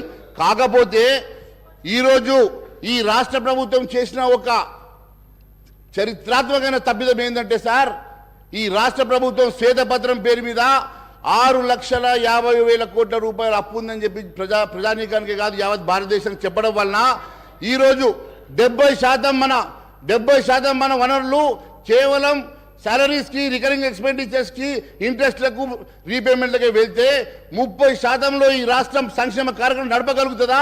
రేపు కొత్త లోన్లు తీసుకొస్తే వాటికి మరి రీపేమెంట్ చేయగలిగే శక్తి ఈ రాష్ట్రానికి ఉన్నదా అని చెప్పి రేపు అడుగుతారా లేదా? ఒక్కసారి మీరు ఆలోచన చేయండి అని అడుగుతా ఉన్నాను. మీ ఆర్థిక నిపుణులతో మాట్లాడండి. ఆర్థిక నిపుణులు దీన్ని ఒప్పుకుంటారా చెప్పండి. మీరు ఒక చిన్న బ్యాంకుకు వెళ్ళి 1 లక్ష రూపాయలు లోన్ అడిగితే 100 పేపర్లు అడిగేటప్పుడు ఈరోజు లక్షల కోట్ల రూపాయలు మీరు నిధులు తీసుకురావాలన్నా, లోన్ తీసుకురావాలంటే ఏ రకంగా రీపేమెంట్ చేస్తారో మరి రాష్ట్రాన్ని అడుగుతారు కదా. ఈ రకంగా మీరు యావత్ రాష్ట్రానికి సంబంధించినటువంటి పూర్తి మరి అంశాన్ని 6,50,000 కోట్ల రూపాయల అప్పులను తీసుకొచ్చి ఇలా మీరు ఈ రకంగా సభలో పెట్టి యావత్ దేశానికి మీరు చెప్పిందంటే ఏ రకంగా మనం ముందుకెళ్తాం? ఏ రకంగా లోన్లు వస్తాయి? మేము మీతో రావడానికి సిద్ధంగా ఉన్నాం. మీకు ఈ రాష్ట్రానికి లోన్లు వచ్చినా, నిధులు వచ్చినా మాకు సంతోషమే. కానీ మీరు తీసుకురావడానికి గాల మరి కనీసం ఉన్నటువంటి హోప్ను కూడా మీరు పోగొట్టి ఈరోజు మీరు కేవలం కేంద్రాన్ని నిందిస్తామంటే ఊరుకునే సమస్య లేదు అధ్యక్ష. కేంద్ర ప్రభుత్వం గతంలో కూడా లక్షల కోట్ల రూపాయలు ఇచ్చినటువంటి చరిత్ర ఉన్నది. మొన్న గత 10 సంవత్సరాల్లో కూడా కొన్ని లక్షల కోట్ల రూపాయలు ఇచ్చి మరి ఈ రాష్ట్రాన్ని ఆదుకునేటువంటి చరిత్ర ఉన్నది. రేపు మీకు కావాలంటే కూడా మరి ఖచ్చితంగా నిధులు ఇస్తారు, సమకూరుస్తారు. కానీ మరి మీరు ఇచ్చేటువంటి మరి ఈ రకమైనటువంటి నివేదికల వల్ల ఈ రాష్ట్రంలో కేంద్ర ప్రభుత్వమే కాదు, ఏ ఒక్క ఫినాన్షియల్ ఇన్స్టిట్యూషన్ కూడా ముందుకు వచ్చే సమస్య ఉండదు. మనము పడే ప్రమాదం ఉండదని చెప్పి తెలియజేస్తా ఉన్నాను అధ్యక్ష.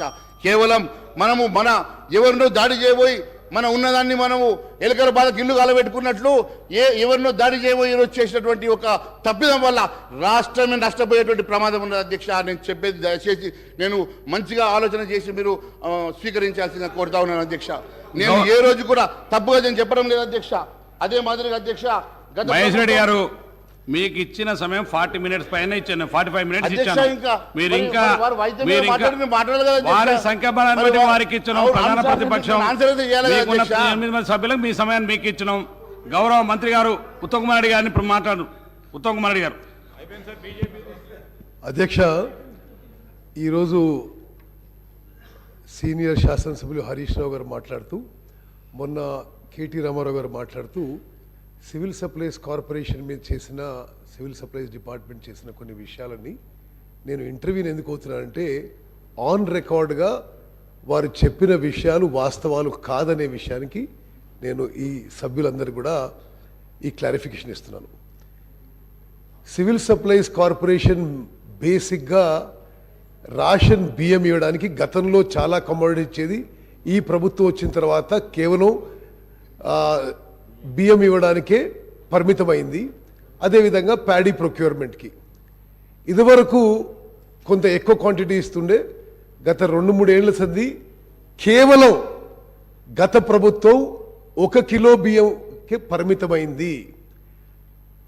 గత 10 ఏళ్లుగా గత ప్రభుత్వం ఈ రేషన్ బియ్యం కింద సబ్సిడీ ఇవ్వనందుకు సివిల్ సప్లైస్ కార్పొరేషన్ యొక్క డెట్ వీళ్ళు అధికారంలో వచ్చినప్పుడు 3,300 కోట్లుంటే ఈరోజు 56,000 కోట్లకు పెరిగిందని చెప్పి మనం చేస్తున్నాను. The det of civil supplies corporation has grown from 3,361 crores to 56,000 crores. కేవలం వీరు ఇవ్వాల్సిన సబ్సిడీ ఇవ్వనందుకే నేను మనం చేస్తున్నాను. మరి అదేవిధంగా నేను పూర్తి చేసినాక వాళ్ళు మాట్లాడమని చెప్పండి. అదేవిధంగా 56,000 కోట్ల అప్పు కాకుండా మహేష్ రెడ్డి గారు, నేను అయినాక మీరు మాట్లాడండి. నేను అయినాక మీరు మాట్లాడండి ప్లీజ్. అయినాక మాట్లాడండి. సరే, ప్యానల్ స్పీకర్ గారు, ఒక విషయము అంటే సివిల్ సప్లైస్ కార్పొరేషన్ నిరుపేదలకి బియ్యం ఇచ్చే కార్పొరేషన్కి గత ప్రభుత్వం 10 ఏళ్లలో 1 సంవత్సరం కూడా పూర్తి సబ్సిడీ విడుదల చేయనందుకు 56,000 కోట్లకు అప్పు పెరిగింది. 56,000 కోట్ల అప్పు పెరగడమే కాకుండా ఈరోజు సివిల్ సప్లైస్ కార్పొరేషన్ యొక్క నష్టాలు, లాసెస్, సివిల్ సప్లైస్ కార్పొరేషన్ గత ప్రభుత్వం యొక్క లెగసీ నష్టాలు 11,500 కోట్లు. సివిల్ సప్లైస్ కార్పొరేషన్స్లో వాళ్ళు వదిలిపెట్టిన నష్టాలు 11,500 కోట్లు. ఏ స్టేట్లో అదే అన్నిట్లో మీరు ఎట్లా అవుట్ స్టాండింగ్ పబ్లిక్ డెట్ వదిలిపెట్టినంటే కేవలం సివిల్ సప్లైస్ కార్పొరేషన్కే ఇప్పుడు యాన్యువల్ ఇంట్రెస్ట్ పేమెంట్ 3,000 కోట్లు కట్టాల్సి ఉంది. అది మరి గత ప్రభుత్వం యొక్క నిర్వాహకం అని చెప్పి నేను మనవి చేస్తూ, అదేవిధంగా 11,500 కోట్లు నష్టం ఎప్పుడు? ఈరోజు అన్సెక్యూర్డ్గా 22,000 కోట్ల ప్యాడీ స్టాక్ మీరు రైస్ మిల్లర్ దగ్గర పెట్టారు. Any security nothing, bank guarantee ఏం లేదు. ఈరోజు 22,000 కోట్ల ప్యాడీ మీరు ఫాలో అయిన ప్రొసీజర్ మేరకు రైస్ మిల్లర్ల దగ్గర ఉంది. అది ఎంత మేరకు రిట్రీవ్ అవుతుందో నోబడీ నోస్. ఆడిట్ అండి సివిల్ సప్లైస్ కార్పొరేషన్ది, ప్యానల్ స్పీకర్ గారు, లాస్ట్ ఆడిట్ ఇయర్ 2018-19 ఇప్పుడు పూర్తవుతుంది. అంటే గత 4 ఏళ్ల సంది ఆడిట్ కూడా లేదని చెప్పి నేను మనవి చేస్తున్నాను. ఇప్పుడు సప్లై చేస్తున్న బియ్యం గురించి 5 కిలోలు కేంద్ర ప్రభుత్వం, కేవలం 1 కిలో బియ్యం గత ప్రభుత్వం సప్లై చేసిన విషయం కూడా నేను యావత్ తెలంగాణ ప్రజానికాన్ని గుర్తు చేస్తున్నా. ఈ 6 కిలోలు కూడా ఈరోజు 70-75% రేషన్ బెనిఫిషరీస్ ఎవరూ తినడం లేదు. క్వాలిటీ పూర్ ఉండడంతో కేంద్ర ప్రభుత్వం ఆ 5 కిలోలకు కానీ, రాష్ట్ర ప్రభుత్వం 1 కిలోకి కానీ మీరు ఖర్చు పెడుతుంది రైస్ ప్రొక్యూర్మెంట్కి 39 రూపాయలు కిలో ఖర్చు పెట్టి. నో ఆఫ్టర్ ఐ ఫినిష్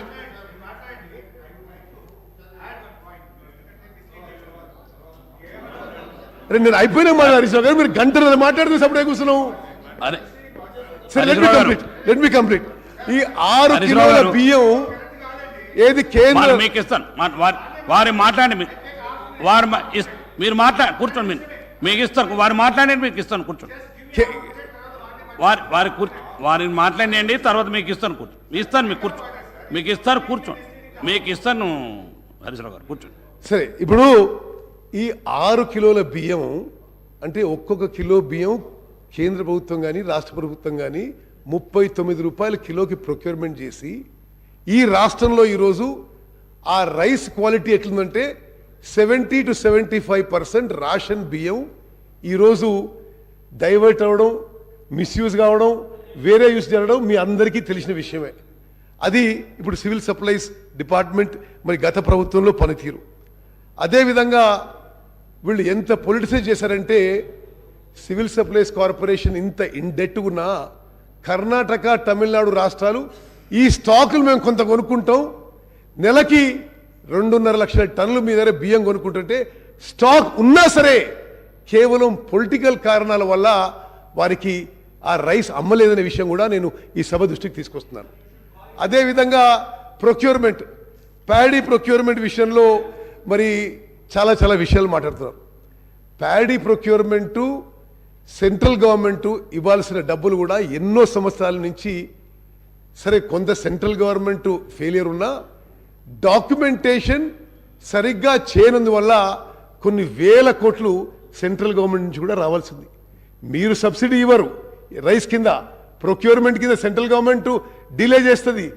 మరి ఈ విధంగా సివిల్ సప్లైస్ కార్పొరేషన్ ఈరోజు 56,000 కోట్ల అప్పు, 11,000 కోట్ల నష్టంలో ఉన్న విషయం కూడా నేను మనవి చేస్తున్నాను. అదేవిధంగా హరీశ్రావు గారు, మీరు కొత్త ప్రాజెక్టులు మాట్లాడారు, ఎంక్వైరీ చేయండి అన్నారు. తప్పనిసరిగా చేస్తాము, చేసిన వాళ్ళకి శిక్ష పడుతుందని చెప్పి కూడా నేను మనవి చేస్తున్నా. మరి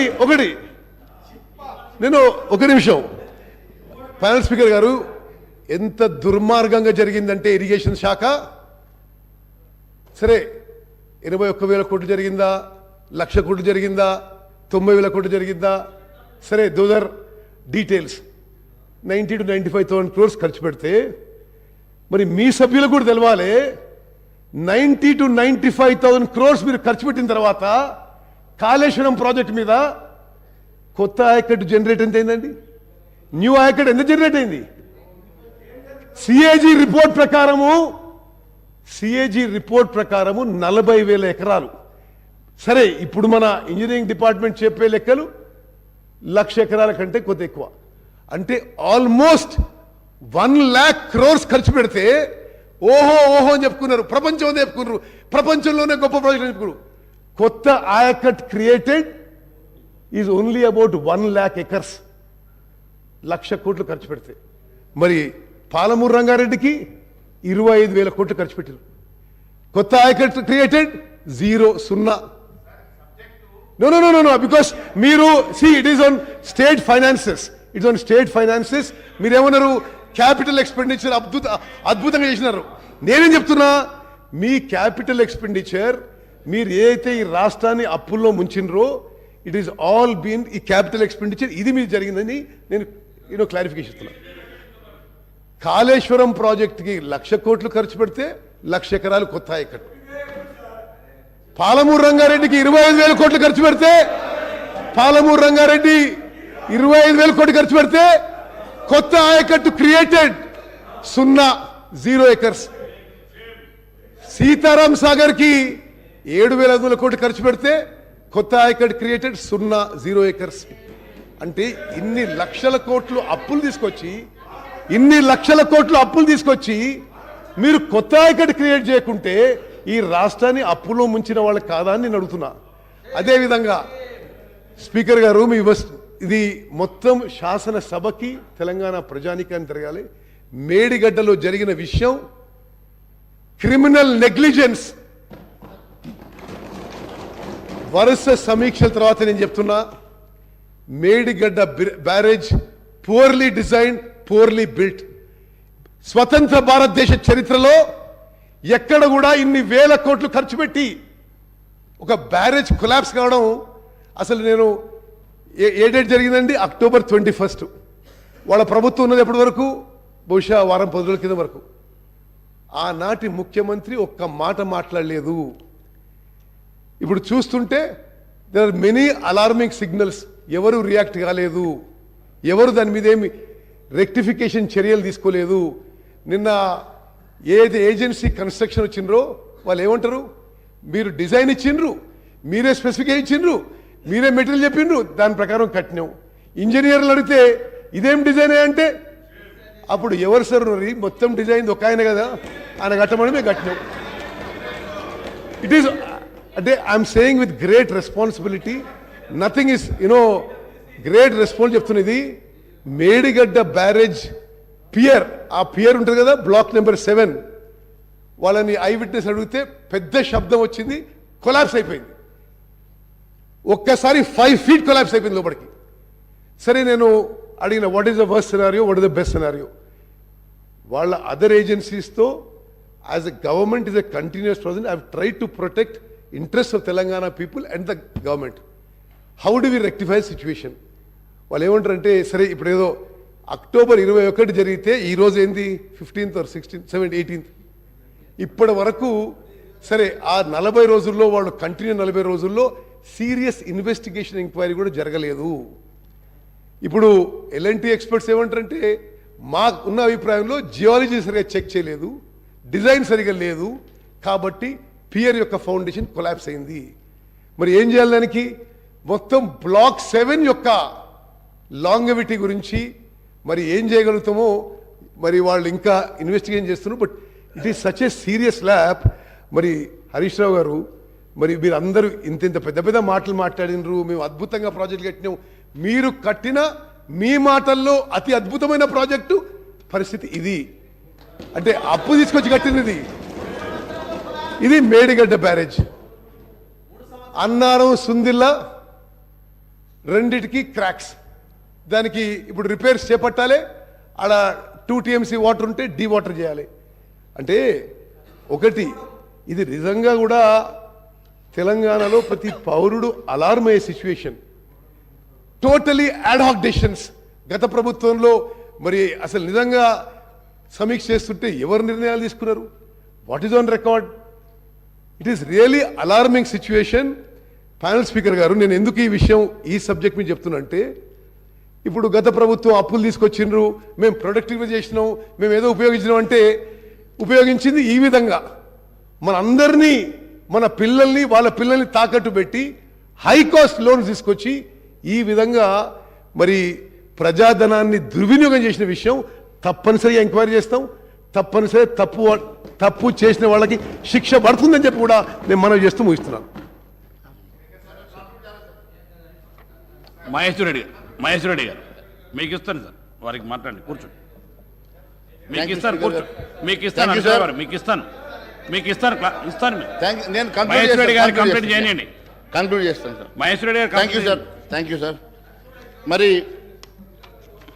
అధ్యక్ష, చివరిగా నేను కంక్లూడ్ చేసే ముందు మీరు ఇచ్చినటువంటి హామీల ప్రకారమే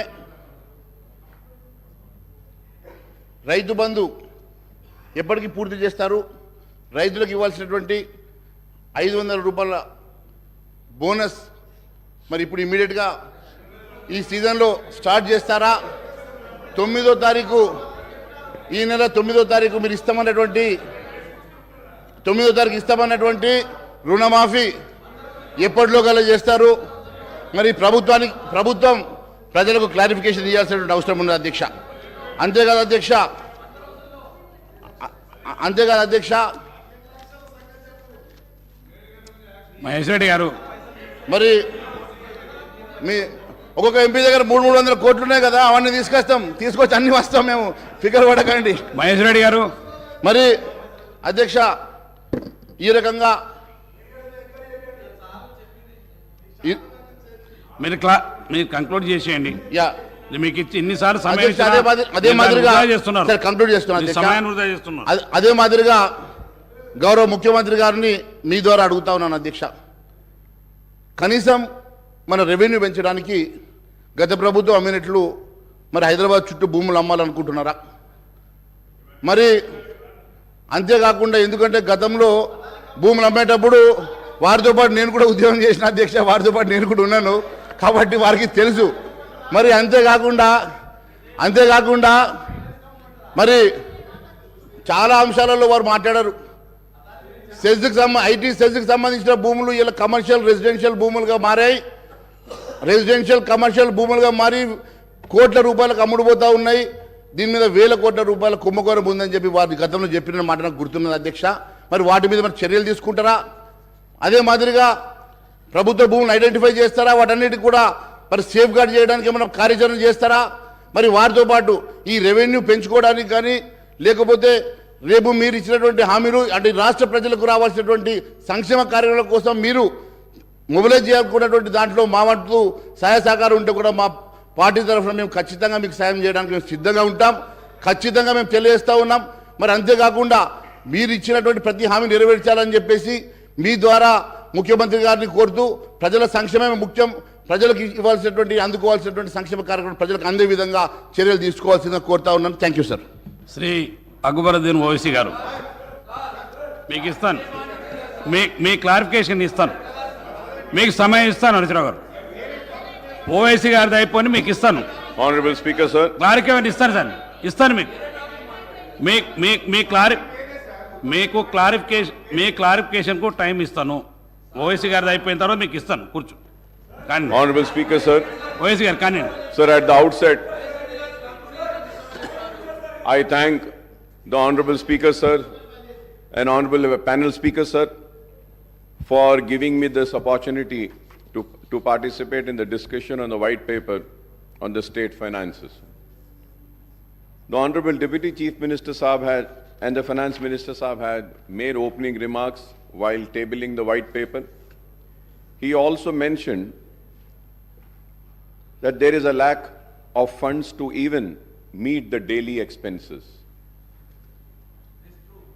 Before I speak on the data mentioned in the white paper, sir, I would like to know as to what is the exact purpose behind publication of the white paper on the state finances. Is it to highlight the acts of omission or commission of the previous government in managing the state finances? Or is it to lay the blame on the previous government for allegedly mismanaging the state finances and creating a grim situation where it is becoming difficult for the new government to implement its poll promises, including the 6 guarantees, the 5 declaration, and obtain other promises, sir? Unless there is clarity on the objectives behind the white paper, any discussion on the same will not be useful, sir. Sir, honorable panel speaker, sir, whatever be the reasons or motive behind the release of white paper on the state finances, sir, I would request those on the treasury benches not to give out message that Telangana has become a bankrupt and a debt-ridden state with no finances left to carry on the day-to-day activities. Yes, I am a politician. मैं सियासतदान हूं जरूर, लेकिन मेरे सियासी मकासद, मेरे सियासी कामयाबियों से बढ़कर अगर कोई चीज है तो मेरे लिए मेरा मुल्क है, मेरी रियासत है और मेरे लिए मेरा तेलंगाना। मेरे मकासद, मेरी कामयाबी बाद में, मेरे तेलंगाना की कामयाबी सबसे पहले।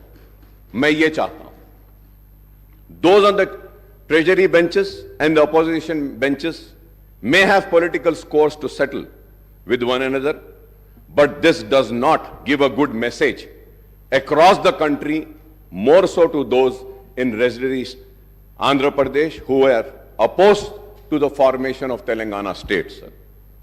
Sir, there were leaders such as Kiran Kumar Reddy who were claiming that the Telangana would be a failed state, financially bankrupt state, state steeped in darkness due to power crisis, state without drinking water and state with no finances for payment of staff and salaries, sir. I was the member then in the Andhra Pradesh Legislative Assembly. I have seen with my own eyes and I am witness to it. A PowerPoint presentation was also made. तो मैं यह चाहूंगा कि there is a very thin line. Yes, as a politician we need to support and we need to protect our political interest.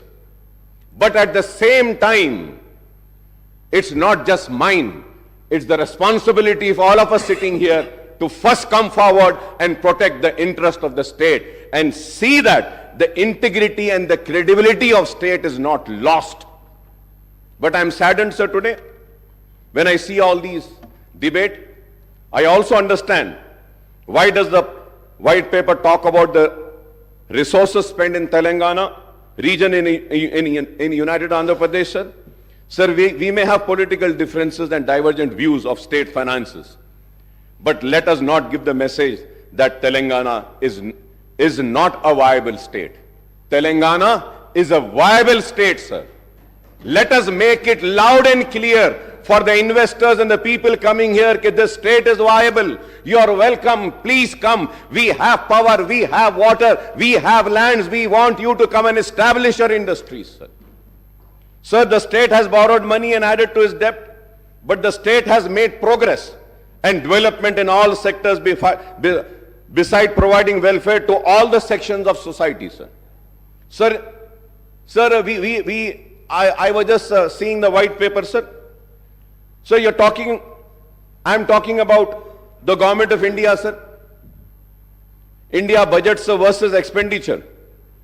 But we could have mentioned about the depth of the central government also, sir. Sir, which has increased. Honorable ex-MP is also here, and Honorable CM Saab also has been a member of parliament. If I am wrong, please correct me, sir. So the debt burden of government of India, which has increased from 44,25,347.66 crores in 2013 and 14 to rupees now 1,53,915.16 crores.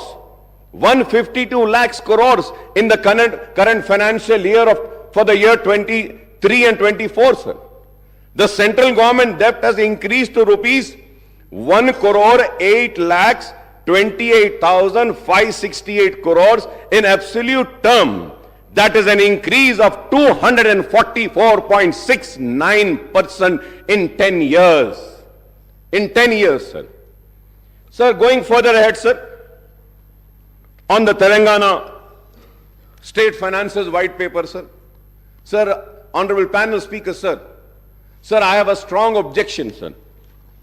The reason is that when we are discussing on these papers laid, these figures should be accurate, sir.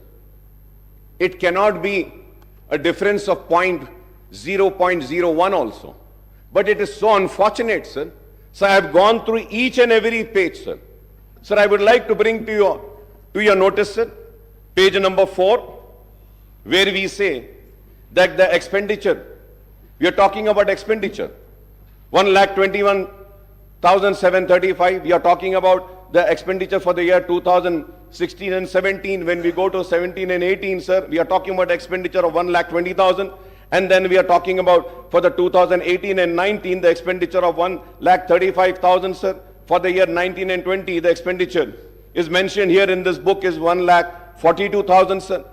And it has been said, sources, finance account, CAG, sir. Right. Sir, I have the CAG report with me, sir.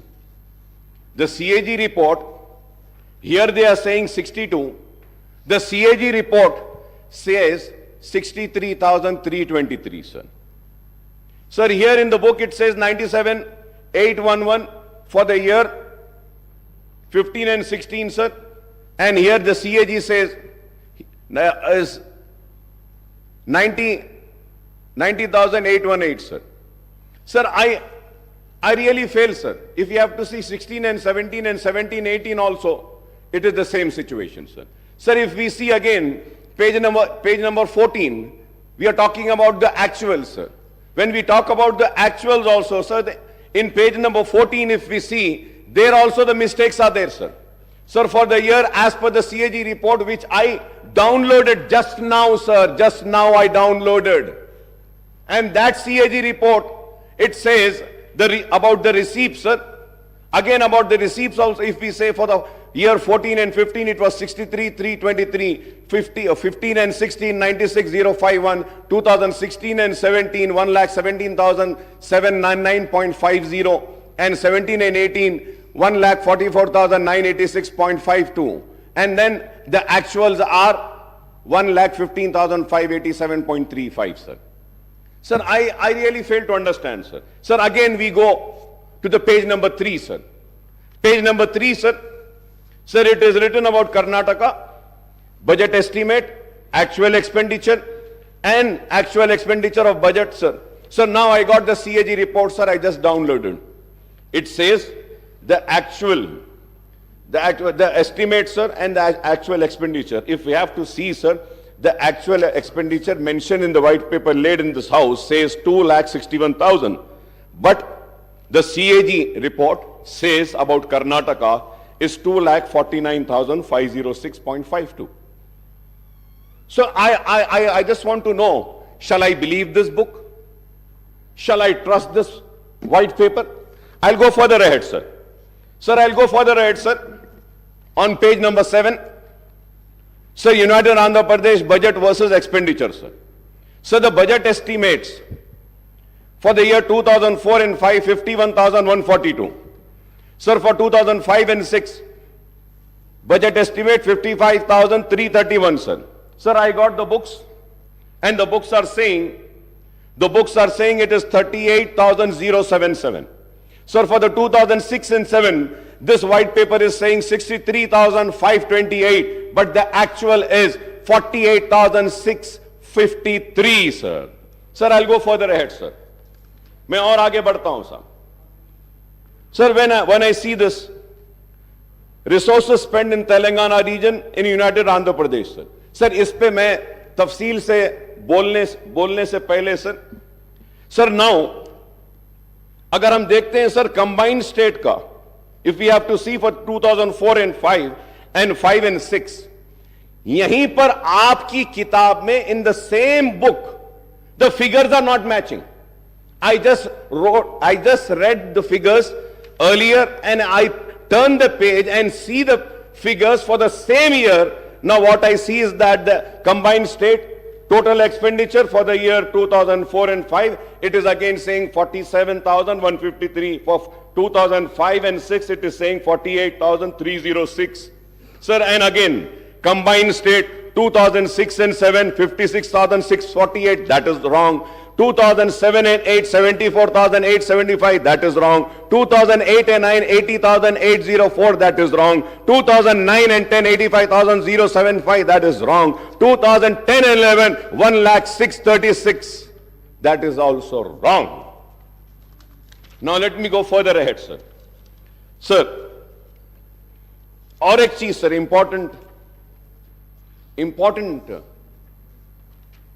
sir, here on page number 4, sir, page number 4, the first table, sir, it is saying right from for the year 2014 and 15 se leke 2022 se 23 tak, sir, it says budget estimate total, sir, 14,87,834. Expenditure 12,24,877.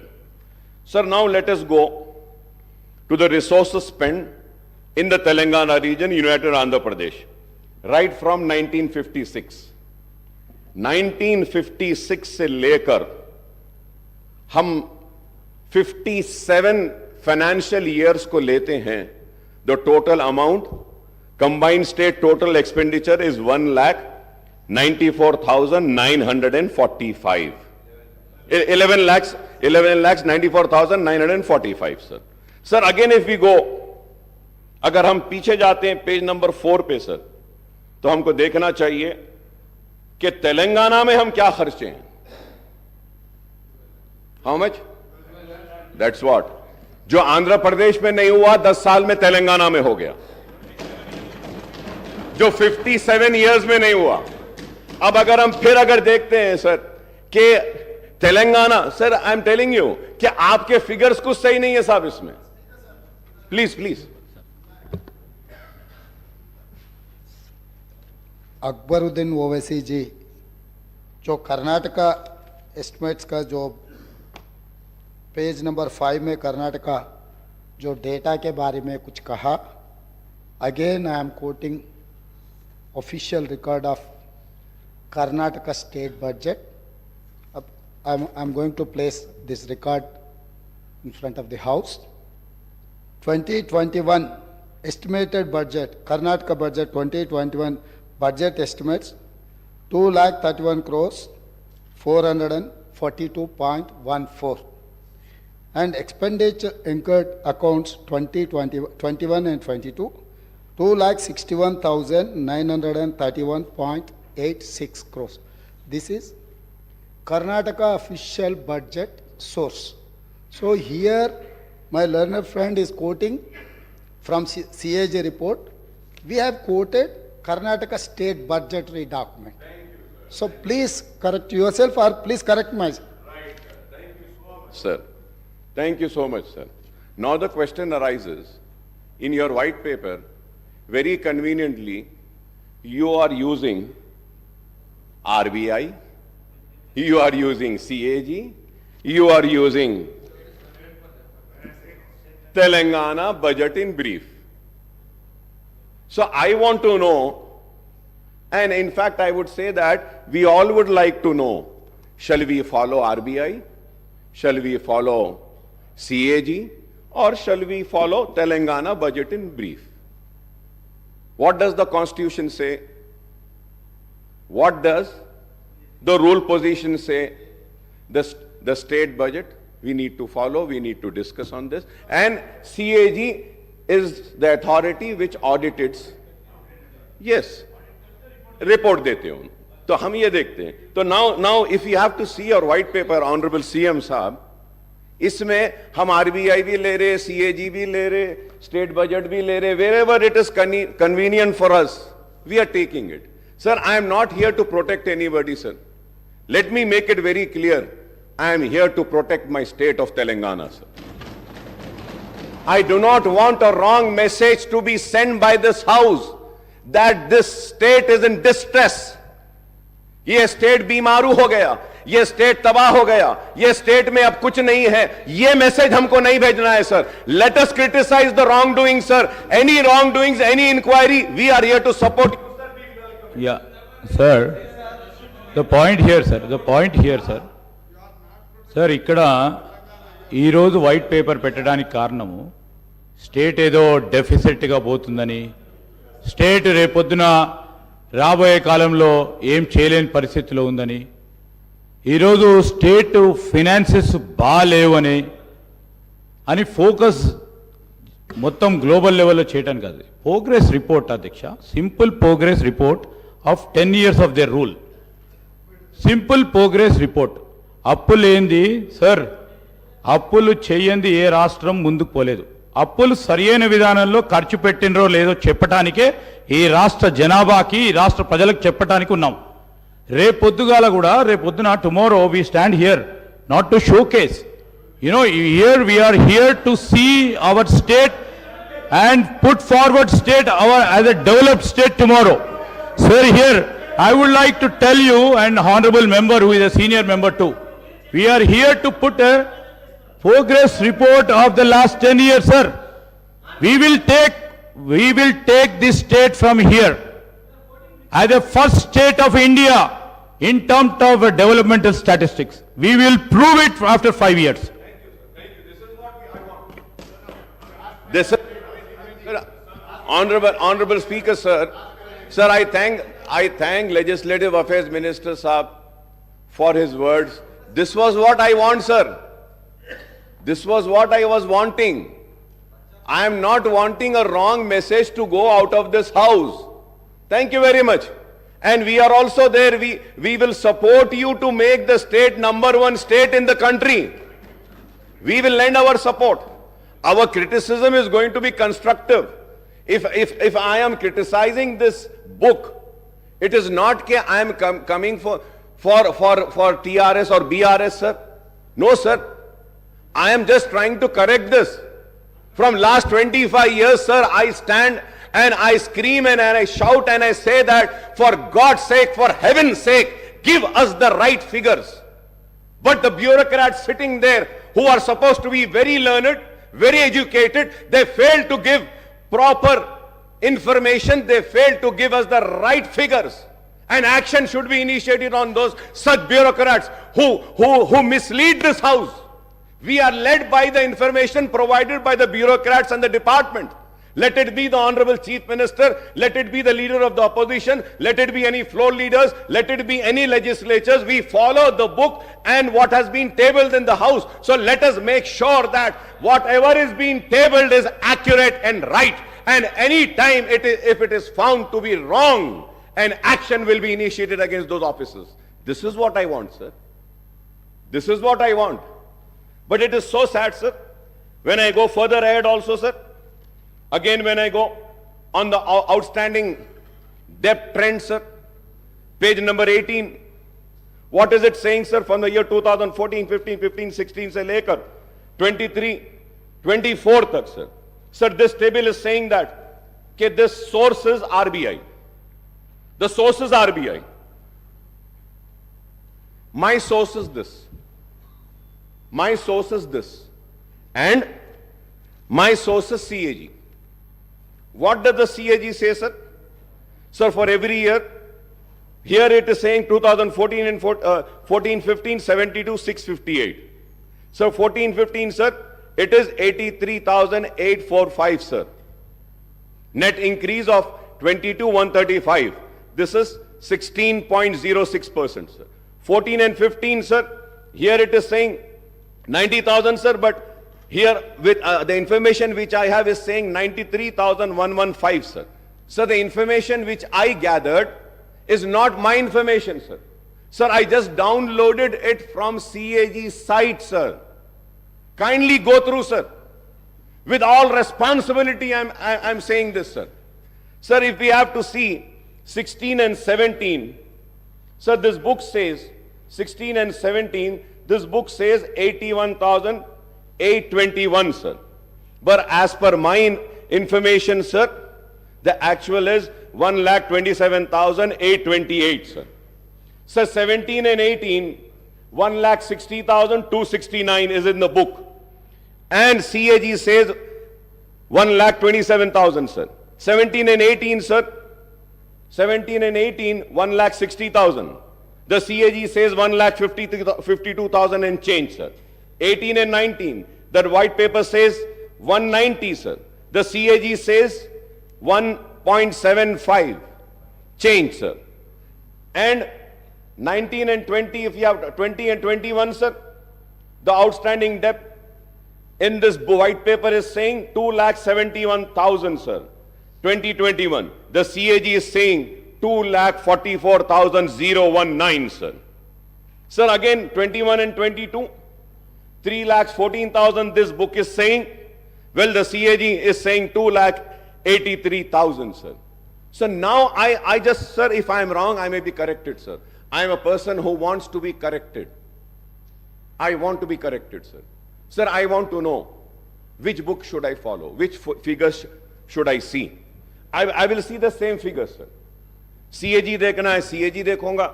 नहीं, ये book आपकी सही है, तो मैं इसको देखूंगा. Sir, again, if we have to go, sir, on the page number 29, sir, expenditures on salary and pension, sir. Salary and pension, sir. What is this book saying, sir, and what is the CAG saying? The CAG, आप देखते हैं, sir, for the year 18 and 19, the total salaries and pensions are 32,378.19. And what does the white paper says? 38,210. Sir, CAG says for the year 19 and 20, total salaries and pension 34,289. The white paper says 39,147. For the year 2021, salaries and pensions, the CAG says 36,161. This book says 41,819. Sir, the CAG says for 21-22, 44,403.08. The white paper says 48,809. Sir, 22-23, the CAG says 51,082.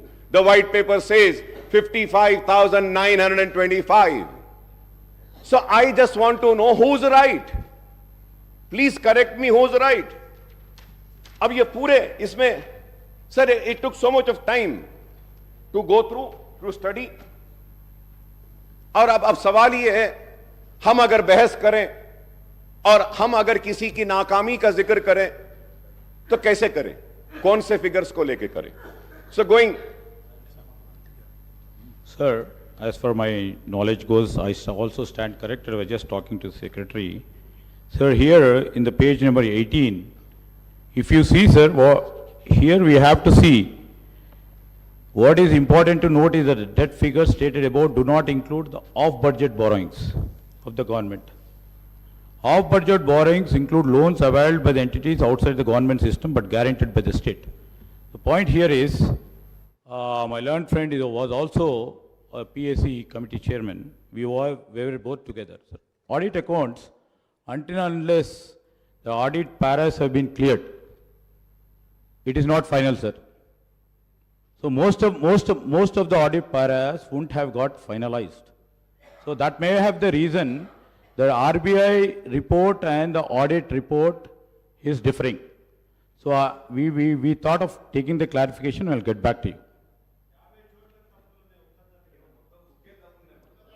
Thank you, sir. No. I'm saying it. No, CAG reports, CAG audit reports will be finalized after the audit has been done.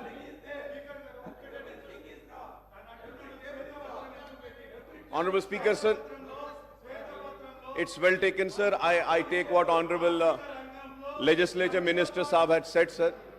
But Honorable Minister Saab, please, I don't want to go in that argument because there are many other things which needs to be discussed. Sir, I just want to mention one thing. Kindly, sir, please see page 7 in table number 3 and page 10 in table number 5. Same financial figures are different, sir. अब यहाँ भी auditing होना बाकी है क्या साहब? अब आप बोलिए, क्या यहाँ भी होना बाकी है? इसमें भी it is different. अरे आप एक पेज पे एक फिगर दे रहे हैं, उसके बाद में आप जा रहे हैं, तो you should repeat the same figure which you have mentioned earlier. कैसा है बोलो आप? Sir, what has happened in the past is the fact. And you have inherited the state finances with a change of government in the state. Now it is the responsibility of the new government to take the state forward. As also, sir, about depth also, sir. Page 18, table 8, we are telling the figures which are accounted, sir. Honorable Speaker, sir, I want to correct. Sir, on page 18, table 8, we are talking about the figures which are already accounted, not estimated. Please see the budget brief book, sir.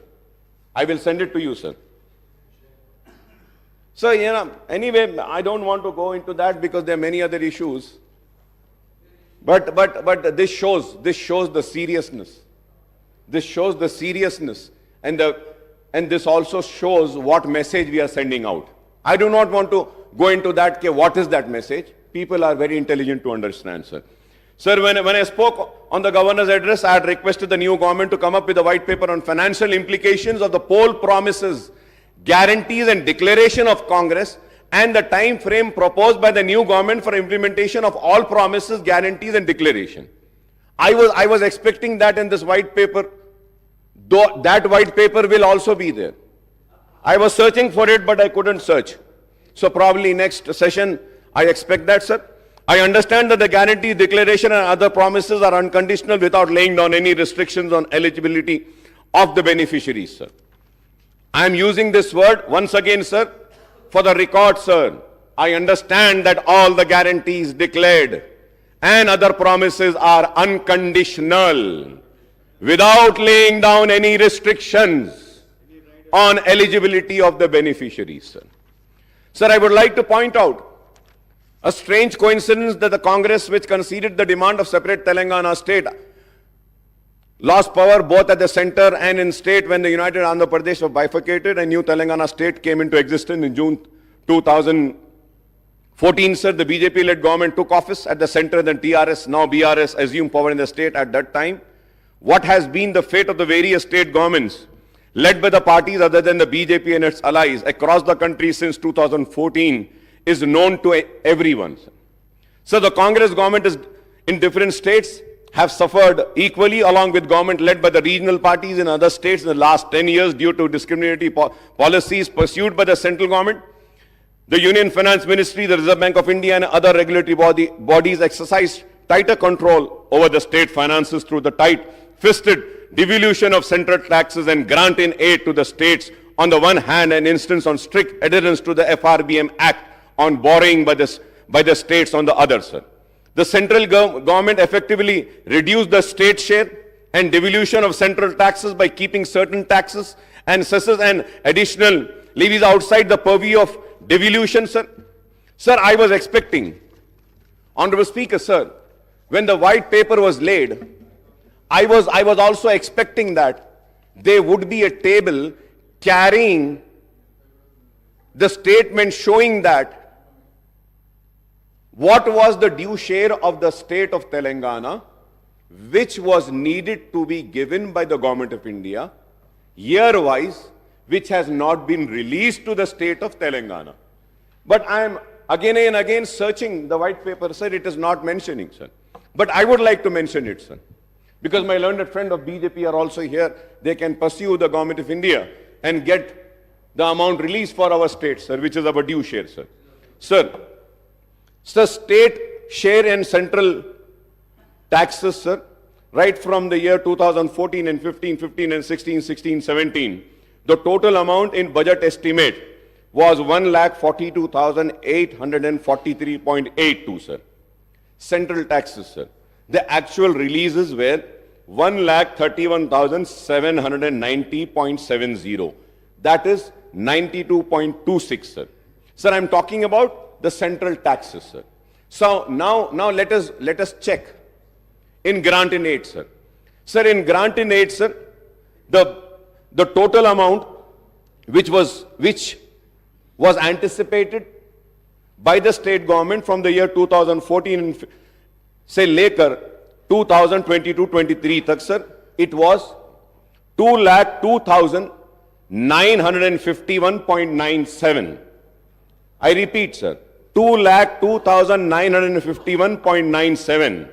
But the actual releases by the government of India is only 91,368.71, sir. So, जब हम ये देखते हैं, sir, if we have to calculate the total releases, sir, it is only 45%.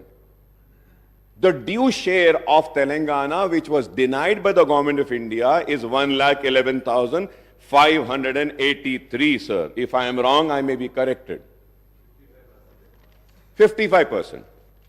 So, going further ahead, sir, the Finance Commission recommendation were twisted to deny the rightful share of states in central taxes, as well as the grant in aid for the central scheme implemented in the state. The white paper of Telangana state finances table today hides more than it reveals as statistics and sources of data have been used conveniently to suit the premise that the state finances have not been managed properly, sir. You make the budget, which is an estimate on the revenue that you expect and the expenditure you would like to incur basing on your needs and priorities. एक हमारी उम्मीद रहती, तवक्को रहती है कि इतने पैसे आएंगे. जब उतने पैसे नहीं आते हैं तो हमको कट डाउन करके जितने पैसे आए हैं वही खर्चना पड़ेगा. It is as simple as that, sir. So, however, for the first time we hear only about expenditure without reference to the revenues. So, table 1 compares only the budget estimate of expenditure and actual expenditure without any reference to budget estimate of revenues and actual receipts, sir. You should have taken into account the actual receipts, which the white paper is not. Sir, going further ahead, sir, in this sense, it is loop-sided way of looking at the budget where you talk about expenditure shortfall without any reference to the revenue shortfall, sir. Sir, the standard norm of budget making for the central government and the state government is that the estimates are 10 to 15% higher than the actual achievement of the targets. Again, I would say, if I am wrong, I may be corrected, sir. So the white paper, table 3, compares the United AP budget estimate of the expenditure versus actual expenditure. Sir, this comparison looks loop-sided because it gives the data of the 10 years period prior to AP reorganization. A better comparison would have been with the residuary Andhra Pradesh state after the bifurcation, that is for the 10 years period from 2014 and 15 to the 23-24. That is 5 years of TDP and 5 years of YSR rule, sir. Unnecessary, sir. The white paper compares the resources spent in Telangana region in United Andhra Pradesh right from 96 to 57 to 2013 and 14, showing the figures of Telangana share, which are simply, I would say, sir, they have no reference to the actual expenditure incurred in Telangana region. That's what I'm saying. How can you make it 41%? 1956 में क्या था population? आप कैसा देख सकते हैं? 1960 में क्या था? क्या उस वक्त की आंध्र प्रदेश की असेंबली में was any book or any finances tabled in the house?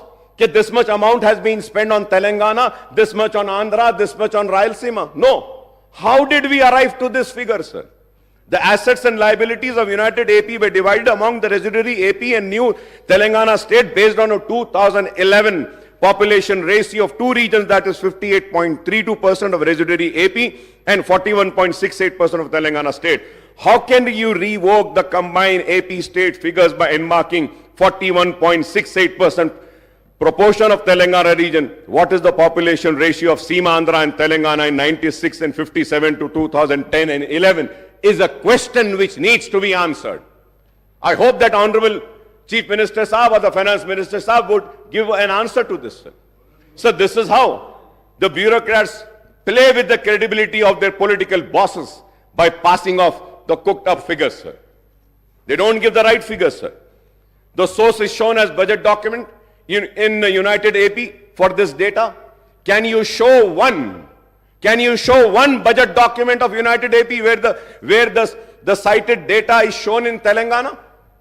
For Telangana, it is shown. The white paper talks about the trends in actual revenue receipt, again without reference to budget estimate of the revenue receipts. Again, the white paper cites the actual outstanding debt trend without reference to estimates and making comparison with the FRBM norm. The white paper also cites the year-wise principal and interest repayment leading to increased debt servicing burden. The data is cited from the state budget document and not from the CAG, sir. Honorable Speaker, sir, not from the CAG, sir. So the white paper lists out the government guarantees, loans raised by the special purpose vehicle, corporation and serviced by the government, and the loans raised by SPVs and serviced by them, and non-guarantee loans which are raised and serviced by SPs and corporations and institutions. So the white paper also lists out the status of financial progress of ongoing works in various departments under capital expenditure, sir. So it also gives out the abstract of payment status and other pending bills of the state government. The white paper also refers the expenditure of salaries and pension of the government employees. However, the white paper does not talk about the expenditure incurred on subsidies under revenue accounts, sir. Sir, I have the list of the subsidies also, sir. I have I did some homework and I came, sir. So 2018 and 19, 19 and 20, 20, 21, 21, 22, 22, 23. Sir, यहाँ पर जब हम देखते हैं, sir, the subtotal for the year in interest payment, salary, wages, pension and subsidies, sir, the total 2018 and 19, 50,436. 19 and 20, sir, interest payment, salary, wages, pension and subsidies, sir, it is 54,311. 20 and 21, sir, it is 61,738. For the year 21-22, 73,039, and 22-23, 81,662, sir. Sir, I have all the details, sir. Sir, I would like to point out that there is what is called as a committed expenditure. If I am wrong, I may be corrected, sir. Committed expenditure of the government, which is incurred any circumstances, even when budgetary cuts or expenditure freezes are imposed. So the committed expenditure of the government on revenue account mainly consists of interest payment, expenditure on salaries and wages and pension of government employees, and subsidies, sir. So these four heads of accounts are unaffected by any expenditure freeze or austerity measures resorted by the government to curtail the expenditure in wake of shortfall in revenues. So the white paper also talks about increasing reliance on ways of means advances by giving out the year-wise data and utilization of these advances. Honorable Speaker, sir, I may point out here that the successive governments in United Andhra Pradesh as well as in residuary Andhra Pradesh and Telangana state after bifurcation have been resorting to ways and means advance overdraft and special drawing limits. The TDP and the Congress government in United Andhra Pradesh and the TRS and BRS government in Telangana and the TDP and YSR governments in the residuary AP have been resorting to the ways and mean advances virtually almost every day of the year except for the bank holidays, sir. But, sir, I must recall that it was K. Roshaya Saab who had avoided the ways and means advances and overdraft when he served as the state finance minister and later as the chief minister also, sir. So the white paper cites different sources for its data as per its convenience, and these includes finance accounts of CAG, RBI State Finances Report 23-24, budget documents of United Andhra Pradesh, Government of India budget monthly accounts of CGA, Reserve Bank of India, IFMIS portal of Telangana government, Director Works Account Concerned Department, State Finance Department, etc.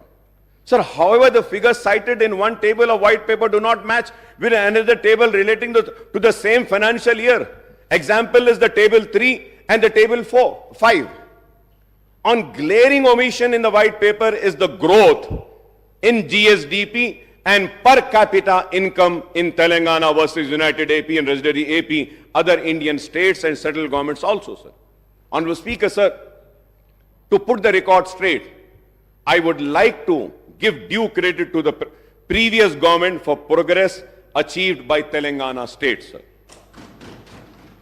So despite all constraints and discrimination meted out by the central government, Telangana state had recorded impressive progress in all the sectors, including developmental activities and welfare programs in the last 10 years. Incidentally, the previous State Assembly debated on these issues many a times. In all these years, the State Assembly has held a short discussion in the central government dual policy and implementation of FRBM Act and its impact on state progress, and the failure of central government in implementing the Assurance under AP Reorganization Act in Telangana state on the 13th September 2022, and the short discussion on Central Electricity Bill and its and also held on 12th September 22, sir. Sir, at the same time, I would also like to bring to the kind notice of this House, as per the CAG report, sir, the budget allocated and actual revenues, sir. Sir, the actual revenues and expenditure, if we have to see, sir, for the year 2014 and 15, sir, the budget estimate was 97,563.61. The actual receipts were 63,323, and expenditure of 94,890.50. Budget estimate this was, but the actual expenditure was 61,814. Let me also say that, sir, in the expenditure, the borrowings for that year was 13,467.46. You haven't spent what was mentioned in your budget estimate. For the year 15, 16 and 16 and 17, sir, your actual expenditure was 1,14,397. But let me remind and bring to this kind notice of this House is that in that 16,000 and 23,000 were loans. And again, if we have to see it for the year 2017 and 18, the actual expenditure is 1,09,000. In that 1,09,000, 26,876.18 was the loan and the borrowing which you have borrowed. For the year 18 and 19, the actual expenditure, 18 and 19, the actual expenditure was 1,16,804. But let me remind and say that 23,470 was the borrowing in this expenditure, sir, in the actual expenditure. For the year 19 and 20, again, the actual expenditure was 1,23,809.09. But in this expenditure, the actual expenditure, the loan and the borrowing was 24,081.87. For the year 2021, again, the actual expenditure was 135,731. The borrowings were 33,191. Sir, again, if we have to see, sir, again, sorry, sir, it is not 33. The borrowings was 45,638. Sir, if we have to see again for the year 21 and 22, the real actual expenditure is 1,66,747. But the borrowings was 47,690.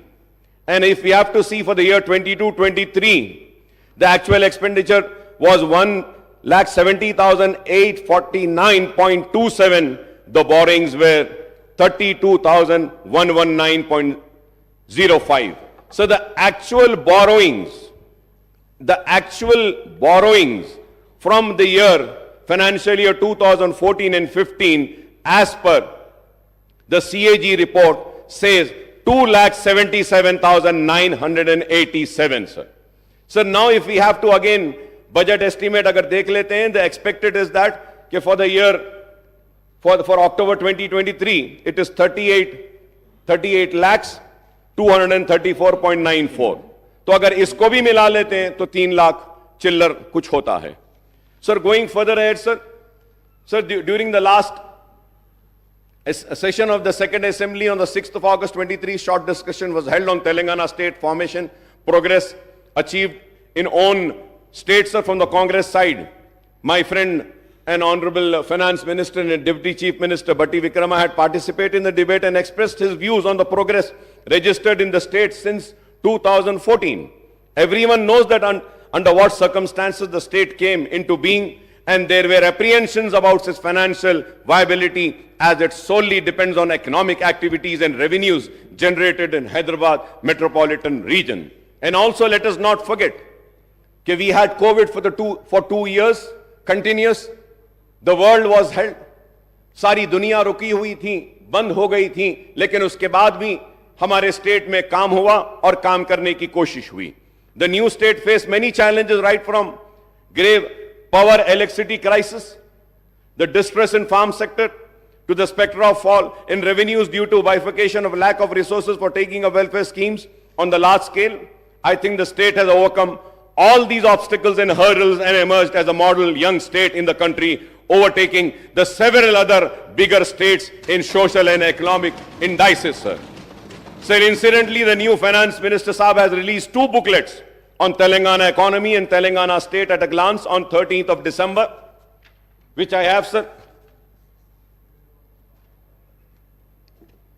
This book, sir. So this booklet gives the data on the progress achieved by the state since 2002 to 14. Sir, I don't know. अगर ये book गलत थी और white paper सही था, तो या तो इसको रिलीज नहीं करना था या उसको रिलीज नहीं करना था, रोक लेना था. दोनों को रिलीज कर दिए, sir. According to the provisional estimates of Telangana gross state domestic product GSDP at the current prices in 22-23 is rupees 13,13,391 crores with a growth rate of 16.3%, which is higher than the India's growth rate of 16.1%. So per capita income PCI of Telangana at current prices at 22-23 is rupees 3,12,398, which is rupees 1,40,122, higher than the national per capita income of rupees 1,72,276. So Telangana ranked third. Telangana ranked third among the state and union territories according to the Ministry of Statistics and Program Implementation in per capita income in the country, sir.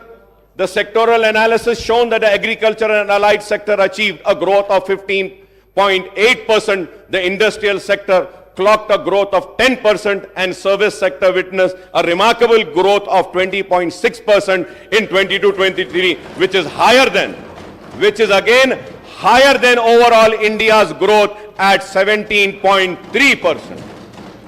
Sir, the GSDP, Honorable Speaker, sir, the GSDP of Telangana has grown from 5,05,849 crores in 2014 and 15 to rupees 13,13,391 crores in the year 22-23, sir, recording a compound annual growth rate of 12.7%, sir. Similarly, the per capita income of the state has risen from rupees 1,24,104 in 2014 and 15 to rupees 3,12,398 in the year 22-23, registering a CGR of 12.2%.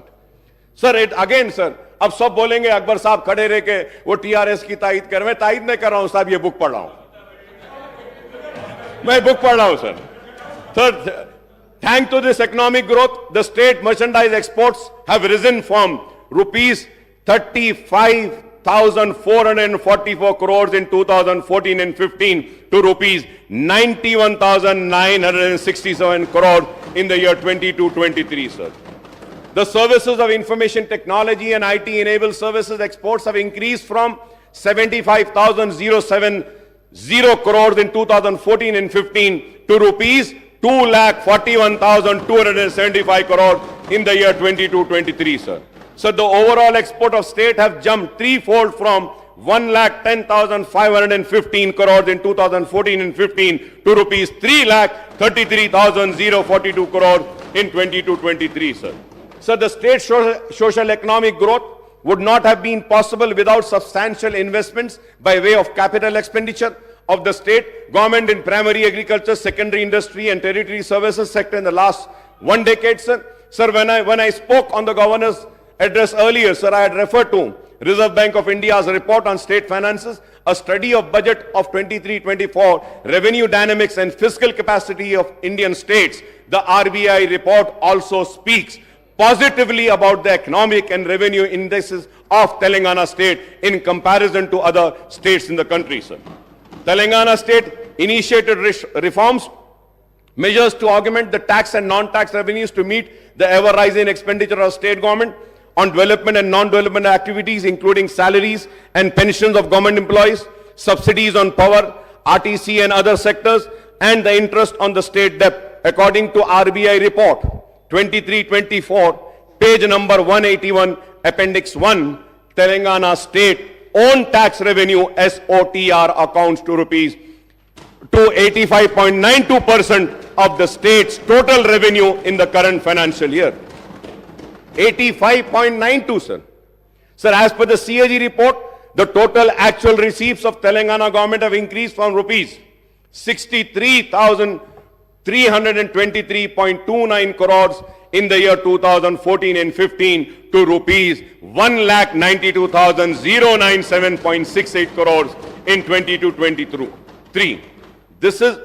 That is a net increase of 1,28,774.39 crores, a growth rate of 203.36%, sir. In 8 financial